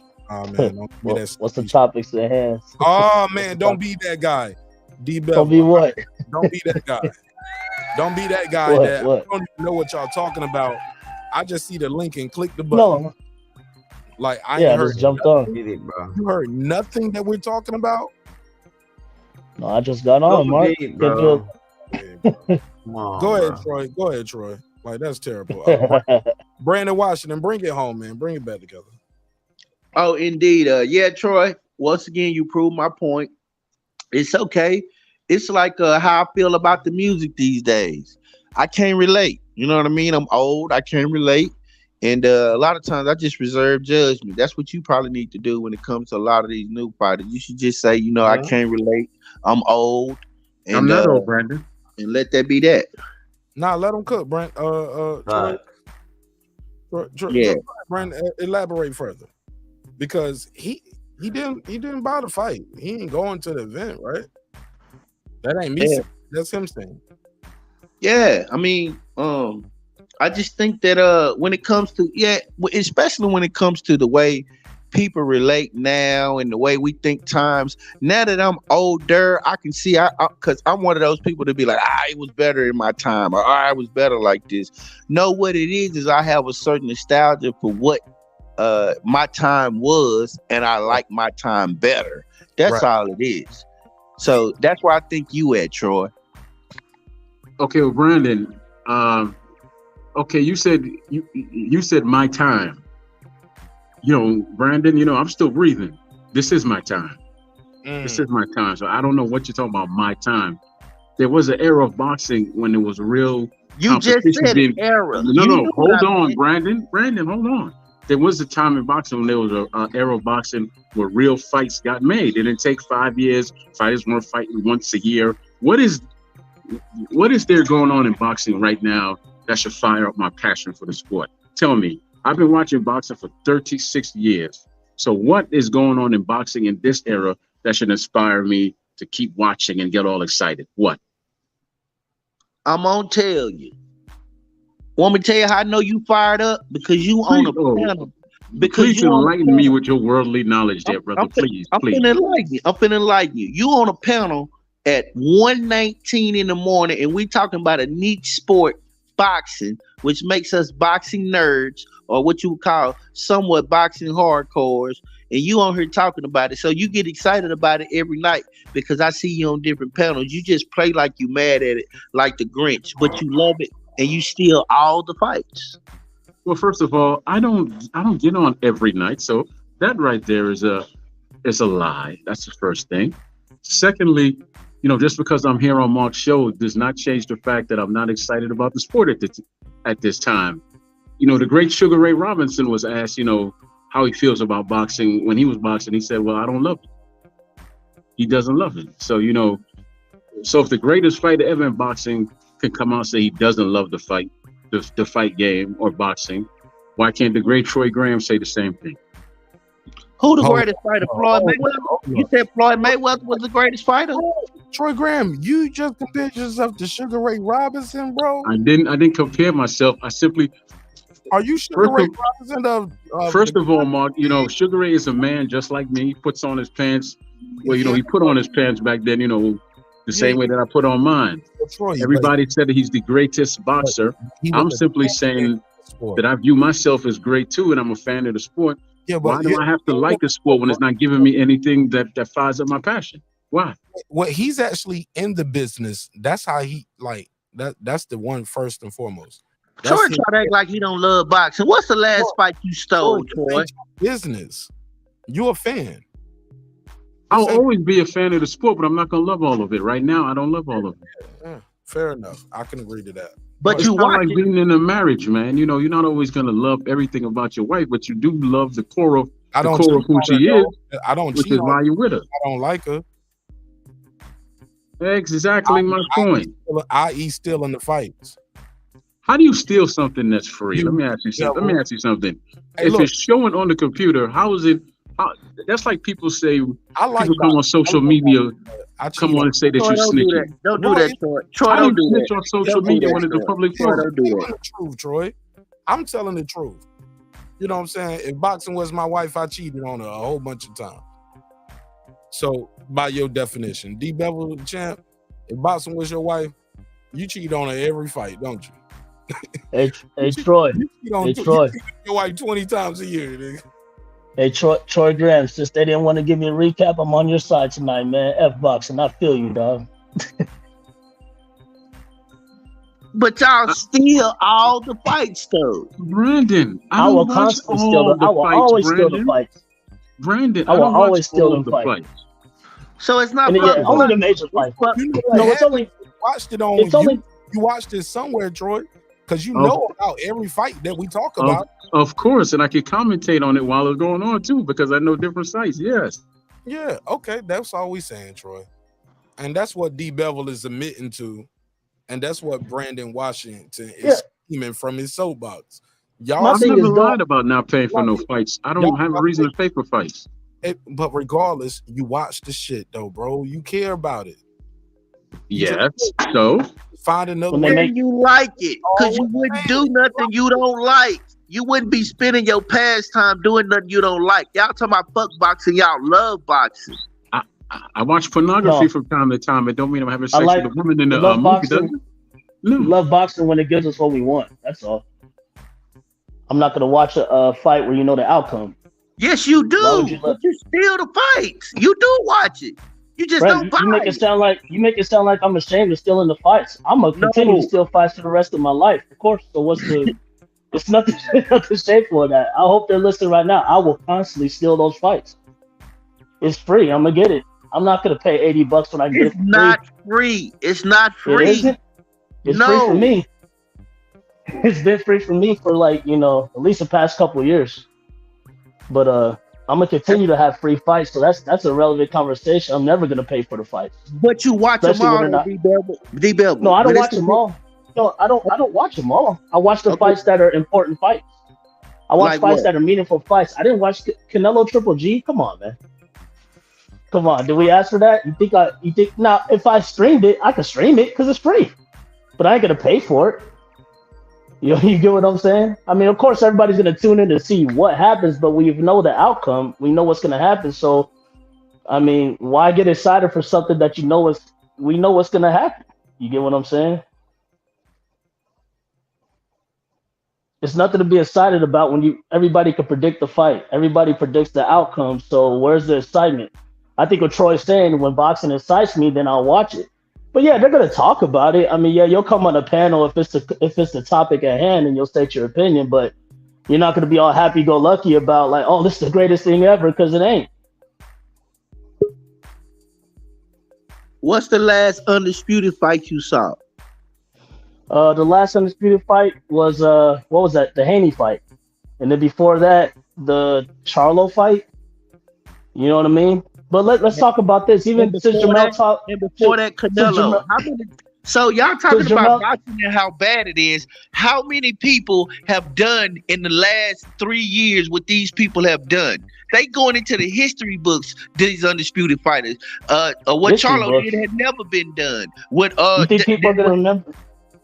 You think people are gonna remember what Charlo did? Yeah. You think people are gonna remember what Charlo did? He's going to the Hall of Fame for what he's did, and he's the only person to ever do that in his weight division. But I've heard you on this panel. But I've heard you on this panel talking about no one's gonna remember what Bud did at 140, right? So what's undisputed mean? Who the fuck cares about undisputed when no one's gonna remember the opponent? I didn't say nobody. Who's gonna remember what Charlo? Who's gonna remember what Jamel Charlo did at 154? That's not gonna big up boxing. That's not gonna save boxing. Everybody gonna remember D-Bell. He the only person. No. Boxing hardcore. Boxing. Let me just say this real quick. Go ahead. Brandon Washington is trolling when he say that. I'm sorry, Brandon, but the cat is out the bag. I talked to Brandon Washington offline. He loves it. He was like, this motherfucker. No, I'm just saying. I'm paraphrasing, but we like Jamel. Hall we of like Fame. Bud. Like A lot of people like Canelo. A lot of people like Usyk. Nobody's gonna remember their undisputed reigns. There wasn't no reign. You're in an era where guys get to pick fights. It's nothing. It wasn't the even when there's an undisputed champion, that doesn't mean the best fought the best. Canelo was undisputed. He didn't fight the best to get undisputed. You get what I'm saying? He didn't fight the David Benavidez. That's You know what I David mean? Benavidez lost his belt because he was snorting cocaine, So and then he lost what? his belt again And then- because and then- he was overweight, Yep. so he was unprofessional both And times. and That's it's not excuses Canelo like fight. that. And So it's Canelo excuses did like fight that. the best. Wait a minute, Yep. D-Bell, but he did Go fight the ahead. best because the best were the champions in that division, and that's who he took the belts from. So I don't know what you're talking about. Oh, I don't know what you're talking about when you think people that hold titles are the best. You get what I'm saying? There are champions right now that are title holders, but they're not the best in their division because they ain't fought everybody in their division. Canelo the if best this guy, because he fought everybody. What are you talking about? no, he fought no, everybody, he every champion at strategically, 168. maneuvered his way around David Benavidez. Now he's openly saying, "I'm not going to fight another Mexican." Okay, can I You know ask what I you a mean? Come on, the question? If Canelo could be David Benavidez dissected had left the and right, bro. WBC belt, Wait a minute. And everybody says, That's not fair. says that light. Everybody says, oh, he was a light heavyweight champion. He did not fight Arthur Beterbiev, the best there. He didn't fight the best when he was at 154. He didn't fight the Charlos at 154. He didn't fight the guys at 160. He fought Triple G at 160. Okay, he didn't fight the heavy hitters. Everybody knows how he maneuvers his way around there. But on paper, yeah, he's a title holder. He's an undisputed champion. He has all these accomplishments, but you didn't accomplish that by beating the best in your division. And the same goes for Floyd. The same goes for a lot of these cherry-picking ass fighters that their fanboys make excuses for. They just jump hurdles. They jump from top, like fighter to fighter. It's like they never hold the same fucking energy when it comes to their fighter. Canelo fans will big up everything that Canelo does. Bud and Spence fans will do the same. Joshua Wilder same. Everybody does that fanboy shit. But at the end of the day, everybody's not fighting everybody. So how do you know who the best is? Come on, B. It's the truth. How am I wrong? Brother, no, I ain't saying you wrong, but I think your statement is just so broad. I just think you're painting with a broad brush, my brother. And I don't think you know fanboy. I hope you don't look at me as I'm no fanboy for no fanboy. No. I'm not saying that. I just say some people make fanboy excuses. Yeah, you get what I'm saying? Like by saying a guy is the best because he has the title, that does not mean he's the. There's so many title holders. He cleaned out the whole division. But He's bro, the best because he cleaned out the whole division. But you're the best. You're the best by beating the best fighters. True. Everybody could be a champion. Like if you go there. No. So when he beat, if Caleb Plant would have went in there and beat Canelo, dog, we all would have had to give Caleb Plant his damn props. Like, yeah, he would have got his props. But you know what? It would still be some people saying, "Well, Caleb Plant got the easiest undisputed. Canelo did all the heavy lifting." Yeah, but the thing is, Caleb Plant got the crown. But that's not Caleb Plant's fault. Caleb Plant's job is to go in there and win the fight when the fight is in front of you. Because nobody was calling for Caleb Plant versus prior neither. You get what I'm saying? The fight versus who? No one's calling for Caleb Plant versus who? Nobody was calling for Caleb Plant versus Canelo. I'm just being. Of course, you're making my point. I love when you explain stuff and make my point. Bro, I'm not your enemy, homie. I'm just stating the. No, not at all. Just having a conversation. Just having a conversation. Pardon the passion. Comes across you're like saying what I just taking this. No. But I still think you're wrong. No, you're saying what I just said. No, sir. You're painting with a broad brush though, on certain points of your conversation. I'll let you finish though, cause I'm gonna lose my spot if you keep interjecting. Cause I don't got my notepad in here. I need to get my notepad back. My daughter took it and she got glitter. Yo, Mark Nash. Mark Nash, what do you mean notepad? You gonna pull a cannabis on us versus disaster? You gonna pull one of that shit? Oh no. Yo, yeah. It's 80 pages of bills. I got 80 pages of bills. But yeah, as you can see, I write notes for the show and stuff like on the back of something. If I don't have my notepad right here, I need my handy dandy notebook. If I clean out the division, I don't care what you say, D-Bell, but I'm the best. I'm the best. If I beat every champion in that division, No, I agree if you clean out your division of the best fighters, but there are fighters that hold belts that are not the best. You know what I mean? We don't know if Tank's the best. He ain't fought everybody. That's not my We don't know problem. if Ryan. We don't know if Ryan's. Tank ain't No, Tank ain't no super champ. He y'all got let me make my point.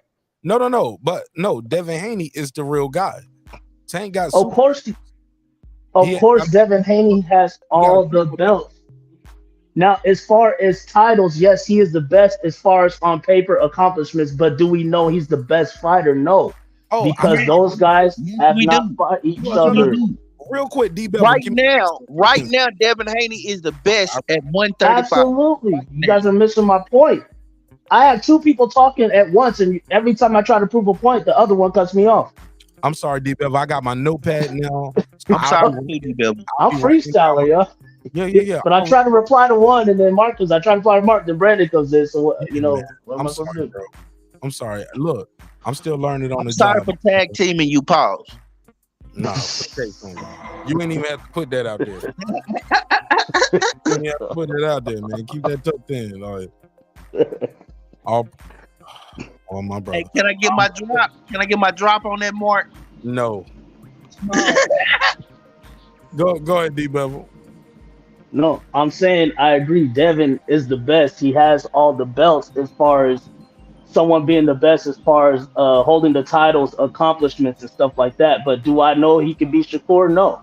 Do I know if he can beat Tank? No. That goes for all of them, though. I'm not just getting on Dev when I say that, because when you say it like that, here comes that fighter's fanboy saying, "What, you saying Devin ain't the best?" I'm like, no. I tell fanboys, calm the fuck down. Listen to what I'm saying. I would say the same thing for Tank. I don't know if Tank is the best at his division because they haven't fought everybody. And they teeter-totter from 130 to 135. Now they're all talking about going to 140.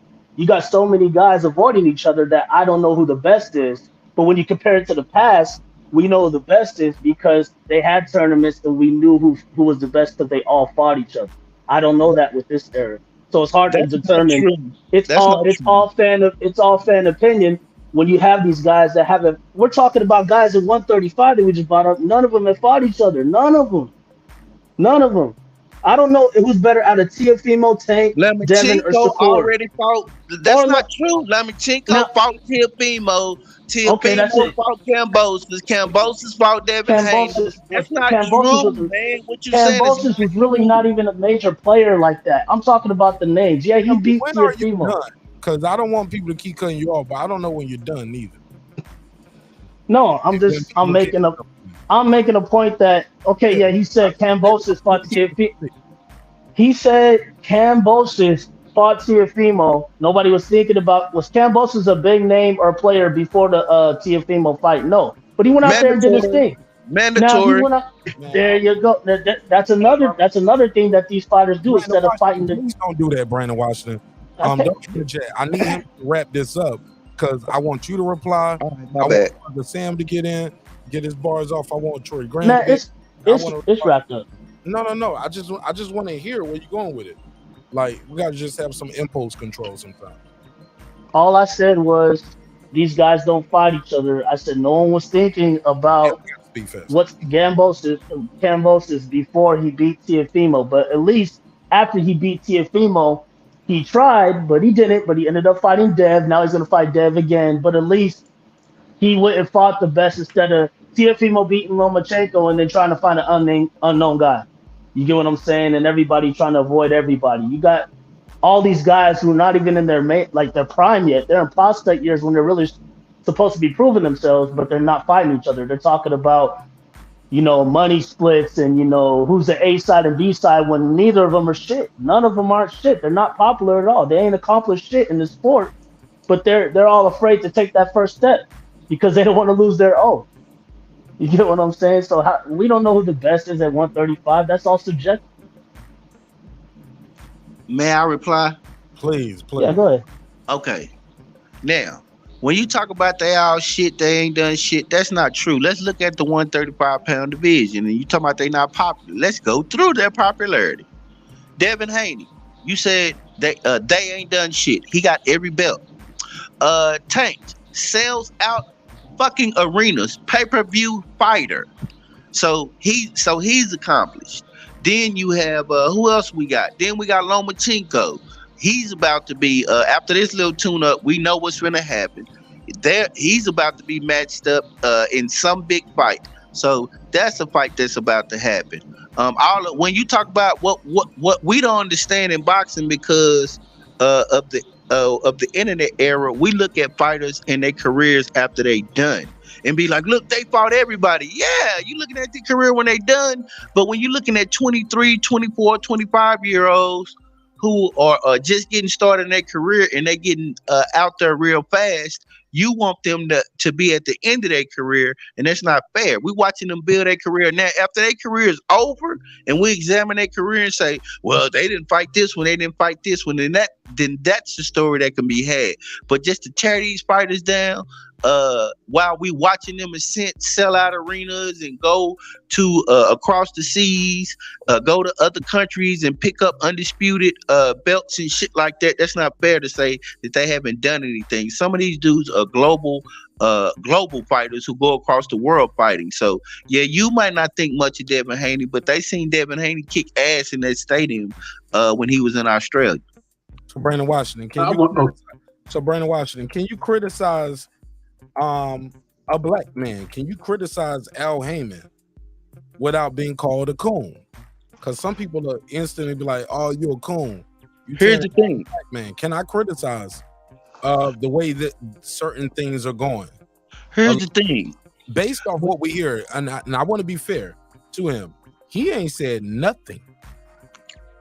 He has said nothing. He don't do interviews. So, and everything that comes from that camp, other than that, I remember what was that? Tim Smith, vice. People say he was vice president of the company. I thought he was vice president of media and public. I think it's communications. Communications, that's the word. He's vice president of communications.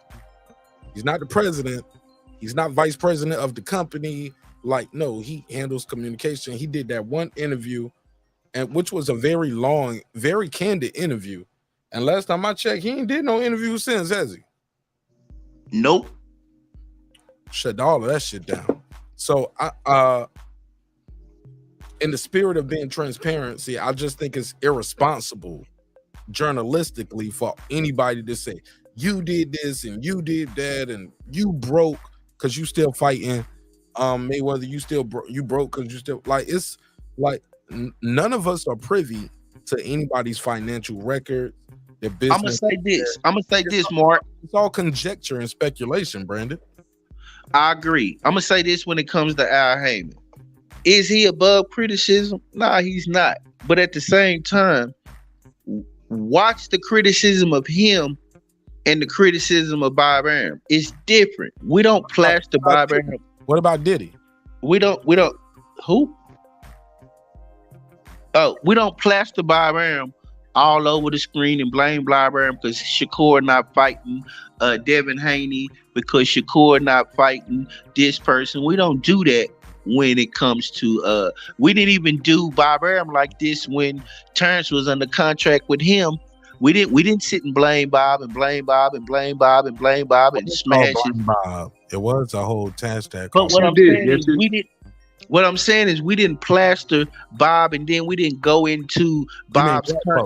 You mean black folks? Yeah, black channels didn't do it. They just didn't. Yeah, we would say certain things about Bob, but you got most of these black channels trying to interview Bob and talking about how great and grand he is. I've seen a lot of channels calling Bob a slave owner. I believe that Al Haymon get a lot of hate because he don't do interviews and because he is black and doesn't talk to the media. I think he get a lot of hate because of that. I think people mostly hating on Al because he's doing exactly what Bob did to him. They find it hypocritical because when PBC first came on the scene, it was about everybody fighting everybody. A lot of those fights were supposed to be free. It was about champions fighting champions. Now they're withholding fighters from even doing business with other promotions. But you see a fighter in Bud who has taken every step to try to make the fight, left Bob Arum, exercised all the options to try to make the fight, and it looks like it's not going to happen. That's why You he's don't know getting that, critiqued on it. D-Double. What do you mean? What do you mean? I don't know that. You don't know that Bud has tried to exercise air. You don't know that. None of us know that. Oh, the Like, dude left. He left Bob Arum. What more do they want? This guy didn't just accept the less of the money? That was another hurdle. He said he accepted all that, and now they're That's a still. rumor. That's a rumor. Keep going. Hold up. See, that's fanboy talk, Brandon. When it comes No, to it's Spence. not. Yes, it is fanboy talk. You don't never want to. You never want to. You know, you sound no different than the guys defending Eddie Hearn. The way you are for Haymon, you're no different. It's the same shit, different toilet. Hey, look, D Bevel, I've been accused as an Eddie Hearn apologetic person too, and I was like, They all do the same thing. But some people were like, "Oh, you cooning for Eddie," and I'm like, They always shit. say that. But You I got had people. oh, you're a Wakanda nigga for Al Haymon. I'm like, yo, different deals. I don't think Floyd Mayweather gets the same deal as Floyd Schofield presented. Well, to Floyd will flat out say, "I'm not gonna do business with you. I'm not putting my fighters against the best." He openly said that. I'm not gonna put my fighters against the best. No, he said we're You know not what I gonna mean? make. We're not gonna make other people rich. So that's openly saying I'm not gonna do business with the other guys that I know have the best fighters. He openly says that. Floyd could have been Donald Trump with that. He could be saying the silent parts out loud. But that's what's happening in not so many words. What did Top Rank do with the lightweight division? What are they doing? They're doing the same shit with the lightweight division that PBC is doing with the welterweight and the super What welterweight. is PBC doing with the welterweight division? And what Hearn's doing with the heavyweights, they're all doing the same, protecting their interests. You're right. That's exactly my point. That's what I say about all these promoters. Division.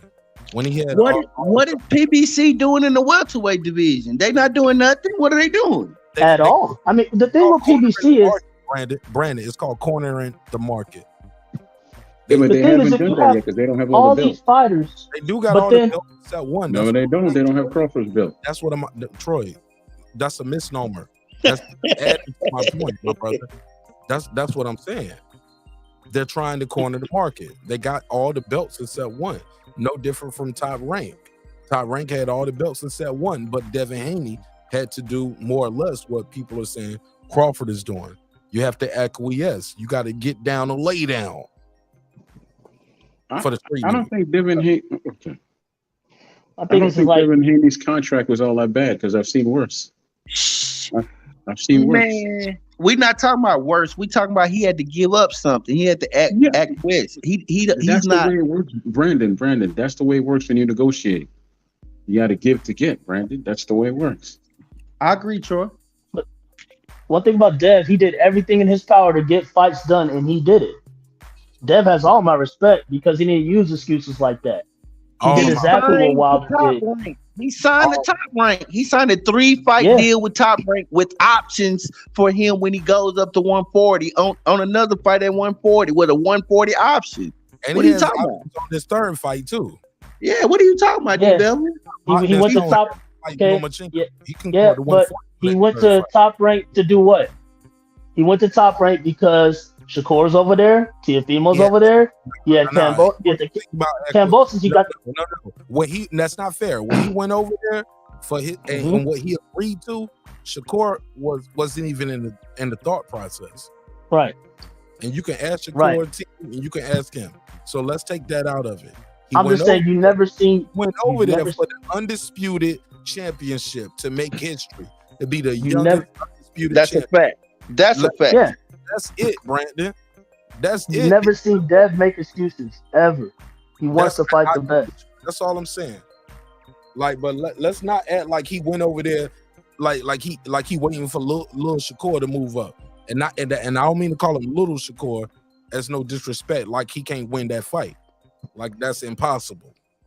And my thing with all I'm trying to just is when he went over there to become undisputed, be the youngest undisputed. I'm getting a chance to fight in Australia. Never fought in Australia. Probably never fight again in Australia. Let's be honest.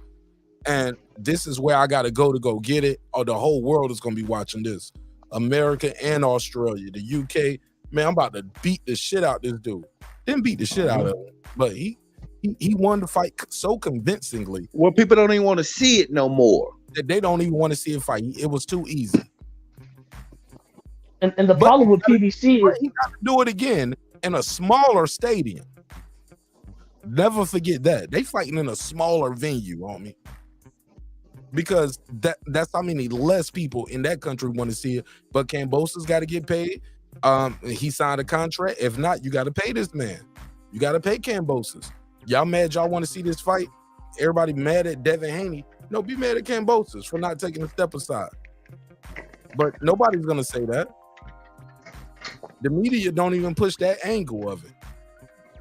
But you got dog walk, bro, with a jab all night. You had 36 minutes to figure out this man's jab. His only excuse is, well, because I knew I had a rematch clause. He said that.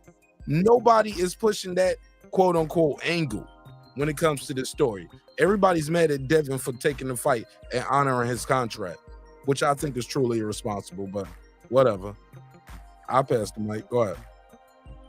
I don't see where Devin did anything wrong, man. And people complain about his contract, but how else was he going to get the fight? How else is he going to get the fight unless he agreed to the contract? How? Telling them to drop the belts, Troy. Drop the belts, go to 140 and fight Josh Taylor. Drop the belts, go fight this guy. But like, well, for the most people could part, say what they say, man. But I'm glad he stuck to his guns and did what he thought was right for his career, because it's his career. It's not the fans' career, not anybody else's. It's his. People could say what they want about the contract. I know that most of them speaking would take that contract for that money.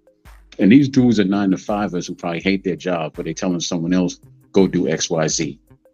And that's the contradiction. That's the rub. That's the part of boxing fans that makes no sense. right. Floyd broke because he's still doing exhibitions, Troy.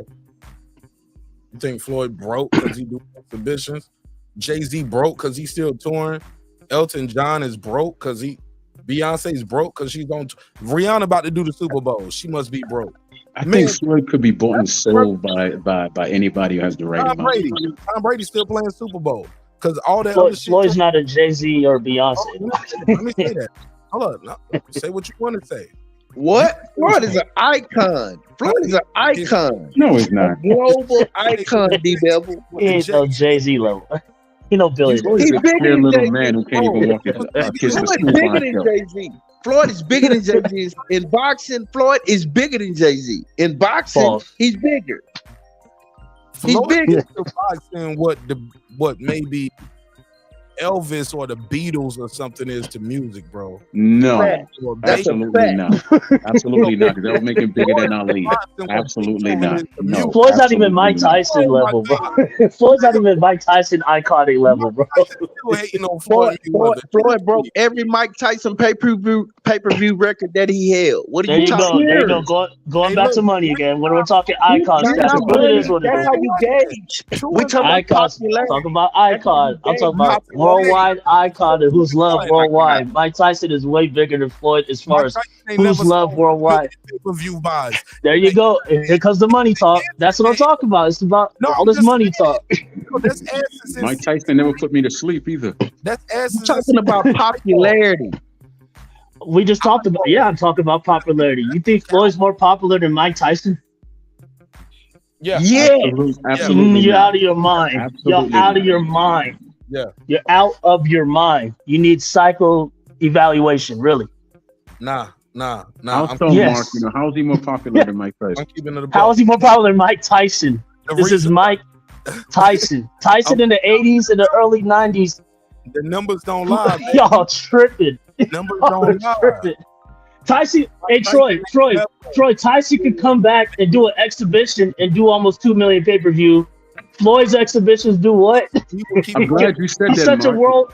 he's such a worldwide star. Mark, you know what I I'm mean? glad you said the numbers don't lie, because Numbers don't- Tyson's last fight was 10 million and Floyd's last fight was how many numbers? He won't put them out, Troy. How many exhibitions is Mike Tyson doing? Because I know he's been trying to do a lot. At last time If I he heard does another one, he'll do another million pay-per-view. I No one heard, cares about. Mike Tyson told me he didn't even get paid from Triller. You didn't answer the question, Mark. 10 He million. won't answer the. And and what was Floyd's buys on his last fight, Mark? Y'all talking about What was Floyd's buys on Bring his up last the fight? numbers, Mark. Y'all started with saying niggas was broke. No, I didn't. Y'all, no one said that. I said icon status. You guys bought up money and You guys bought up money. You guys brought up money. This started on when I said Floyd's not on a Jay-Z level. Versus Roy Jones do. I said when it comes to icon status, Roy Jones do. Go ahead. It's like 1.6 million, 1.3 million in an exhibition on a fixed fight where they couldn't even land headshots. Listen, bro, they was throwing headshots. Get off. Listen. Okay. What are the numbers? Look up the numbers, Mark. I'm about to tell you the realest shit. You look it up. Let me get my soliloquy off real quick. You know I can't log off. I'm gonna have to get off the panel. You got the internet right there in front of you. You know you can pull it up. Well, put it in the private chat so I don't forget. But I gotta say this before I forget. My brother, add that up. That's that 1.6. Brandon Washington. If I'm not mistaken. Yes, sir. I don't want to give an exact number, so I'll undercut it a little bit. 4.1 million. I think it's 4.2, 4.6. That's a fight, not an exhibition. Let me talk. That's Floyd versus Conor McGregor, homie. That was Conor McGregor. But that's not his last fight, Mark. I said his last Thank fight. you. You're talking about these Asians that he's fighting. What are you talking about? That's 50-0. That's his last dog. fight. That was 5 years ago in 2017. That was 5 years ago in 2017, and that was Conor McGregor. Okay, so y'all want his U.S. number is for a fight that's in Japan. Is what you're saying? No. Yes, that's what I'm saying. Dubai doesn't make a difference. Well, look, you make my point even better. You're cherry picking, Mark. No. I'm trying to be fair, and let me be fair with this. Is that motherfucker that he fought? Did Floyd Mayweather fight a Roy Jones? Listen to me, Mark. You listen to me, Troy. Okay, go ahead, man, 'cause I'm gonna shut you down. Don't think Mike Tyson shut him down, Troy. No, shut this shit down. Y'all think motherfuckers went in there only to see Mike Tyson? Y'all didn't think some people was Roy Jones is motherfucking Roy Jones? Roy was already doing exhibitions, getting knocked out in fights in Russia. Roy's been doing exhibitions. They came there to see Mike fight. I'm out of here. Mark, listen. Mark, listen. Sell that fight. You're not proving the point. Listen, Mark, hear me out real quick. No, my point is to take two to tango, bro. Right, but hear me out real Roy quick. Jones to Mr. Karu. I got some facts for you, Mark. Mark, I got some facts for you. That's crazy. Mike Tyson's soul fighting against a no-name Peter McNeely. Floyd is the one that needs names to sell. Coming out of He prison. needs names to fight. No, he wasn't coming out of prison. Well, yeah, Peter McNeely, he was. He did cancel that fight. Fighting out of prison, D. Bevel. Yeah, he did. I just admitted. You're right. Peter McNeely was out of prison. Mark. Bro, the hype is already built in. There's still a no-name Peter McNeely. Nigga, he could have fighted Troy Graham and sold out because he been in prison. And people I got some Floyd fight when he got out of jail. Kodo. I got something for you, Mark. I got something for you, Mark. He had all. I got something for you. Come on, man. Get the fuck out of here. I got something for you, Mark. Numbers against Andre Berto. Man, Floyd needs a name to sell. He needs a name. 800,000. 800,000. He did about 400,000. It was 600,000 against Andre Berto. He did more than Spencer Crawford ever did. He did 8 against both Maidana fights. He did 8 against Robert Guerrero. Now let me make my point. Like I was trying to say, Conor McGregor. Now Conor McGregor, okay, he has been doing 2 million pay-per-view before the Floyd fight, and he's been doing 2 million pay-per-view after the Floyd fight. Look it up. What has Floyd done since the Conor McGregor fight? Never did 2 million pay-per-view. Oh, he hasn't? He hasn't? Look up Conor. Okay, look up Conor Khabib. Look up Conor Khabib, 2.6 million. Look it up. It's on the pay-per-view list of one of the highest pay-per-views. That's now look up before the Floyd fight. No, now listen, let me shut y'all down because y'all never prove facts. Y'all bring up bullshit. Look up the fights. Now look up the Nate Diaz fights before the Floyd pay-per-view. He did 1.8 million. Okay, y'all get the fuck out of here with that bullshit, man. That's not true. Connor's a star in his own right. I don't believe you. You need more people. Look it up. Mark, Google it right now. Floyd Google it right needs now. a name to sell. Because Floyd can't sell by himself. He needs a name. Just y'all are such about numbers all the time, but when you're getting proven wrong, you don't want to look up the facts, though. Look it up. Why do you think UFC's been killing shit? Why do you think Conor McGregor is worth 300 million? You think it's all off the Floyd fight? What now? Say that again. Say that again. I said, why do you think Conor McGregor why do you think UFC lets him do whatever the fuck he wants to do? He is a superstar in his own right. Absolutely. Floyd's not even on a McGregor level right now when it comes to pay-per-views. Look at all the Man, look get at the McGregor's fuck out of here. look at McGregor's listen. I agree with you. Conor McGregor is a star. Look up the numbers. That's all I'm saying. Look up the numbers before the Mayweather fight. That's all I'm saying. And look them up. Look, that goes back to what I said with my good brother Errol Spence. You need a dance partner. Like, okay. I understand that, but Errol Spence would have did numbers with Conor McGregor before the Floyd and McGregor fight. What am I looking at right here? D Bevo, you told me to put the numbers. Errol Spence don't do numbers with anybody. Okay, now look at Conor McGregor. Listen. No, you listen. Go to, Let me. I'm trying to. No, you're not. Set it up for the audience. Go ahead, so I could serve y'all right after. Go ahead. Set it up for the audience. Go ahead, set it up. I'm trying. My bad. Go ahead. Like Chris Rock said, I'm going to. Let me make a quick point real quick, man. Let me make a quick point that there's a break in the conversation. I fought so hard for that space and mic time. You can't take it from We got the numbers up. Let's do this. Tapology. So this is according to tapology.com. This is for the audience to let them know where we get the God, man, y'all, please, man, respect me a little bit. Let me set it up. Tapology.com has a list of pay-per-view buys. I'm gonna try to find a date on this article. I don't know the exact date on this article, but it seems like nobody ain't broke this record yet. I guess we can tell who broke the record as we scroll through. D Bevel the Champ, you introduced this topic.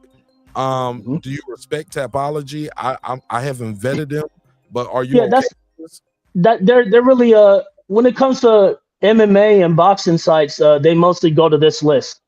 Yeah, because I go on both panels and because they really collectively collected all the numbers for each fight and they have it in perfect order between boxing pay-per-views and UFC pay-per-views. All right, so Mayweather is still at the top of the list.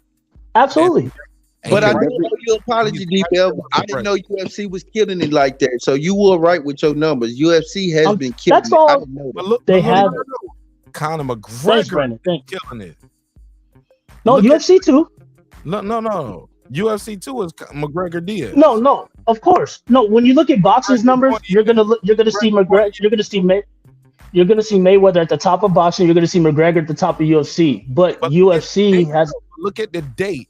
McGregor Mayweather 2017. Now look at all this shit right here. He had his best hit versus Diaz 2016. Yep. And what is 1.6? 2021. 1.6. 2020. 2016. This is him building his shit off of the Mayweather brand. No. What? No. What do you mean off the Mayweather brand? What? Because 2016 is when him and Ronda Rousey that's was not both. true, Mark. No, that's not true at all. Hold on a second, please, man. What? 2016, 2017. That's not true because he didn't open himself to Mayweather. He did not. Okay, let me make my point real quick, Mark. Let me make my point. Let me make my point, man.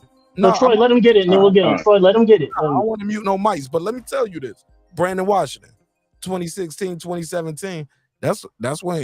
That's when Conor McGregor and Ronda Rousey was talking about they can beat Floyd Mayweather. You remember this, Brandon Washington? Because I was on these YouTube streets then. And that was when Ronda Rousey talking. And so these 2016, 2017 dates, yeah, man, I'm just saying, that's my opinion. And okay. and y'all can Google that if I'm wrong. Go ahead, Troy. Go ahead, D-Bell. Okay, cool. Let me step in here and give you a fact. Conor McGregor didn't give Floyd Mayweather an offer. Floyd Mayweather gave him one. He gave him two. The first one was $75 million, and he laughed at it. He said, "Nah, I ain't gonna do that." Then he offered him, whatever he offered him. See, if he was that, as I was stating before, he needs a name and someone with a country to to actually have those big numbers. Whereas Mike Tyson did not need anyone with a big name. He could fight anybody and was sell because people came to see his madness. Floyd doesn't have that type of star power in or out of the ring. He really does. That's a fact. Reason why I could co-sign that is like the bad guy always needs that good guy to sell, right? Floyd played the bad guy role, right? You get what I'm saying? Now, what the hell is that? Oh, my bad. I'm gonna go on mute. Okay, I'm like, what did I say? But yeah, like Troy was just saying. I'm just cooking up some chicken and fries. Go ahead. Who's that talking, man? Go ahead, D Bevel. He go ahead. What the fuck was that? Yeah, but yeah, like I said, McGregor was already a name before that. You're talking about in 2015, and a lot of people call out Floyd Mayweather.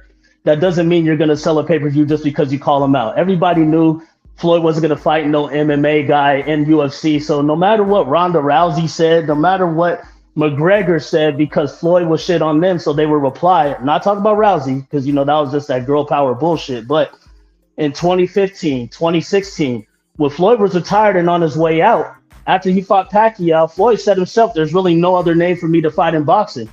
But he fought McGregor because McGregor was the next guy that kind of took his style and his swag and, the shit talking and going out there and whooping someone's ass. You know what I mean? Kind of took the Floyd moniker. So Floyd saw that as a money opportunity. That's why he fought him. Now you got the point. It's at the point now where Floyd is talking about fighting McGregor again. You know what I mean? Because ever since the McGregor fight, he ain't seen a million pay-per-view. But I tell you who has. McGregor's consistently been doing millions of pay-per-views before Floyd and after Floyd. People caught up to the Floyd bullshit, man. People caught up to his jig. You know what I mean? It's over.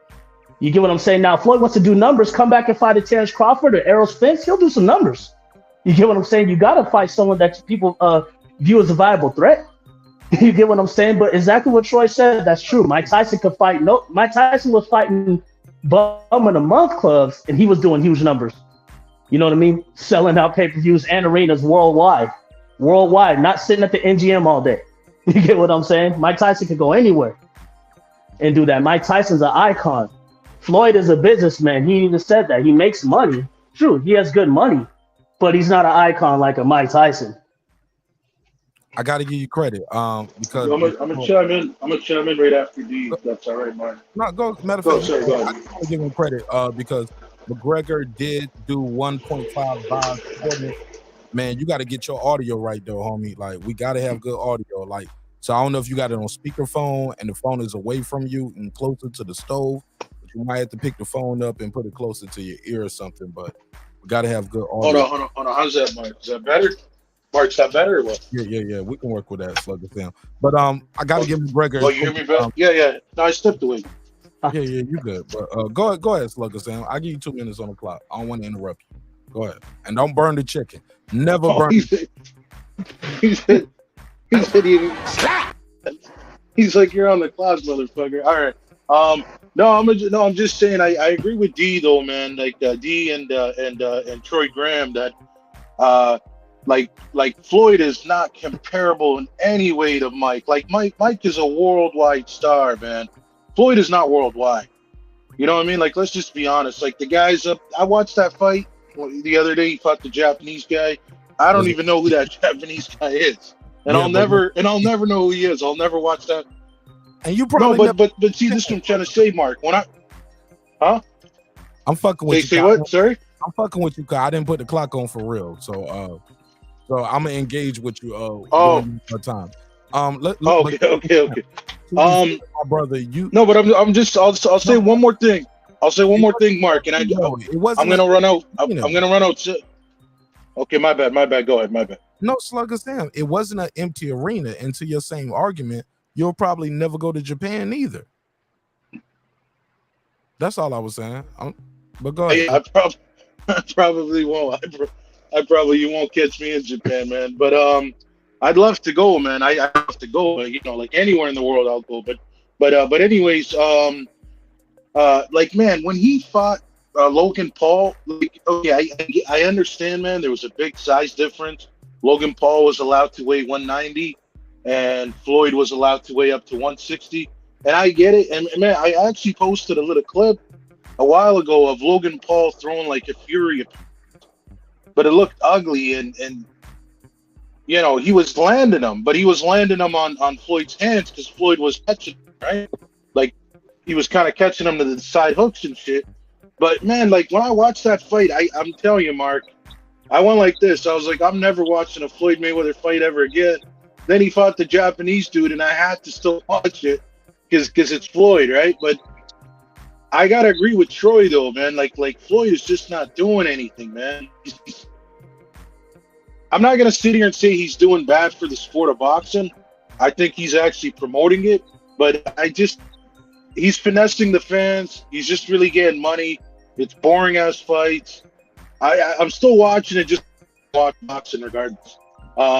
Nobody. But I wanna comment real quick because I gotta make you buy it. Huh? Nobody is putting a gun. No. That's exactly what I was gonna tell you. That's exactly what I was gonna say to you. So before I go out, because I gotta spark a joint real quick. But before I do that, I was gonna say, let's go. You guys were all having the argument earlier.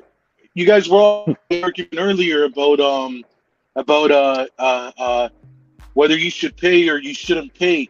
You guys were saying that if you don't pay, it's technically stealing. See, I agree with that to an extent. No. You're technically correct, Mark, that if somebody doesn't pay for the fight, it's a form of stealing. Like if we're told we should be honest and not take free stuff. But I'm saying you're not gonna not do it, right? Like it's just there. All you got to do is like free stream. Like it's same with movies, man. You click free, training day or whatever. You can put training day free movie and it'll come up. So I agree with both points. I'm really on the fence, but I'm not gonna lie to you, man. I don't pay for fights, and I'll never pay for fights because they're there. So that's all I gotta say, man. Sorry, I took up too much time, man. I'm gonna go out and fucking blaze one real quick. All right, man. Appreciate you pulling up. All right. Yeah. Word. I'll talk to you guys later, man. Peace. My man, thanks for pulling up. Salute the Slugger fan. Yeah, salute, I miss when he used to go on Black. And I'll say this, man, like salute to anybody out there who's brave enough to put their thoughts and opinions out there and click the link or either call into the show, because it's not easy standing in front of people with your thoughts and opinions. So I respect everybody who's brave enough. Go ahead, Troy. D Bevel. Yeah. I just saw a comment where they said that Floyd is he's an ambassador for the sport. That would be true if he markets the sport. He markets himself. He doesn't market the sport. He's when's the last time he marketed boxing or even had a fight card under his banner? But He's doing all these exhibitions. Hold on, Brandon. He's doing all these exhibitions, but you never see his young fighters fighting under that under his banner. Nah, man, that's called Mayweather Promotions, and that's separate from what he's doing. And he created another stream of revenue. What's wrong with that? Separate from Mayweather Promotion. What's wrong with that, Troy? There's nothing wrong with it, but you have these fighters that are signed to you, and you're responsible for them. So why don't you put them on your fight card? No, listen. That's Mayweather Promotions. He controls Mayweather Promotions. Yeah, but those fighters are locked in. But those fighters are locked in with networks, i.e. Showtime, and other agreements that these fighters have. How do we know this? We know Tank Davis ain't about to go over there and fight on his card because Tank Davis. Because Floyd's not gonna let him. No, that's not necessarily. Floyd openly says, "I'm not putting Tank against. I'm not making other guys rich. I'm not gonna put Tank against these big names." No. He controls his career. That's not supporting boxing. If you make Tank fight those guys, you guys are trying to confuse. You guys are trying to conflate exhibition fights. No, we're not. No. That's literally what you did. Tank Davis. No, but what? Listen, man. Tank Davis is an active boxer, champion, 3-division champion. Signed to make promotions, which has an agreement as we all know, with Al Haymon and Showtime. What Floyd do as a retired fighter has nothing to do with that. Like, no, we're saying like y'all. He would be helping. Like, no, it's not. No, it's not. No master. Best life. Everybody says that against Floyd, dog. Like when he just critique people say we're mad. Exhibitions, right? Nobody's mad about him doing exhibitions. That's how we got here. How No, are you we're just retired if you're still getting in the ring to fight, man? oh, Yeah. all we're saying is on one end, on his, okay, listen to this. How On we his got here. You're late, but that's how we got here. People were saying that. Am I lying What we're- on Brandon Washington? You been here? No, but did you hear my question, Mark? Mark. People saying the nigga broke. Right. Mark. Did you hear my question, Bro, though, I've Mark? been here for 4 hours, bro. I'm telling you. not Did you hear saying, my bro. question, Mark? Did you hear my question, Mark? How are you retired if you're still getting in the ring to fight? It's called. It's not a sanctioned fight, bro. It's an exhibition. Okay, Mark. Floyd Floyd, didn't invent Mayweather put himself up to this, dog. Mayweather ran his mouth. Bro, they have Mayweather. exhibitions in all sports. Okay, listen to my point. Listen, I'm listening to saying that. I'm trying to answer Troy. Troy interrupted, but go ahead, Troy. No, you was cool with Troy interrupting when you thought it made your point, but go ahead, my brother. No, I was trying. No, what I'm saying is we have no problem with this man doing exhibitions, but on one hand, only time we talk about Mayweather is when he does his exhibitions, right? But when it comes to Mayweather, the promoter, if he was a good promoter, nobody would hate on his exhibitions. But people hate on his self-promoted exhibitions because when it comes to him as a promoter, he openly says, I'm not putting my fighter against the best. He openly says that. No, he said, yes. We're not doing. What do you think that means, Mark? The dude just fought Rolly Romero. The dude is fighting all these guys that are in-house. He's not fighting other guys. He's not fighting. He's not doing business with Eddie. He's not doing business with. Listen, he's not doing business with Eddie. He's not doing. He's not doing business with Bob. He's not doing business with Eddie. He's not doing business with none of these guys over there. He's not. He openly admits he's not going to do that. They sit there and say Tank Davis is a superstar. He's a big star. He sold out an arena in Atlanta. Keep fighting out of Atlanta then. Because if people want to continue to buy bum fights of him fighting nobodies, that doesn't mean you're the best. Fight the best. We're not talking about who could sell tickets.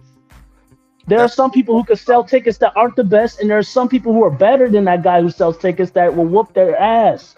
But that promoter will protect that fighter because they know if they fight any other name, they're going to get mollywopped. How long? It ruined their whole business, dog. That's what it is. How long before people can interject, bro? Do I got to put No, a clock? 2 minutes? no. Like what? No, I'm just saying. You said no. Listen, all I'm saying is everybody. Whenever you critique Floyd, people call you a hater. You hating on his money. It's like, dog, what are you talking about? Nobody's saying that. All we're saying is what he said. He is not putting his fighters against the best. I'm not making other promoters rich. Ding, ding. You got to make other promoters rich in order for your fighter to face the best. And they're not going to get rich off these no-name fighters. What? D-Bell. My brother. What's up? What do you think Top Ranking's doing with the lightweight division right now? What do I think they're doing with them? Nothing like everybody else. I haven't seen names fighting names. Okay. You don't see names fighting names, but you saw Tio fight Loma. You don't think there are names in their division? How long ago? That fight was in 2020. When's the next fight? I'll play the game. Just like Mel Charlo. Please let me interject. Let me interject and build off that original statement. And then after that, you saw Loma fight Nakatani. Then fight Comey. Are they big names in that division? No, they're not. I'm speaking for all these fighters. So based off of that, my brother, which was clearly sarcasm, people are talking about Loma still number one in division. Devin Haney got people don't know what they're talking about. Okay, so now people. All right, go ahead. Who could be number one when nobody's fought everybody? That's all I'm saying. Nobody's number one yet. So it'll never end then because there's always going to be other. True. It's just like everybody creating their own pound for pound list. It's all subjective. How do we know what pound for pound is and they're not fighting each other? It doesn't make sense. Pass the mic. Anybody else got anything they want to add? I'm trying to be fair. All right. Well, just to answer your question, it's hard to be, the top dog in this era because most boxers, I can't say all, are not fighting each other. They're just not, and nobody seems to have an answer as to why these fights can't get made. Well, has something to do with the promotional company. Listen to me, Bob Arum, Don King, Lou Duval, all these guys have been doing business long before these fighters came along. You don't have to like somebody to make money. That's the most foolish thing I've ever heard in my damn life.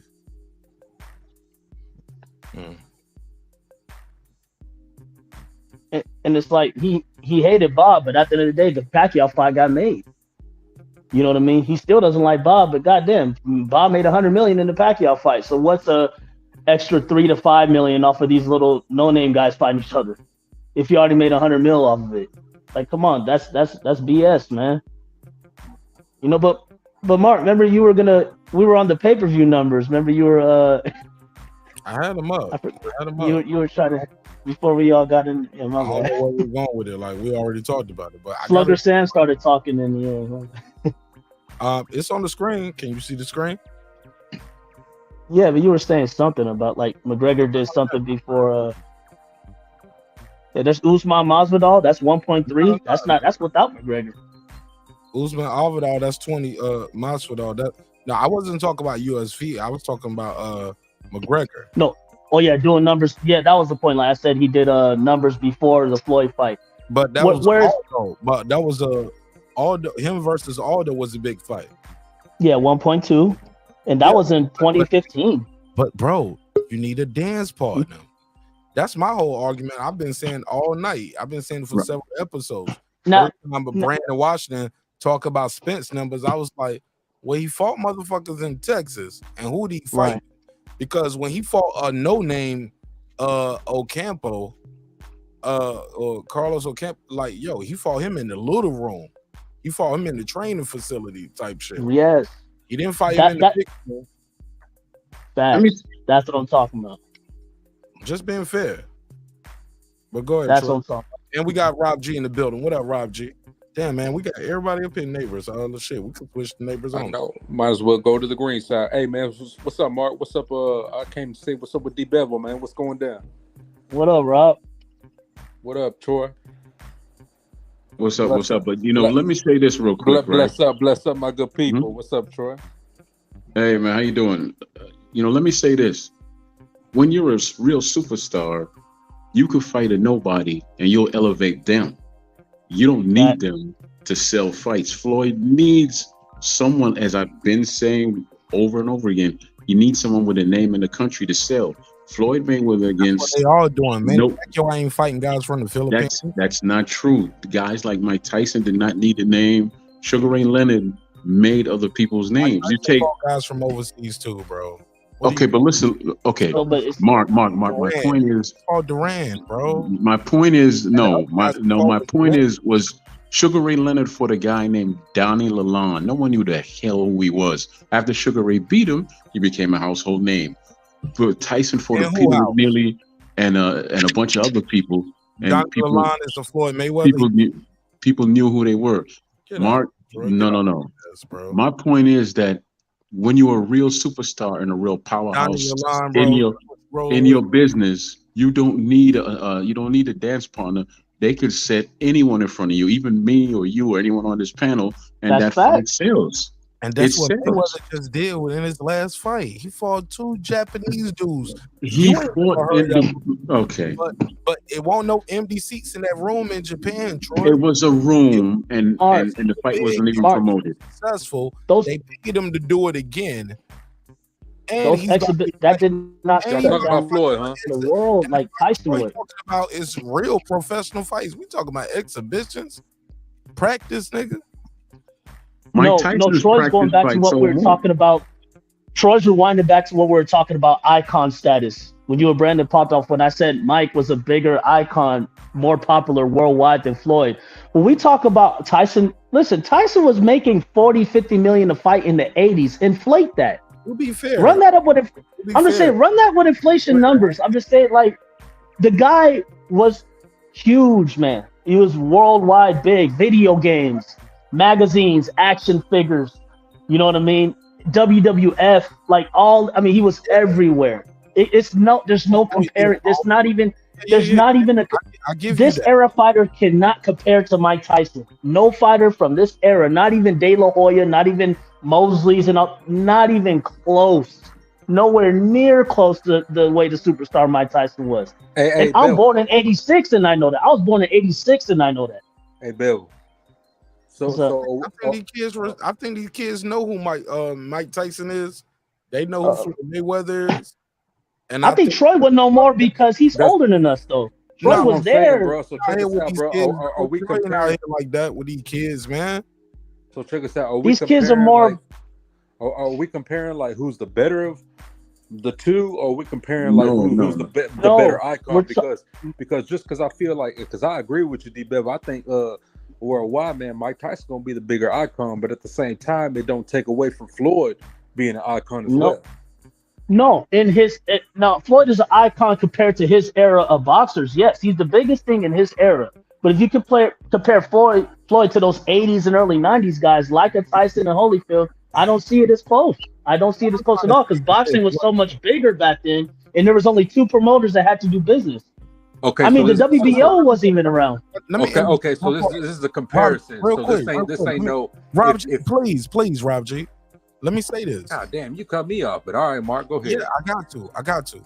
Sometimes, like I just. All right, go ahead, bro. Matter of fact, I'm gonna write it down, Rob G. I'm gonna try to write it down. Now go ahead, bro. Just because what Floyd, what Troy brings up, I don't think shouldn't be ignored because it's something I say all the time. Dance partners matter, but my whole point is that should not be a knock on Floyd, where he's the biggest guy in America fighting the biggest guy in the Philippines, the biggest guy from the UK in his division, the biggest, he fighting the biggest guy from Mexico. I don't think that's a knock on the guy. I think that's part of the intrigue and what makes the shit so dope, because the guys in his division in this country, like nobody really, like I said, y'all didn't want to see him fight Robert Guerrero. Y'all didn't want to see him fight Andre Berto. Y'all didn't want to see him fight Zab. Y'all didn't want to see that. Floyd catches that heat because he talks the most shit as if he's better than those guys in the past. That's why he gets rebuttal like that. You get what I'm saying? It's not nobody beating up on Floyd. It's just when he talks shit saying, "Oh, Tyson, I'm better than Muhammad Ali. I'm better than Tyson." You know what I mean? Yeah, they were popular, but I got all the money. You're not gonna get met with a peaceful response when it comes to that. You get what I'm saying? Because he plays a part in what's going on in boxing today. Guys ducking each other for money. So he's wrong for selling the fight better than that. No, there's nothing wrong with selling the fight. Guys sold fights before him. Floyd is not he's not the genesis of boxing, yo. You get what I'm saying? Right, Floyd is a great boxer, but there's a lot of bullshit he does as well. Now, the good things we talk about, and I applaud him for it. But when it comes to the bullshit, people want to defend him so much. It's unbelievable to me. As if he's just someone that should never be critiqued. TBE, he's undefeated. He fought everybody, which is false.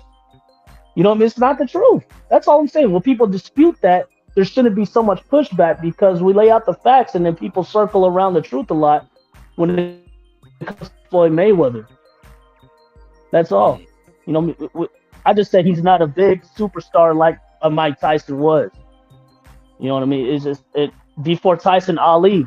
Ali is, really one of the most popular people on the globe, top 5 at his time. You know what I'm talking about? So boxing was so much bigger back then. There wasn't, a lot of fights being held up or bullshit about what do you sell. You know what I mean? Or who knows you. You just fought him. I'll give you an example. Yeah, Mark, I'll give you an example real quick that'll settle this whole thing. Let's say that Floyd and Tyson are fighting on the same damn night. Who you think sells more? And I'm talking about right now in 2022. Who they fighting? It doesn't matter. They're fighting on the same night. I can't say that. They're fighting on the same night. No, it doesn't matter. If they both fought nobodies, if they both fought unknown. No. Let me interject the conjecture of D-Bell. If Mayweather is doing a rematch with Conor McGregor or Manny Pacquiao, and and Mike Tyson is fighting Peter McNeely, Floyd is gonna outsell him with Conor McGregor and Manny Pacquiao. That's just my opinion. I'm sorry. Let's just say they're both fighting cats that are actually ranked in the top 30 or 20. That's too broad. You're painting with a broad brush. Okay, fine. Okay, Tyson versus Lewis.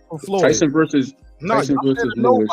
Y'all both and then Floyd versus McGregor.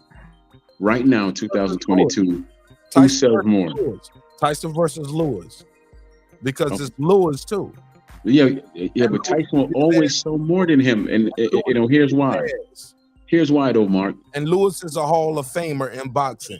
Floyd is an international name, right? Nah, you playing with me. No, listen. Floyd is an international name, but Tyson is a universal entity.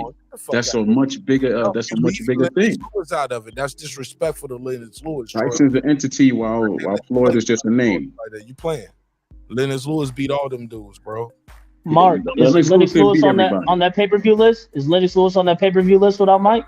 Great. Yeah, all-time great, homie. Yes, he is, but he didn't beat everybody. Yeah, all-time great, bro. Lewis was the best of his era. Holyfield was the best. Great. Dance partners matters. Dance partners matters, bro. And early 90s, Holyfield. But I mean, not with everybody. Lewis got Holyfield towards the end, I guess you could say, but the first fight with Lewis clearly whooped on Holyfield, and then he gave it to Holyfield. 2022 though, Lennox Lewis fighting Mike Tyson in 2022. Come on, man, y'all playing? Y'all what if they fought right now? You're saying? Yeah, that was the question that Troy brought up. That was that was a name I threw in there because you wouldn't take the nobody's name that was just a name I threw in there. But if Floyd is so big in this generation, mind you, this is his era. How does Mike Tyson outsell him with a guy that hasn't fought in over 10 years? Who?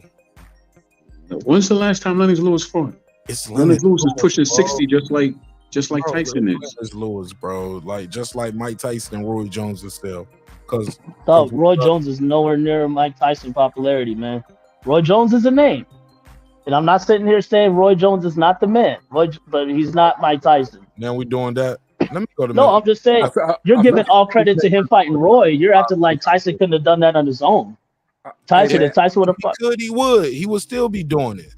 Right. If Floyd could do it, he would too. But he put his numbers out. He's doing it. That's why. That's the difference. Floyd can do it, and Floyd is doing it. Mark, you know that. To do Mark, it. Hold on, you know that Tyson was trying to do exhibitions.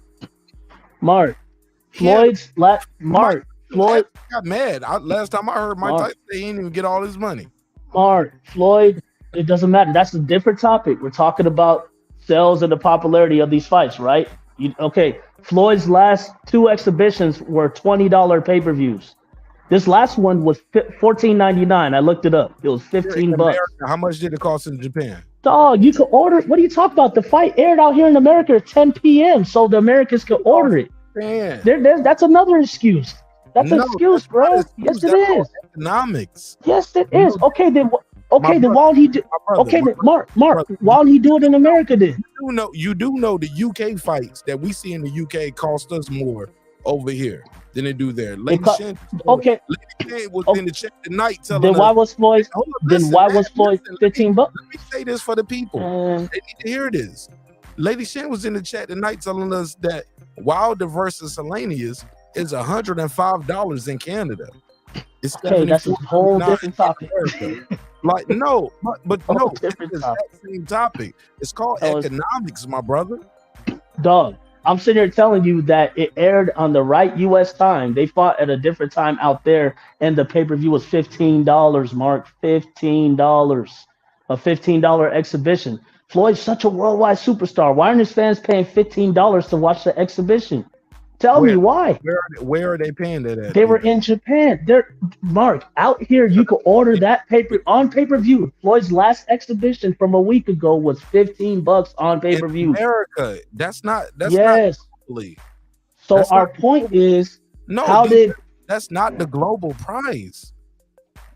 That's what you can pay in America on your going to fighttv.com. That's what you pay. That don't mean that's what people are paying in Japan, that don't mean like we don't know how. Do you know how much? Okay. Yeah, we're gonna have to put the U.S. currency into yen, and we're gonna have to see. Oh yeah, and let's look those numbers up then. How much did the tickets cost per seat? We don't know that. It was way out there, but let's look it up. But you know so much to call it a flop and a money grab. As far as Floyd fighting out here, he's a U.S. star. Yeah, nobody knows what the pay-per-view is, but Floyd's always about. Floyd brought up the number. Listen. Floyd brought up this number shit. Hey, Bill. Floyd boosted his career off of I sell pay-per-view. I do this. I do that. Now when his numbers are low, people say, "Oh, it's because it was in Japan." Oh well, it was at this time. He making no excuses for no Floyd Mayweather. He's the man, right? He's TBE, Mr. Pay-per-view, right? Mr. A-side, Money right? Mayweather. Why, Mr. Money Mayweather? Why ain't he selling pay-per-views? We're making excuses for Money Mayweather, Mr. Big Superstar who's bigger than Mike. That's what it is. It's an excuse. He can't sell. Period. That's what it is. He cannot sell no more. He needs a name. That's why you think Pacquiao was at the fight. That's the only reason we're talking about it. Pacquiao was in the audience. Pacquiao came to the post-fight. Like, come on, bro. So Pacquiao sold that fight for Mayweather, is what you're saying? No, I'm not saying he sold that fight. The fight didn't sell, period. Nobody watched it and nobody talked about it. Diehards talked about it. You didn't see this on ESPN. Nobody talks about that dude, man. Nobody talks about Floyd Mayweather, man. It's over right now for him. I know you in Vegas. I just want to. Yes, I am. Have you ever bumped into Mayweather and was he rude? I've met Mayweather on multiple occasions. Not give you a nice tip? Was he rude? Like what kind of person? He tipped $200. No, he's cool. I seen a piece of shit Floyd and I seen cool Floyd. Cool Floyd was before that De La Hoya fight. Right after the Zab Judah fight, when he had like two people around him, you know what I mean? That Floyd was hella cool. After that De La Hoya fight, that's when the what's up? Everybody else go to my backup channel, Martin Nash Live. The main channel shut down. You got to go to Martin Nash Live. You want to keep watching, and I'm gonna shut that down in a second, and we'll be all the way members only. So if you was watching the regular channel, it might have shut off, or it's gonna shut off.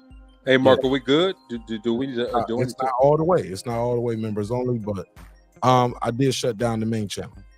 So Martin Nash Live is still live. But go ahead. All right. Matter of fact, let me go on in. Yeah, let's go.